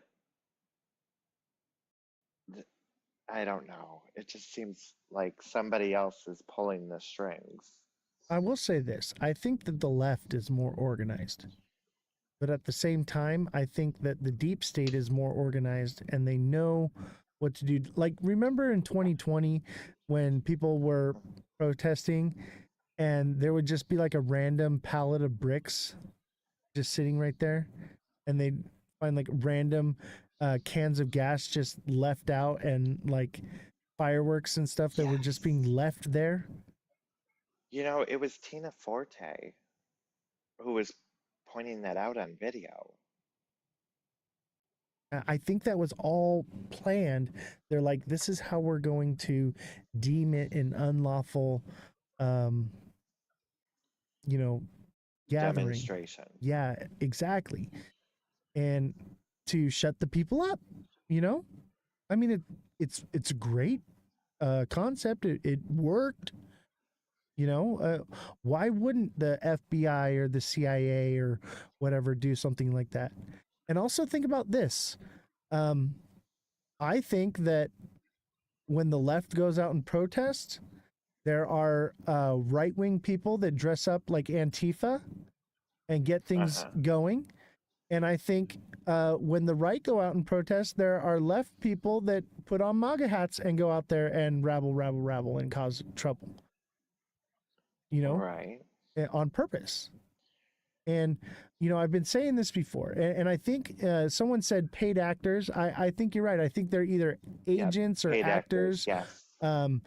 different people that are working for certain interests, and they go out there and their job is to stir up trouble, you know? And that's the problem. It's a way of shutting the people up, you know? If we can't protest, then if we have the right to peaceably assemble, but they can deem it unpeaceful, they can shut it down. They can silence the people. Oh, instantly. And Oh, that's the totally. problem. and this is something I've said before on here. I don't know if you've heard me say it or not, but like when the people are fed up with the king, right? They grab their torches and they grab their pitchforks and they march on the castle. And as soon as they get to the castle, they yell, rabble, rabble, rabble. The king comes out and says, people, the people with the torches are trying to take away your pitchforks. And then the people fight each other. And that's what we're seeing. And it's bifurcation. It's a way to split us up. And it's actually in the Communist Manifesto or the Communist Playbook is one way to control the people is to introduce identity politics. You know, something that divide.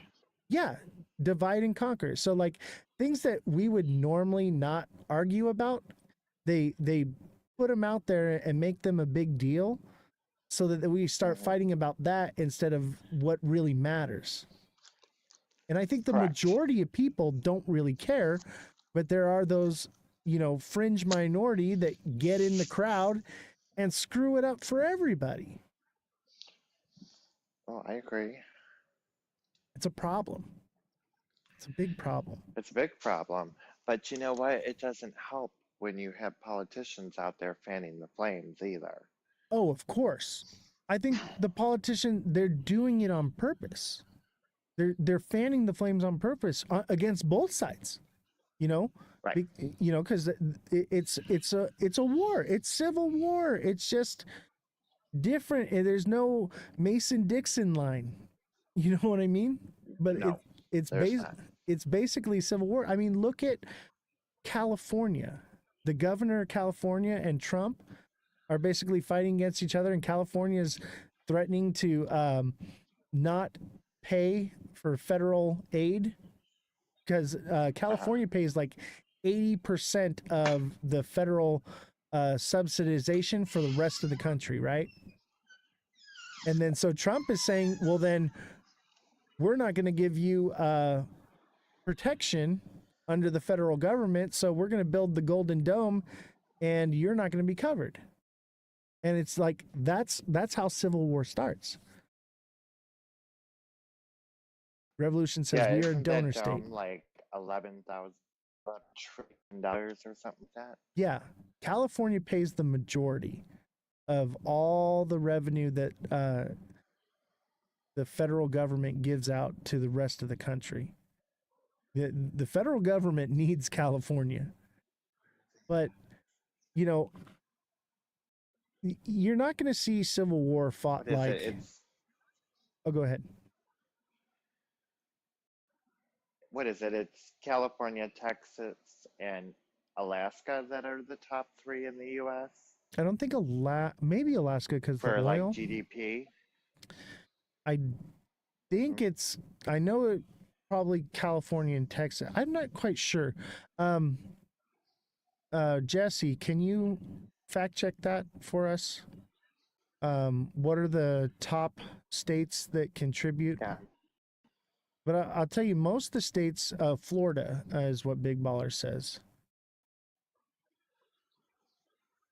Yeah, what are the top could four? Be Florida too. Yeah. But you know, California produces most of the food for the entire country. You know, all these farms back east, they grow feed for the cattle. They don't actually grow the food that we eat. They grow the feed, the corn that we make, you know. Correct. We make sugar from it, high fructose corn syrup, and they grow corn to feed the cattle. So Revolution says California, and Texas, and New York. The corn in California, Texas, and New York. And Florida. Those are the top four. Those are the top four. Yeah, but I believe California is the biggest. California pays the most. I believe it's like 80% comes from California. California is like the largest economy, is like, what is it, the fourth largest economy in the world? That's crazy. Like California produces more revenue than most countries. So like the US needs It's got to be California. between California and Texas. If I remember correctly, I think Texas edges out California by just a small margin. Jesse, can you fact check that?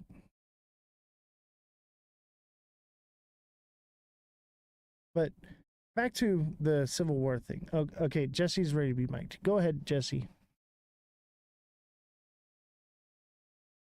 As far as GDP goes, California is at 4.1 trillion. Texas follows with 2.7 trillion. New York 2.3. So we have a pretty good lead on everybody else. It's like double what everybody else is. So Texas and New York together do what Cali does. That's crazy. Thank you, Jesse.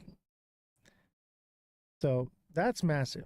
But here's the thing is that Civil War isn't going to look like, what we've seen in the past. But it is happening. And what we're seeing is think about this. A district judge in California had the power to shut Trump down. The commander-in-chief of the armed forces had the power to shut down the president temporarily. So that's one person in 177 judges, I believe. So that's a 1 in 177 chance that there can be somebody that just doesn't align with Trump and they can throw a wrench in the gears, right? So let's just say, okay, that there's an actual problem, like obviously what was going on in California was a problem. Did California and the federal government go about it the right way? I don't think so. But what happened, right? And so if there is one judge that can cause a problem and shut down the federal government's authority, even if it's just temporarily, okay, that causes a big problem because you have to understand that if you go to, let's say there's a National Guardsman, right? And he's under the authority of the governor of California, and the governor of California says, stand here at this post, do not move under any circumstances. Those are your orders, right? And then Donald Trump shows up with his motorcade and he goes out and he says, hey, listen, you, what's your name? And he's like, oh, my name's Sergeant whatever. He's like, I want you to go pack up your stuff and get back to your barracks now. Right? What does he do? Right? People are not robots. You know what I mean? And there will be those that follow the orders of the president, and there will be those that follow the order of the government or the governor. Right. And that's where that bifurcation comes. That's where that push and that pull comes from, because people are not just rigid robots, you know? Yep. Even though some people believe that some people are NPCs. Yeah. That they're not real. I firmly believe that. I think I'm the main character. Pretty sure.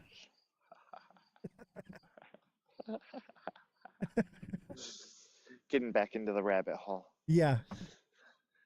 I'm convinced that we live in a simulation. 100% convinced. Because there's been too many times in my life where things just shouldn't have happened a certain way, but it just did. You know what I mean? Like, for instance, right. I'm driving, I'm like 19 years old and I'm driving in my truck, and my girlfriend and I were off on some random road out in the middle of nowhere. And it's like this windy road. And I drive on this road a lot. And you never see anybody on this road. It is just miles and miles of nothing. And there's other ways that you can drive and take that are more direct. So nobody ever drives it because it's very windy, it's very dangerous, whatever. But I would take it because I like to drive, you know, and I go through it, right? And it's raining, pouring rain like crazy. And my truck skidded off the road and landed in a ditch. And I was literally, both my bumpers were sitting on the ground, and all four of my wheels were completely off the ground. Right. And we're out in the middle of nowhere. Mind you, this was a long time ago. Like, I had a cell phone, but where we were, there's no cell phone coverage out there. But it was a brick. Yeah. Yeah. It was actually one of those little flip phones. It was like a razor phone. And so we're out there in the middle of nowhere in the pouring rain off on some random road that nobody's ever going to take. Why would they? There's no reason. Okay. Right. And I call this in the simulation the loading screen. Right. So we're in the loading screen, and we get stuck, and I get out of the car or the truck, and I look down, and I'm like, oh, this is bad. And I don't know how we're going to get out of it. And not 2 minutes later, like instantly, the next car that comes driving down the road is a tow truck and pulls us out for free. I had no money. No. Yeah. Like, what are the odds? No way. What are the odds? That's random. Yeah. Like, I thought you were going to tell me somebody was walking or something. No. Like, and that kind of stuff happens to me all the time. I wouldn't, Alexandria says lucky. I wouldn't say lucky. It happens all the time to me. It's a little lucky. It's a little lucky. Yeah, I mean, it would be luck if it just happened that one time. But literally every time there's a situation similar to that, that's my luck. Right? Well, I mean, you got good luck. Maybe. I don't believe in the luck. I believe that I'm the main character. The rest of us would still be on the side of the road. Yeah. I believe that I'm playing the game on cheat codes. I really do. I've got some kind of cheat code enabled or something. Something's different. Because, like, well, would you share the game genie with the rest of us? I don't know how it works. I think the player just put in the right line of code. You know? Up, down, left, right, A, B, start. That's it, right? That's the code. You got to put that in. But, I mean, and that's just like one thing. And it's not just luck. This is what I'm saying is, like, Francesca, I had a couple years ago, okay, I had money, but it was all invested, right? So I had no money. Right. So I didn't have anything to spend. I was very tight, and I told you this before, like, I don't spend money unless it makes money. Okay. And I didn't really have much of anything. I was living really tight. Well, you were 19. Well, no, this was 19 does. This was like year before last. I was stacking up because I knew I knew the bull run was coming, right? So I was just filling my bags like crazy, right? And I wasn't spending any money. And I seen a guy with a Corvette, just like the one I have, same color, same year, same everything. And I walk up to him and I say, oh, that's a really nice Corvette. I've always wanted one, blah, blah, blah, blah, blah, right?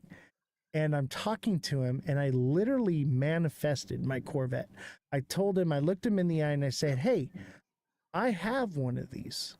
Now, I didn't have one at the time, but I was actually trying to get one, but there was like every odds stacked against me to actually getting it. And that's the one that I have now. And I just like said it. I was like, I have one of these. And I literally got my Corvette like 2 weeks later. Wow. That kind of shit happens to me. That's just been my life. That's like that manifestation. Yes, exactly. What do they say? Shape it in your mind, hold it in your hand. Right. And that's why I was saying, like, if you know what you want in life, right, and you have an end goal determination of what it is you're gonna do, and you take that first step towards it, every other step after it will follow in that direction subconsciously. You will just end up where you want to be if you're doing it right, if you're like locked in. And like, that's where I'm at. Like, everything, like, even this show, Francesca, I tried to do social media for since 2020. I've been trying to do this, and I gave up on it so many times. I had my studio completely robbed, like lost everything. And I gave up and I said, I'm never doing it again. And then I went live one time on Mega's show as a guest. And now here we are. That was a couple months ago. Oh, wow. Yeah. I didn't even have the building I'm sitting in didn't exist. Like, it just So I didn't happened. know you had a show until you had the studio. Yeah. It, And it's weird. It literally started. I just pointed my phone at my tablet. That's how it started. Really? Yeah. You know what though? That's how you have to start. You have to start small and slowly grow. Yeah, And but that then was see that the business or company is going to go somewhere, and then you're investing more into it. yeah.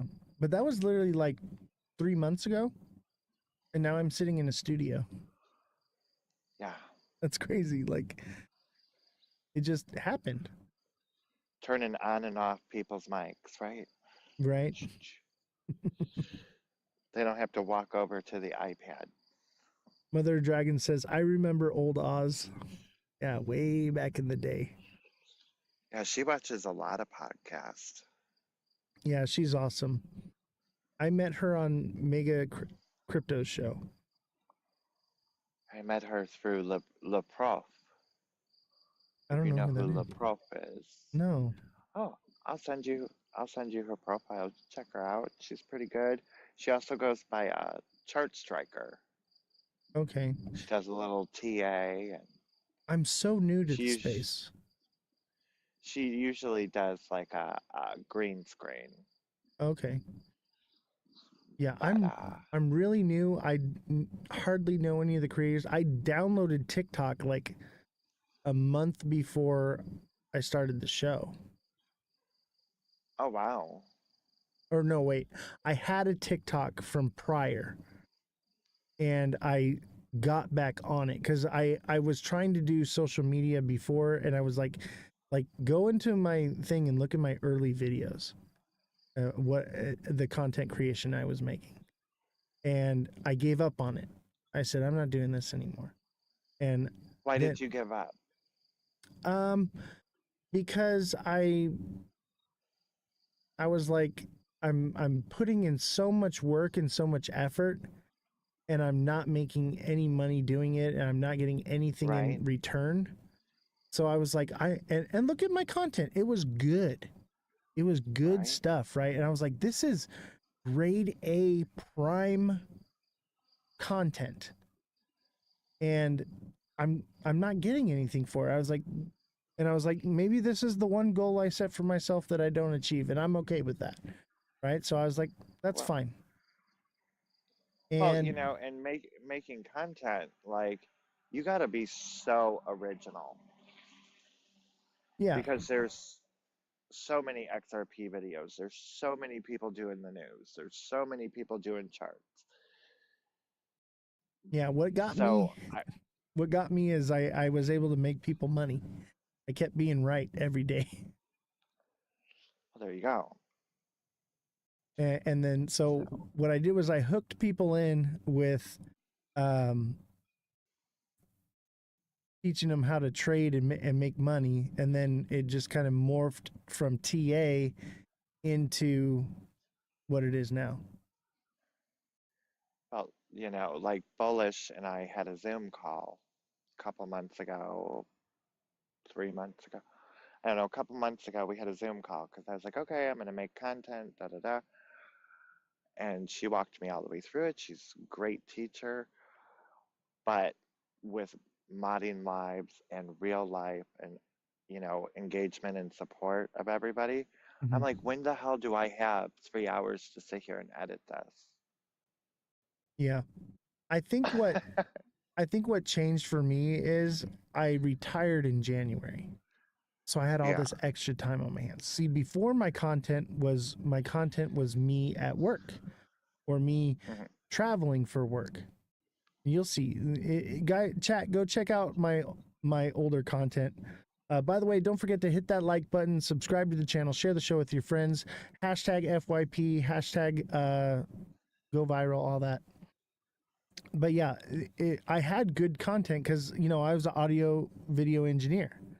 So I was at all the biggest shows, recording and doing good content, And on top Right. of that, I'm staying at like the nicest hotels and resorts and stuff. And so like I'm recording that, and it was good content. People watch that kind of stuff. It just never got any traction. And I was like, I'm like, why am I wasting my time with this? It's whatever, So like for me, it was like, okay, you know what? I'm not going to go so much the content route. And if I do, I'm going to post like personal stuff, like the puppies video where I was going to get a puppy and and focusing more on networking the newbies to the right people. What do you want to do? Okay, I'm going to send you to this person. Or I've got these 5 people for XRP. Who do you want? Here's all 5 of them. Figure out who matches your vibe. Yeah. I don't know. And Go ahead. it's been good because I'm still able to be in all the lives. I'm still able to, meet other people. I believe Webb sent me 2 people this week. And it's like, hey, like let me figure out your content and then yeah, I'll pump you out, but it's just become more of a networking thing for me versus making content. Yeah, for sure. I noticed once I started not being selfish about my content and I was more about uplifting other creators that Right. I started to take off more. And I was like, this is the way it should be. It's like as creators, we should be trying to help each other and not try to draw people away from other creators to ours because it's a whole community here. Everybody here in the live watches everybody else's live. Right. And like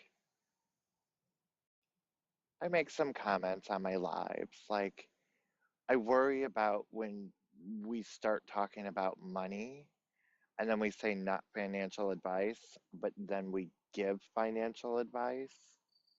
Yeah. Because a newbie is not going to go research that project. They're going to say, oh, you said XTX? Okay, I'm going to go buy that. Right. And that's why So, I created this show. The idea was to, um, bring fact checking into the space because I saw a need right? that needed to be filled. Yeah, I think it's awesome that you have a team. I was kind of blown away when you wrote me and you were like, I got a whole team. Flyers done. I'm like, holy, that was like, what, half an hour, 20 minutes? Right. I'd say we're like the Joe Rogan show of the crypto space on TikTok. I think Obviously, you're going to do very well. yeah, we're not that big yet, but I see, like I said, I always see the end goal and the vision, and then it manifests itself. So that's why, I'll tell you what, I was gonna be the guy with the phone pointed at the little tablet, Uh-huh. and what made me change and just dive right into it was, um, I think it was like early January or somewhere, and someone comes in, and we were about to dip hard, and I knew it was coming, and I was trying to warn people, and someone came into the chat and was like, just looking at this guy's monitor, I'm going to take out a huge long.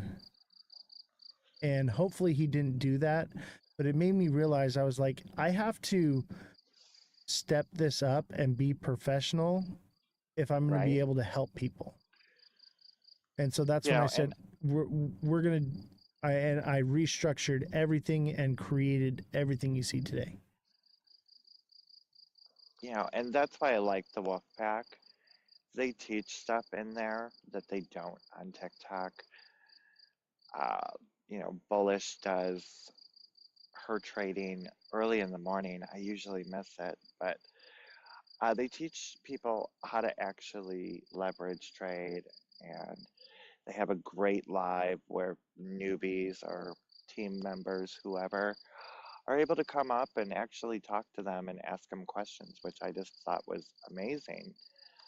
That's why I have their link in my bio, and I try to support them as much as I can.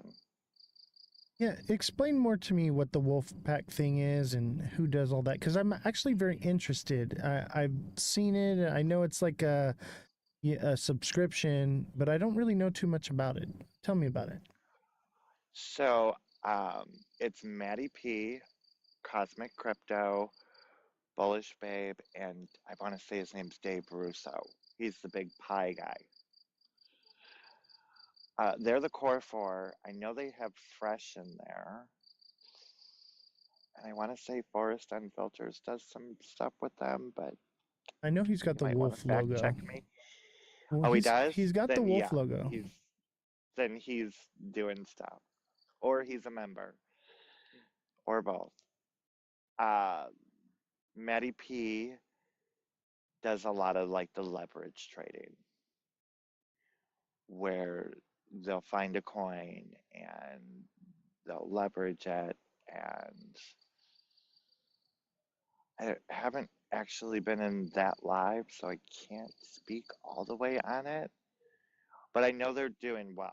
I see the messages in the community board, and seems like he's really helping people to understand how to leverage trade. All right. What else is Cosmic going on has there? his Cosmic and Bullish and Dave, they all have their own lives. Bullish is doing more like TA in the morning, teaching people how to read the charts and how to invest, how to invest better based on the chart. Okay, so it's basically like an education tool. Right. It's basically them educating people, and then they have a community live. Okay, so like, what happens if I sign up? Like, what resources do I have Well, access to? if you sign up, I think the promo code live25 all caps is still valid. It'll give you 25% off. If I remember right, it's 25% off at $24.99. It gets you into everything. There's no like, oh, we're doing TA and that's an additional whatever. It's all covered in the initial membership cost. Interesting. Yeah, I looked into it and I was like, oh, this is kind of cool, but I don't really know what it is like, and I was like, oh, Right? but I'll tell you this, everyone that has a wolf on their name are just the nicest people ever and like the Right. coolest community ever. And I'm like, okay, this is cool. Like, and that's why I reached out to you, because I saw the wolf on your name. I was like, oh, I got to get this person on. They know something. Right? Well, yeah, we actually all put the wolf on our name because Maddie's like, if you're in the wolf pack, put the wolf at the end of your name, so people know you're in the wolf pack. Yeah, it makes sense. Good branding, I'll tell you that, because that's how I But found you. then I at the beginning, he made a really cool video, and I said, "Will you send that to me? Because I want to almost like affiliate, but I want to help you guys grow. So let me get that video so I can post it, so I can get it to more people." That's awesome. So he actually created like an affiliate one for everybody. So, That's and I pretty cool. haven't seen Maddie in a long time. I used to mod for him, and he got banned from TikTok, and then he was back, and then he's not back. So I think I'm gonna have to jump into the wolf pack and find him when he's live and find out what's going on. Yeah, if you have connection to any of them, let them know.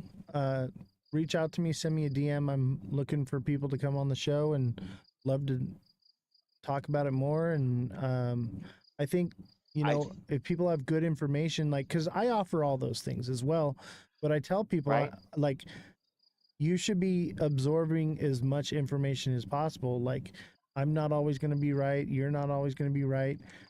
It's good to access every point of resource we can. I'm not going to not say, oh, don't sign up there, sign up with me. Like, if somebody is offering something that's good, everyone's going to be different. Everyone's going to have their own flair. Right.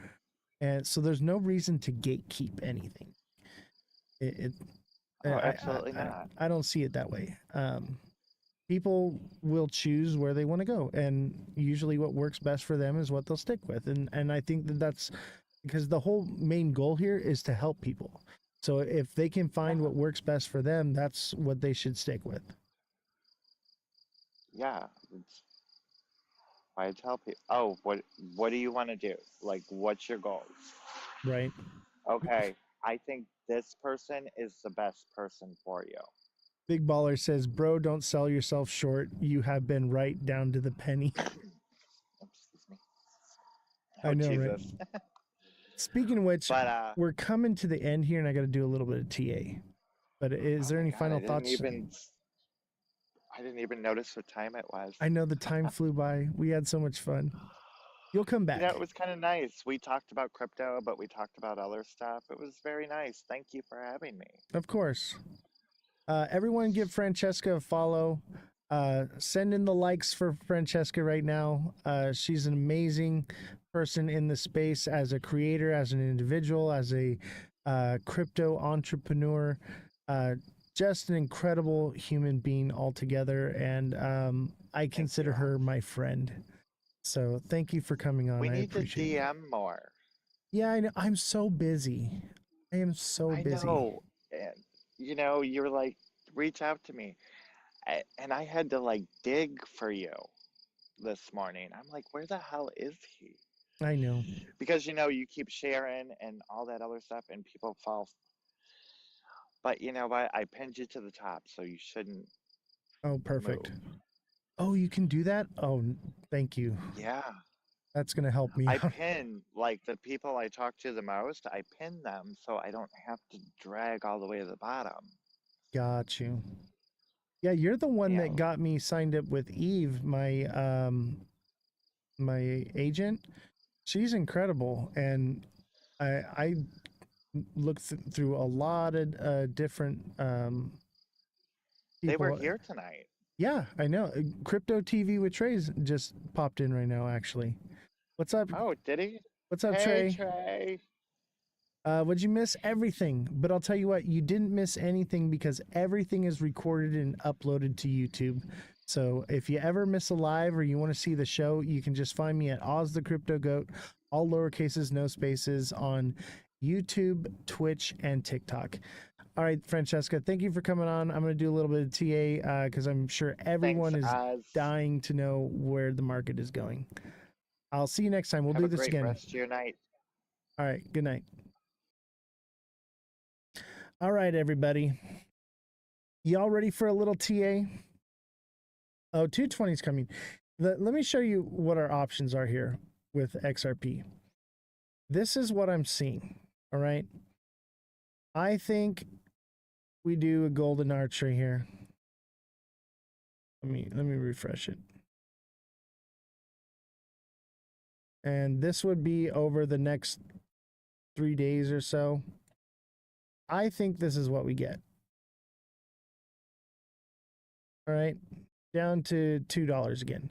But with the crazy people thinking that the case being dropped being something bullish, I think that there's a possibility we get this. And that would send it up to about 330, or excuse me, 230 or 235, 234. I'm leaning this direction actually because the moon cheese is real, man. The moon cheese is real. But there is still a possibility that it comes up and then the end of the month, the first is right here, and that would send it down. And I'm leaning that way. I think most people in XRP know that there's a sell-off at the beginning of the month. They jump out and then they get back in down at the bottom. So I think because of the case settlement thing, even though it's nonsense hopium, I think that keeps it from dropping past 190 and it hits like $2. Maybe it hits 190 and it goes further if some bad narrative comes out. We'll have to see. We'll have to see. But I definitely see that more than likely it's going to hit $2 again. So either way, if it does that, that doesn't mean that it doesn't come back up and hit like 212, 215, and then come back down. It's still within structure. And I'll tell you this, what I've noticed, like, look at this, like head and shoulders here. It's like, it seems like the first shoulder on this side is always sharp. And then it's like long and drawn out on this side, and it slowly works its way down. So I'd say July 14th, somewhere around July 14th, maybe sooner, maybe July 8th. It really depends on the tariff thing. Okay. We're going to get a sell-off because of the beginning of the month. Everyone's going to know the Ripple escrow thing, right? That's common knowledge, but people don't know what we know about it. Right? They don't know that they've changed it, but they know it exists. So they'll let it run up for the next day or so. It'll probably hit some maybe it goes a little bit further. Maybe it goes to 225. But more than likely it just stops at like 220, 222. I'm thinking more like 222 it would wick and it'll hit that resistance. And then a couple days will go by and it'll be the first, which will send it back down to $2. And then 4th of July, possibly people sell off for vacation, bringing it down to 190. Probably bounce up a little bit again and maybe bounce down from 197 to like 180. And that could be the bottom. Okay. But if tariffs, so that would be lined up with the tariff date. That would be Wednesday the 9th. We could potentially see 180, 190. And I think people will speculate that the tariffs are going to come into play. And if the tariffs go away, it shoots up and it breaks. And so this descending channel is a bullish trend, right? And that also lines up with the moon cycle. Okay, so a full moon on the 10th. So that could indicate that we could possibly get a tariff deal or some moon cheese deal that sends it bullish, and that would send it back up to 247. All right, so there is a potential that you're going to catch from 180 to 247 if that plays out. And it could potentially, if the tariffs do come and retaliatory tariffs, then I'm seeing the 160 price. All right, so the news is in the driver's seat. Okay. The charts are in the front seat navigating, right? But the one that's really driving the car is the news. And you and me, we're the kids in the back seat screaming and throwing french fries around. All right? So we'll have to wait and see. Hopium could send it up further, and then who knows? But I'll tell you what, we're smart, we're educated. We know that the end of the month is coming. We know that retaliatory tariffs are coming. And let me tell you this, big money investors that are the ones actually making the moves that are changing the price know these things as well. So I lean towards the downside right now. I think we pump shortly. They'll let it pump. And I bet you they do some kind of bull trap where this thing pumps up a little bit and then it comes down like this. Something like that.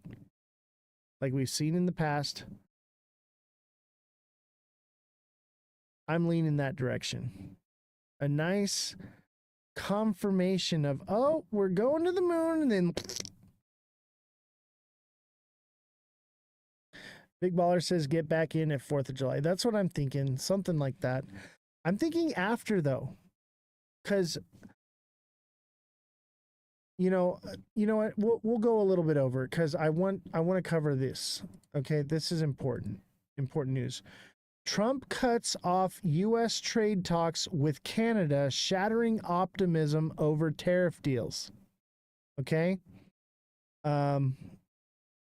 This is from Reuters. U.S. President Donald Trump abruptly cut off trade talks with Canada on Friday over its tax targeting U.S. technology firms, saying that it was a blatant attack and that he would set a new tariff rate on Canada goods within the next week. Okay? So I'm leaning towards the bad narrative here. Maybe they come up with something, but these countries are going to try to string this along as much as possible. It's going to take, in my opinion, Donald Trump wants to bring manufacturing back to the U.S. And it's going to take more push from Donald Trump to get that to happen. So I'm leaning towards the bad case scenario. It just is logical. These countries are not going to actually make a deal until he puts that push out there first, because they've seen what he did with China. He had to do that with China. He doesn't have to do that with any other country. China kind of has leverage on us because they have the rare earth minerals that we need, and they're the only place we can get them from right now. So that is an issue. And I think that it's going to take that push. And what'll happen is it'll push, and then like a few days later, a few weeks later, it'll come back down. It'll be a pause. It'll be whatever it is, everything we've seen before. And then, and we don't need to cover that one. And then there's this. Trump shrugs off July tariff deadline. We can do whatever we want. President Donald Trump said he may not stick to an upcoming deadline when major U.S. tariffs are set to snap back into effect on a slew of countries. No, Trump said. The White House, when asked if that early July deadline is set in stone, and he said, we can do whatever we want. President Trump said Friday he may not stick to the deadline in early July when massive U.S. tariffs are set to snap back into effect. A slew of countries. We can do whatever we want, Trump said. The White House, when asked, we could extend it. We could make it shorter. The question had specifically been about July 9th, the deadline for the U.S. and European Union to negotiate a trade deal or either trigger a 50% tariff on the EU imports to take effect. Now, the fact that he's just not even talking to Canada and Spain and France, I believe, are not in alignment with the EU, there is a possibility, and I think it's a higher probability that we see the 50% tariffs go into play. But maybe they'll just say, no. But I think what they'll do is they're going to call his bluff first. He'll do it, and then maybe potentially we get a deal signed. But that would definitely cause the markets to tank.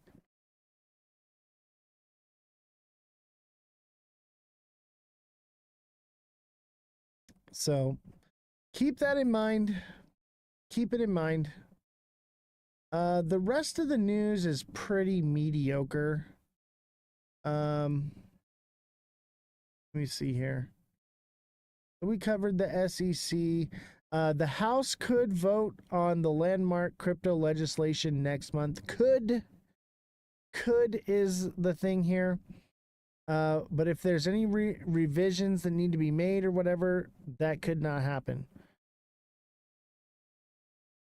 Enlock, let me have Jesse pull that up for you. I know you asked earlier, so we'll go a little bit over for that one. What was the specific question, Enlock? Actually, why don't you come up as a guest real quick? Let's talk about it.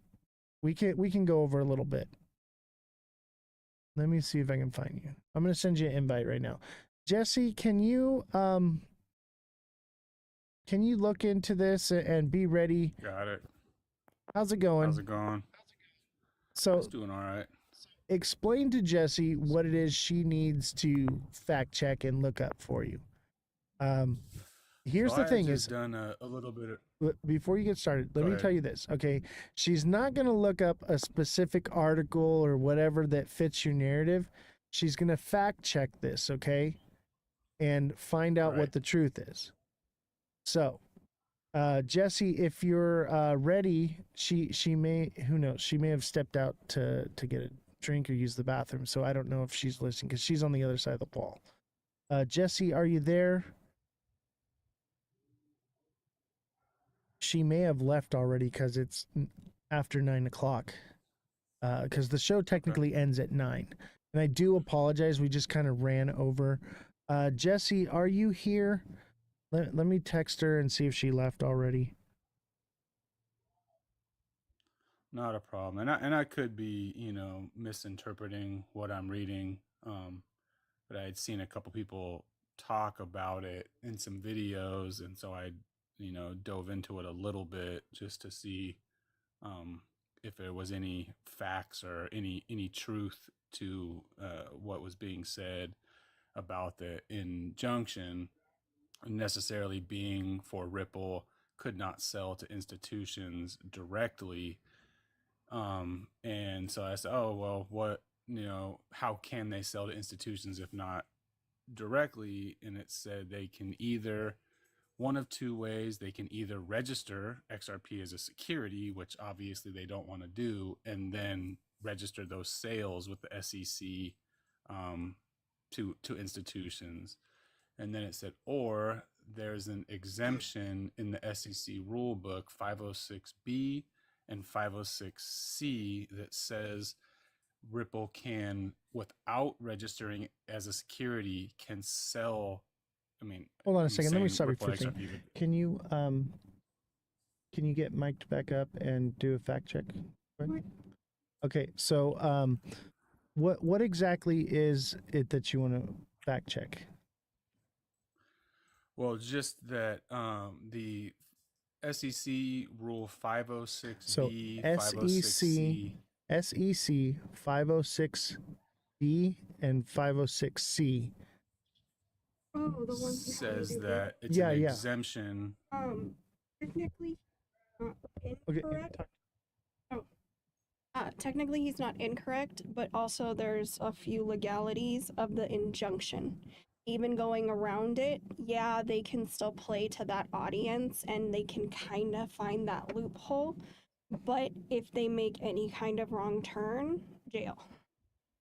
So Right. Correct, yeah. I get what he's saying, kind of like that. Okay, well, you can do it this way and advertise, but still, institutions still can't buy into it. So, Right. And so that's the thing is we have separation of powers in this country, right? And we have checks and balances. And that is designed so that companies like Ripple cannot collude with the SEC, that there's accountability. And if that is the case, there is entities, FBI, and they could bring them up on charges. Okay. So it's a fine line. Yes, potentially they could do that, but however, they would be breaking the law because the judicial branch has ruled that they cannot, and there is an injunction in place. So now we're moving from a civil lawsuit into federal criminal prosecution.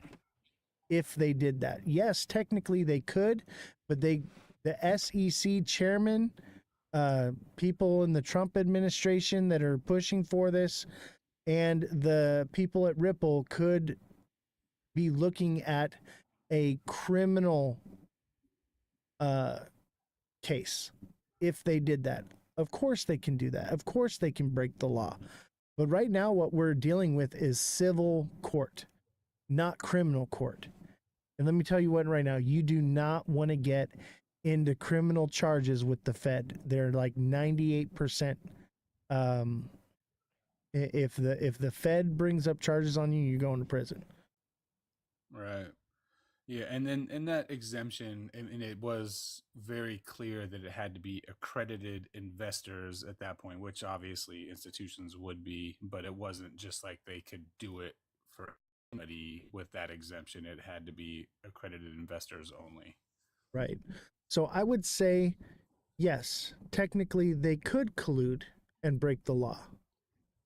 But is that still a good thing? No. And would think of how bad it would be if a federal case was brought against Ripple.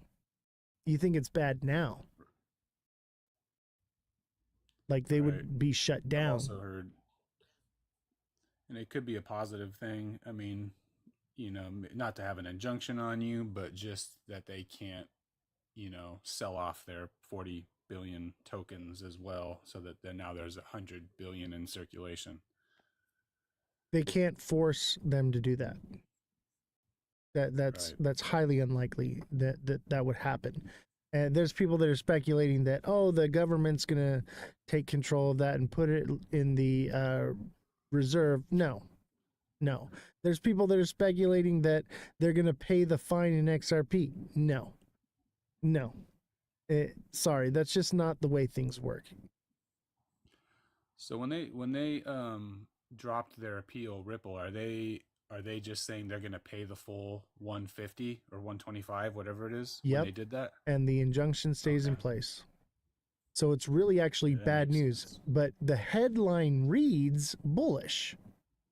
You see, the headline says, Ripple to drop a cross appeal against SEC ending XRP lawsuit. That's what people see is ending XRP lawsuit. They don't understand anything else. Okay.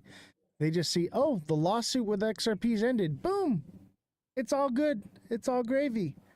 And then there's people that are like, oh, okay, well, this is the actual truth. How can we spin the narrative to where it would work for us, for those who know better, right? And that's where that rule comes in that you're bringing up that is irrelevant because of an injunction. Dude, I'm telling you right now, an injunction is something you don't mess with. All right? It becomes criminal, exactly. Oh, you're civil. You go against the judge. Makes sense. I guess it'll just be bullish in the terms that the case is will be officially over. I mean, I don't know how long it takes. It's a once the moon. SEC. Here, let me spell it out What's for you. It's a moon cheese pump, right? You've seen the show. You get the moon cheese phrase, right? Yeah. Okay. It's a moon cheese pump, right? And what it'll do, we're coming to the end of the month. Ripple has everything to gain by keeping the price up, right? So if people think that it's over and they're cooked and it's not happening, it's not good for them, what do they do? It's all sparked from a tweet from Brad Garlinghouse where it says Ripple is dropping our case appeal and the SEC is expected to drop their appeal. They previously said we're closing the chapter once and for all and focusing on what is important, building the internet of value lock-in. Okay? That's worded in a specific way that this is how I foresee it, is they release this information right before the end of the month, things pump up, and then Ripple gets to dump their XRP at a higher price, right? Conveniently timed. And then a month goes by, it runs down or it runs sideways, who knows, or whatever. And then right before the end of the month or some maybe right before or after tariffs, what happens? Boom. SEC comes out and says, we've dropped our appeal as well. Well, no duh, because there is no appeal. There is no case. There is no nothing. And then everybody FOMOs on that. Oh, they both sides dropped it. It's over. It's done. And then everybody thinks it's over and they think there's no injunction. Because most people, a lot of people, don't even know that there is an injunction or what that even means. Right. They just think, oh, the case is dropped. Institutions are going to buy it. And even ETFs, bro. Yeah, the ETF could get approved by the SEC, but can institutions buy it through the ETF? Nope. And if they do, criminal case, back in court. So, and I would imagine that ETFs do not get approved so long as that injunction is in place. Right. And so let me ask your opinion. Here's the thing is, oh no, the SEC can approve the ETF and not enforce the law, but then that could look like collusion. You know what I mean? Like, it's a fine line. You're inviting the FBI in. You know what I mean? Yeah. So staying on the XRP topic, and I know you're trying to get out of here. Well, we can go over. I've been going over think, lately. Why do you think SBI Bank in Japan holds it's like 9% of the total supply? Why do you think they have so much? Moon cheese. And also, this is a world economy. Okay? So just because it's illegal in the US doesn't mean it's illegal everywhere else. That's just here. But here is a massive portion of, the supply of liquidity. But no, the US government doesn't police the world. That's just a lot of tokens, even to have, like, if it was like a reserve or something, like 9%, that's billions of dollars. It almost feels like it's for something bigger at some point. Or they I'm not a 10K guy or anything like that. It's just, when you look at stuff like that, you got to kind of wonder why. Well, I think more or less it's they know, just like we know, that the moon cheese exists. Just because the narrative is bad doesn't mean that it won't pump. Look at what's happening today. Doesn't mean XRP is not going to moon with everything else. Let me tell you, these XRP maxis, it doesn't matter what you tell them. They're going to still buy it and hold it. And they will hold it all the way to the bottom, baby. because they have to have the hope that it's going to do something, and that's what I think those banks are counting on. They're going to hold it, wait for it to run, and then they're going to sell. So do you think XRP will be relevant in 10 years? Like if it doesn't do anything like it's supposed to do, then it's essentially pointless at that point. Well, do you here, think it's a zero token? Hear me out on this, bro. I think it will serve some sort of purpose, possibly, or nothing at all, and it's just the biggest scam of all time. But since XRP came out, there is new technology that's hit the market that already operates better, faster, and doesn't have an injunction on it in the US. In 10 years, think of the technology that we'll have in crypto with AI. 10 years, everything might be running off of HBAR, honestly. We don't know. It's all speculative. But as long as people believe in the moon cheese, it'll keep going. I mean, look at it move today. You got the most bearish news ever, and people took it as bullish because it's all retail. It's 100% retail. There's no institutions in it. But you think that retail has that much money in it? I mean, yeah, the market cap's 100 and think about it. That's so much money for. There's billionaires. For the amount. Billionaires that are buying this stuff. And there's that's a lot. Though. And hundreds of millions of people with thousands of dollars in it, if not more, tens of thousands, hundreds of thousands. Like it doesn't really take that much to get it to the market cap it's at. It's all retail. It legally is all retail. Well, like you said, out of the U.S., institutions can buy it. Yeah, and there probably are on certain exchanges or whatever, and maybe it does get used for something, but is XRP